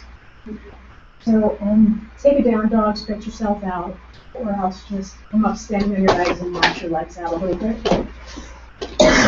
There's a couple of poses I want to bring back in to focus.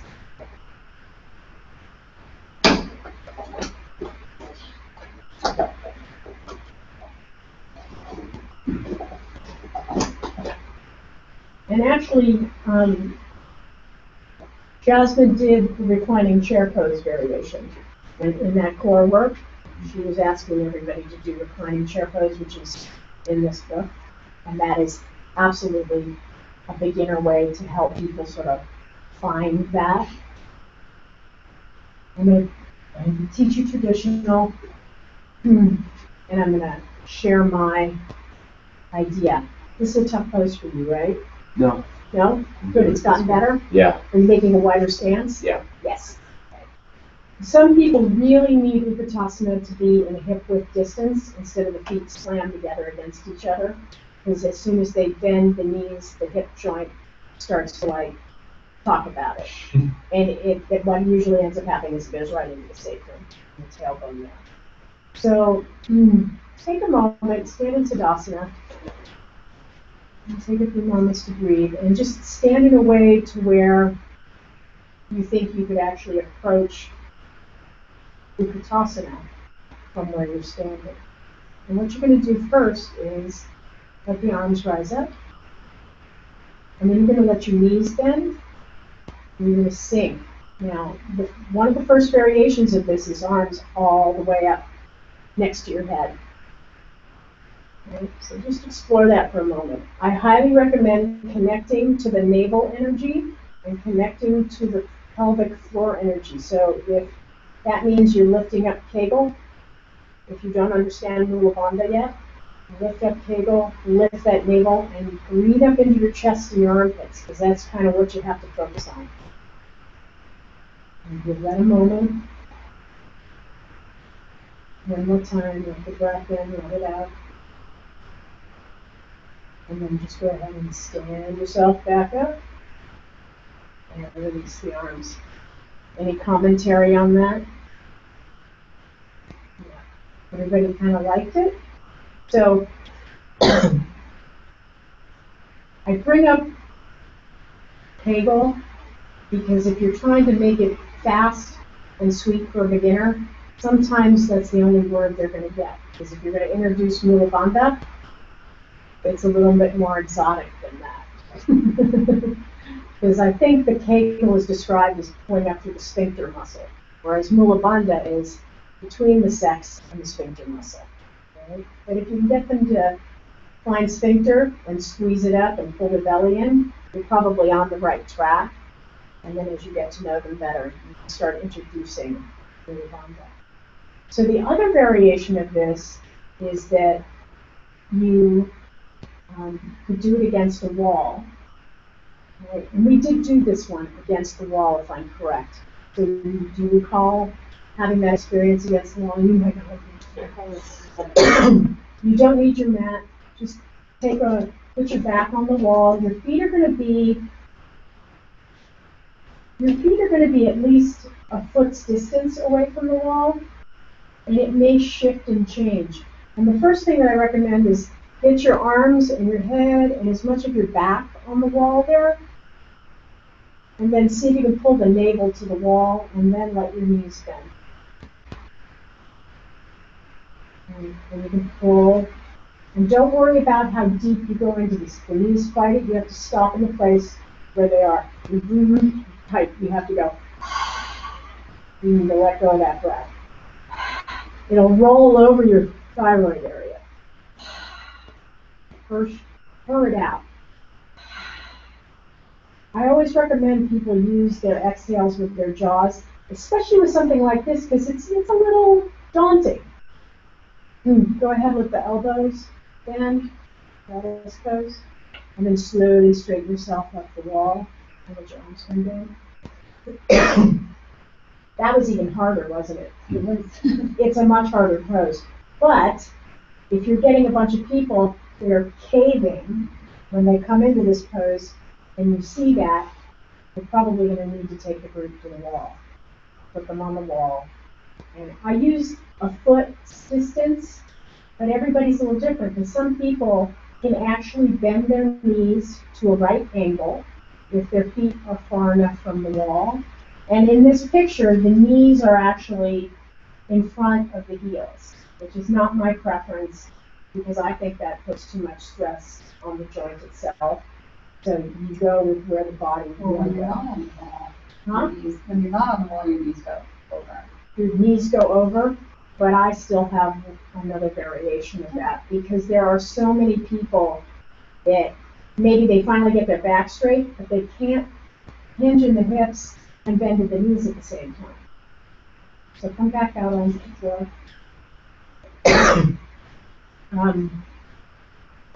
You're going to do Utkatasana again, but this time let the arms come right in front of your heart. So take a moment, raise your arms above your head once you find Tadasana, and once you find that stability. Take an inhale in, let the arms lower. You can either hold the breath or exhale the breath.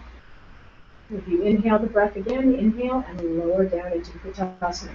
Now this is where that hinging in the hips and the knees. Now this is that funny thing. Everybody's toes are they're like trying to float away from the ground. And if the knees are bothering you, yeah, if you need a wider stance, Margaret, you got to take that wider stance, because that's not bother me. okay. Good. And just for a moment, press your toes down into the ground like they're gripping.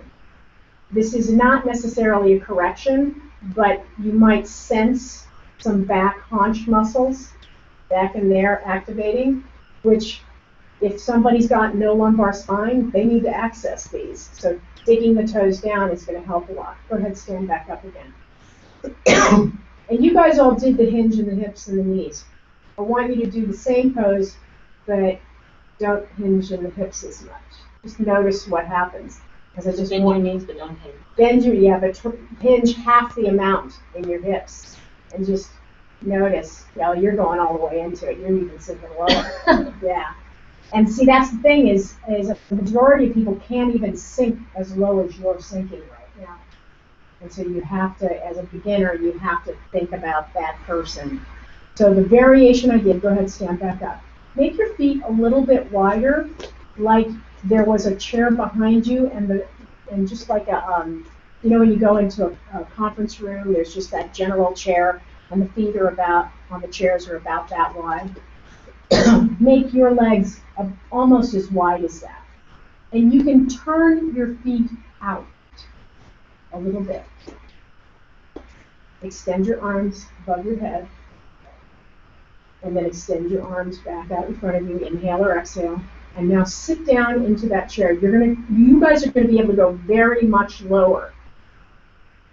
And literally, if you had chairs, you'd have people practice get in and out of the chair without thudding. And you're going to see toes fly off the ground. And so I would say, dig those toes into the ground.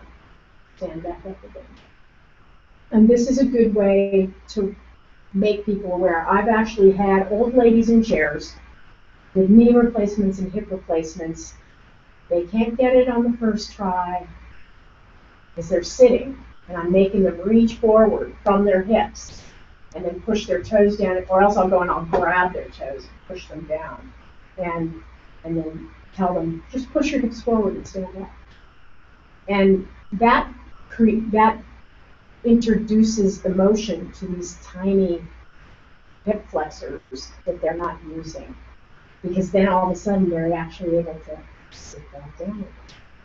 So I like this variation for an absolute beginner because you can see what people's hip range of motion is. And I always tell people, and I modify on myself, if you can't sit as low as I'm sitting, come up to where it's okay and breathe and pull the navel in, and lift your cable, and just breathe there for a moment. And keep those arms reaching, and think of your tush getting longer and longer behind you. Because that's literally what it is. It's these two sit bones. These muscles have to stretch out a bit for that to actually happen, and it's not necessarily coming into the sacrum. That makes sense to me. So try that one more time. Just see if you can recall it. Try it on your own.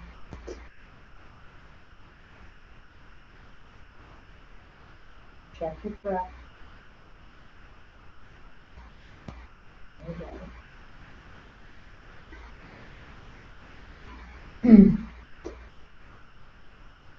Now you can either do this variation from where you're at, but you're going to lift your hips a little higher. You're going to rock your weight to your toes and lift your heels. Now this is a little more advanced. This would be an advanced version of this because you're making people really use their core. You're really making them articulate into the foot. Good. And then place the heels back down. Stand back up. You might want to stretch.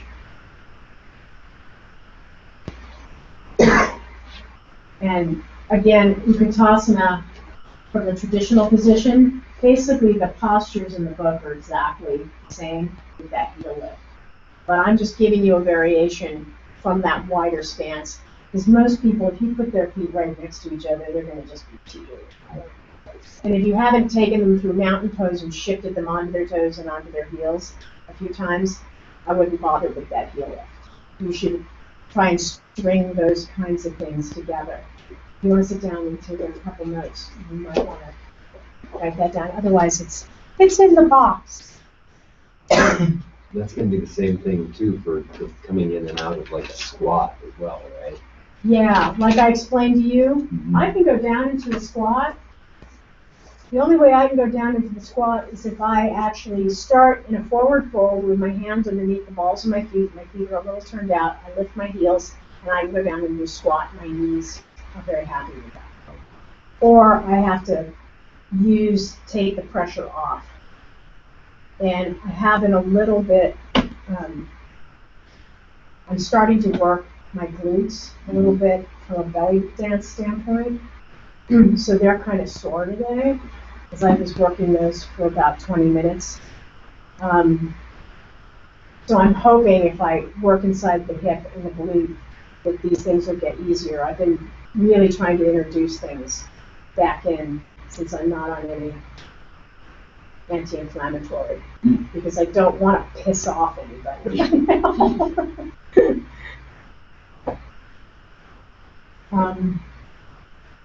Are people clear about squatting? You know the variations of squatting? And yeah, you explored the hip openers. I prefer Malasana, these hip openers when you're doing squatting, after a series of either salutations with warrior one have happened, or even after you've done the other warrior poses, because you've opened up the inner thigh, and this is a tight spot for people, because you're asking people to open their legs and stretch this out, and then you're asking them to bring it back together again, and you want this area warm so that the whole hip area has got kind of an idea, where the knees been bending, you've been stretching, you've been getting lighter on the hips. So squatting, I think, really important to bring it in maybe at the apex of the class, because that could also be crow pose. When you put Malasana in, you can move it to crow pose. So, and also there's rooster pose, where your hands you're in lotus and your hands are in between the lotus and you're pushing up into your hands. So, if you were going to go into those advanced poses. But crow pose is a beginner's pose. It's taught, I think it's the first thing taught in gym class. If I remember correctly, just when you were a kid. Oh, Crow pose. It's the first thing taught. And some people you'll see hips way up in the air. They have a really good central core connection. But it's not bad, because the other thing you have to do is you have to squeeze the quads against the back of that ledge that you're making. So if your hips are low and you're more like in a flat position that might look more like a frog, that's okay too. I think that low pose. So that one's a homework one. So try crow pose, try a squat, somewhere in the middle of your practice. I think that's a good idea. You didn't boat pose. Has anybody else ever tried to execute boat pose? I won't do it, it's just it makes my hips ache. Right, it hurts. Have you explored boat pose? Oh yeah, no, I did it. Seated boat? I did it. I did it part of the time. Part of the time. I just couldn't Good. hold as long as she was like. I'm sorry. I'm just not that strong. I was like right here. And I was like twisting Yeah, this but way. that's what made me think, okay, this is intermediate, because I've done both of those, you know, where you're up here, and I've done the twist, but not like you're up here, then you twist, then you straighten, then you come like, oh my gosh, I gotta put my feet down. Yeah. That's definitely an intermediate version. And remind people that just because you can go way over here, my legs are actually shifting. It's actually the legs stay parallel and you turn only as far as the waist will allow you to turn. You know, it's not about torquing this back on top, because you stabilize these hips. So there's rotation in that lumbar back that's available, but you don't want to go too deep into that. And you really want their chests lifted when they do it. Okay. If they're here, what I would do is hands on your legs and just try. Okay. And lift your chest and rotate through the upper chest, just to see if they can get that range of motion. I think the last two poses of this time, cow's head, Gomukhasana. First variation is lie down on your back.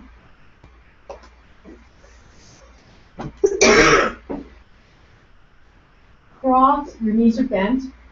Cross one knee over the other, but not at the ankle, at the knee. Lift your knees towards you and see if you can grab your ankles. And pull your feet towards your buttocks. How's that feel on the knee? Fine. I'm just wondering, are we pulling straight or out? You're pulling those feet. They're pretty much, ideally in Gomukhasana, you're sitting on your sit bones, and everything's going to be crossed up, because that's the next piece of this. Go ahead and release the legs. Just push them out to the ceiling for a moment. Let the knees sink back and recross them in the other direction.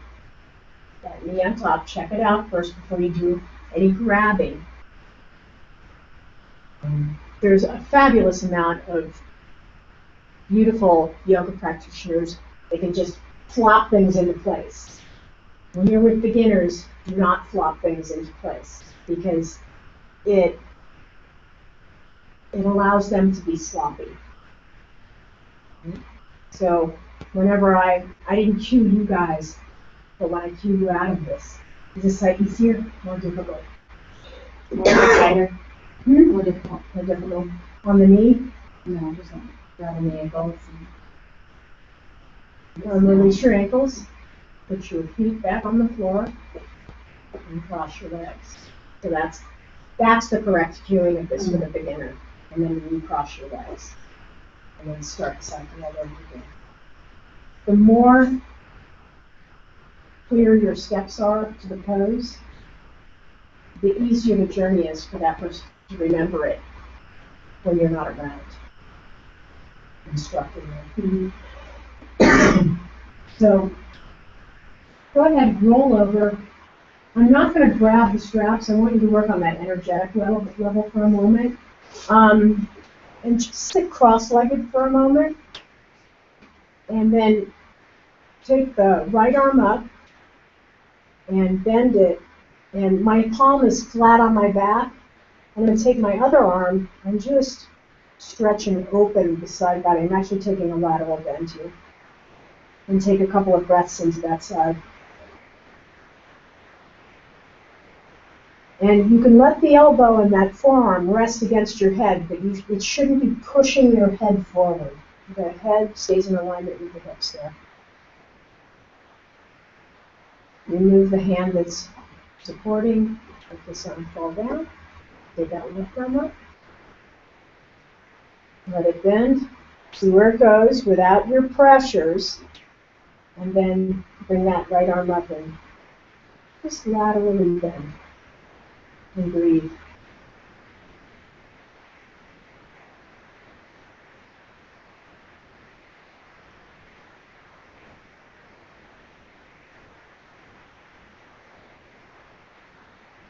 And for me, I am totally listing onto my right hip, which I didn't do on the other side, but that's because my right foot's under my left hip.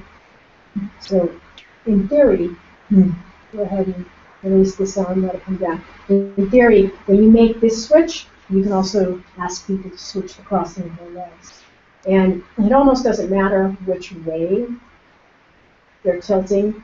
It just is, again, it's a pattern breaker. And so that's a way to explore pattern breaking, is just make people switch the crossing of their legs. So now the next movement is palms right out in front of you, right arm's right out in front. Rotate that palm. Push it back as far as you can for a moment. Elbow straight. Take a breath up into that. You may want to place your hand on here. For a beginner, this might be good. And again, think about localizing the breath into that chest and that armpit area. You can hold the armpit area and see if the ribs move. Now, depending upon how far the arm went back, I would bring it back to neutral first if people had it way back behind them. Let the elbow bend and slide it behind their back. They can reach up into their mid-back, and I would keep the palm flat. And again, there's two things that happen here. Let me take this off and show this. There's two things that happen here. If I do this, you see how my shoulder blade pops out? And if I do this, it doesn't. Right? So I'm holding tension right here so that I'm not forcing this to open. And I especially don't want somebody to do that movement if they're like this, because it's going to compress their breath and change that breathing pattern. So that's why I'm always like, find the energy. On the second or the third round of doing this, you could add the strap, right, when you go into full Gomukhasana. But find the energy and notice what's available. Like I get a lot of tension right here. Lots of tension right here. Almost.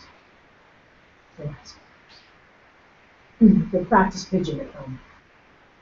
Go ahead and let that arm slide on your back. And rest on your leg. Take that other arm, rotate the palm, and push back. Now, some people push higher than their shoulder. I'm one of those people that's going to push a little lower than my shoulders because I can get more range of motion there. And give it a few breaths and then try the hand on this side.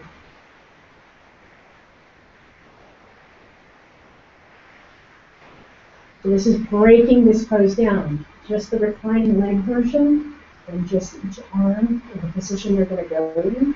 We've already done 6 steps on each side. And then bring this arm back to a neutral position and then let it slide in. And again, if it slides up in between those two shoulder blades, you might feel in your thumb, may feel one of the shoulder blades protrude. If you can move the elbow forward, if you can move it back, it'll change that poke of that shoulder blade.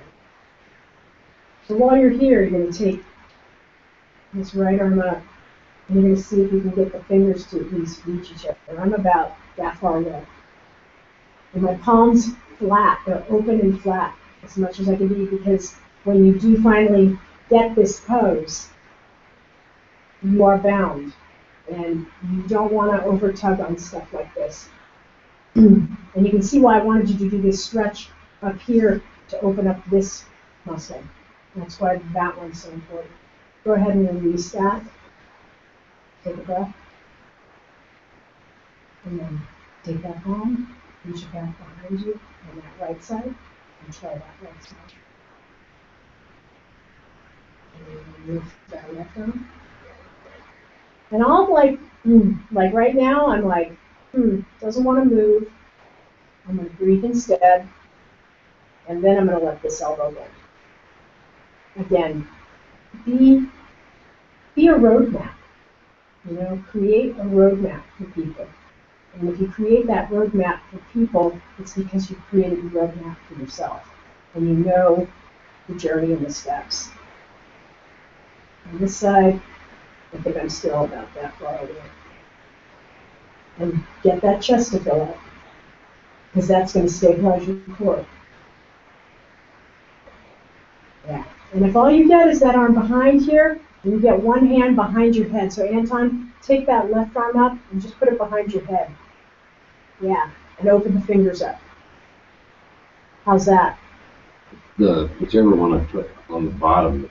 It's, Yeah. It's tight. You don't have to reach so high. You can keep that elbow out. Margaret had her elbow out. Because every time I moved up, I could feel a shoulder blade pop out. Pop out. So It's not bad that I it could pops reach my out. fingers. Yeah. So It's not bad that it pops out. Oh. It's just that you got to know that if you're going to make this movement or this movement, you're going to create a dynamic that if you grip your hands together and you're in one of these, you could easily dislocate a shoulder.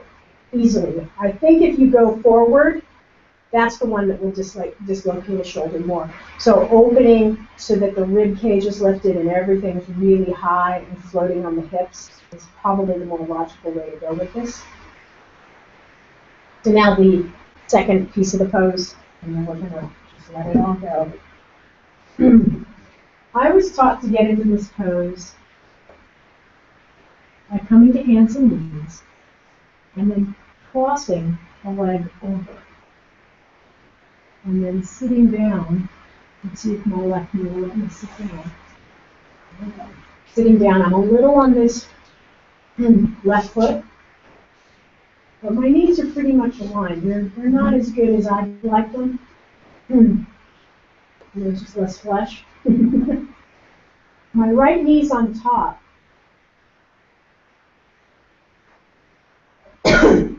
In this picture, the right arm comes up, the left arm goes back. But you could reverse this, because I know that it's been taught to me in the reverse, so that you're, again, just reaching. So first thing is tabletop pose. Pick up a knee towards your chest, cross it in front of that other leg. Now, if you can get people to here, and they can sit down a little bit, remember, contraindications here is knee surgeries, hip surgeries, problems like that. That's how you come into this pose clean. You may need a block under your left hip. Grab I'm block. sitting on my foot. Do I need to pull my foot out? Some people, ideally some people do. Try your block, or if you have a blanket there, shove the blanket under that left buttock. And that might be too high, but it might allow that foot to move out. Oh, I just assumed I was supposed to have the foot out. Yeah. There you go. Yeah. How's the knee? The knee's fine. I can just feel How's the hip? It's okay. Feel it in my hip. It's okay. Yeah. So I can left feel it arm stretching my hip. comes up, bring it behind you, and then slide back. Right arm behind you.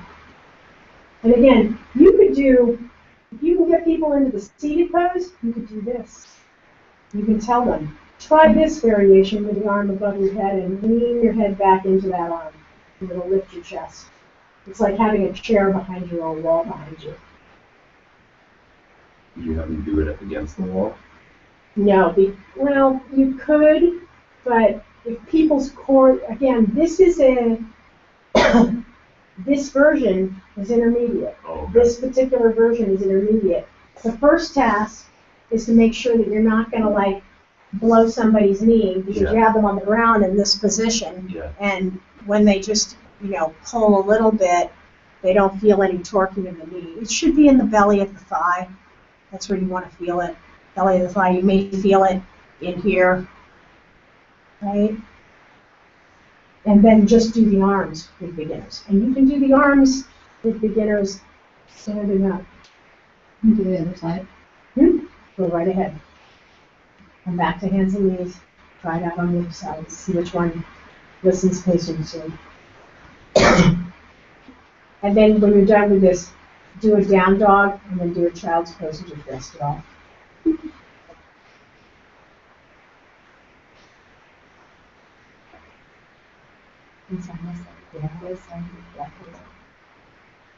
And you can always, like, you know, you can move around with it. And try that right arm with that left leg cross. I like this. It's good. Like leaning back. This is a great, if you can get people into this pose without too much fanfare with the legs, this is the way to go. And again, if it's this elbow, like my elbow crosses behind my head, but if their elbow is here, just a little bit of stretch, and then come back to center. Yeah. Breathe a little bit, get that chest breathing.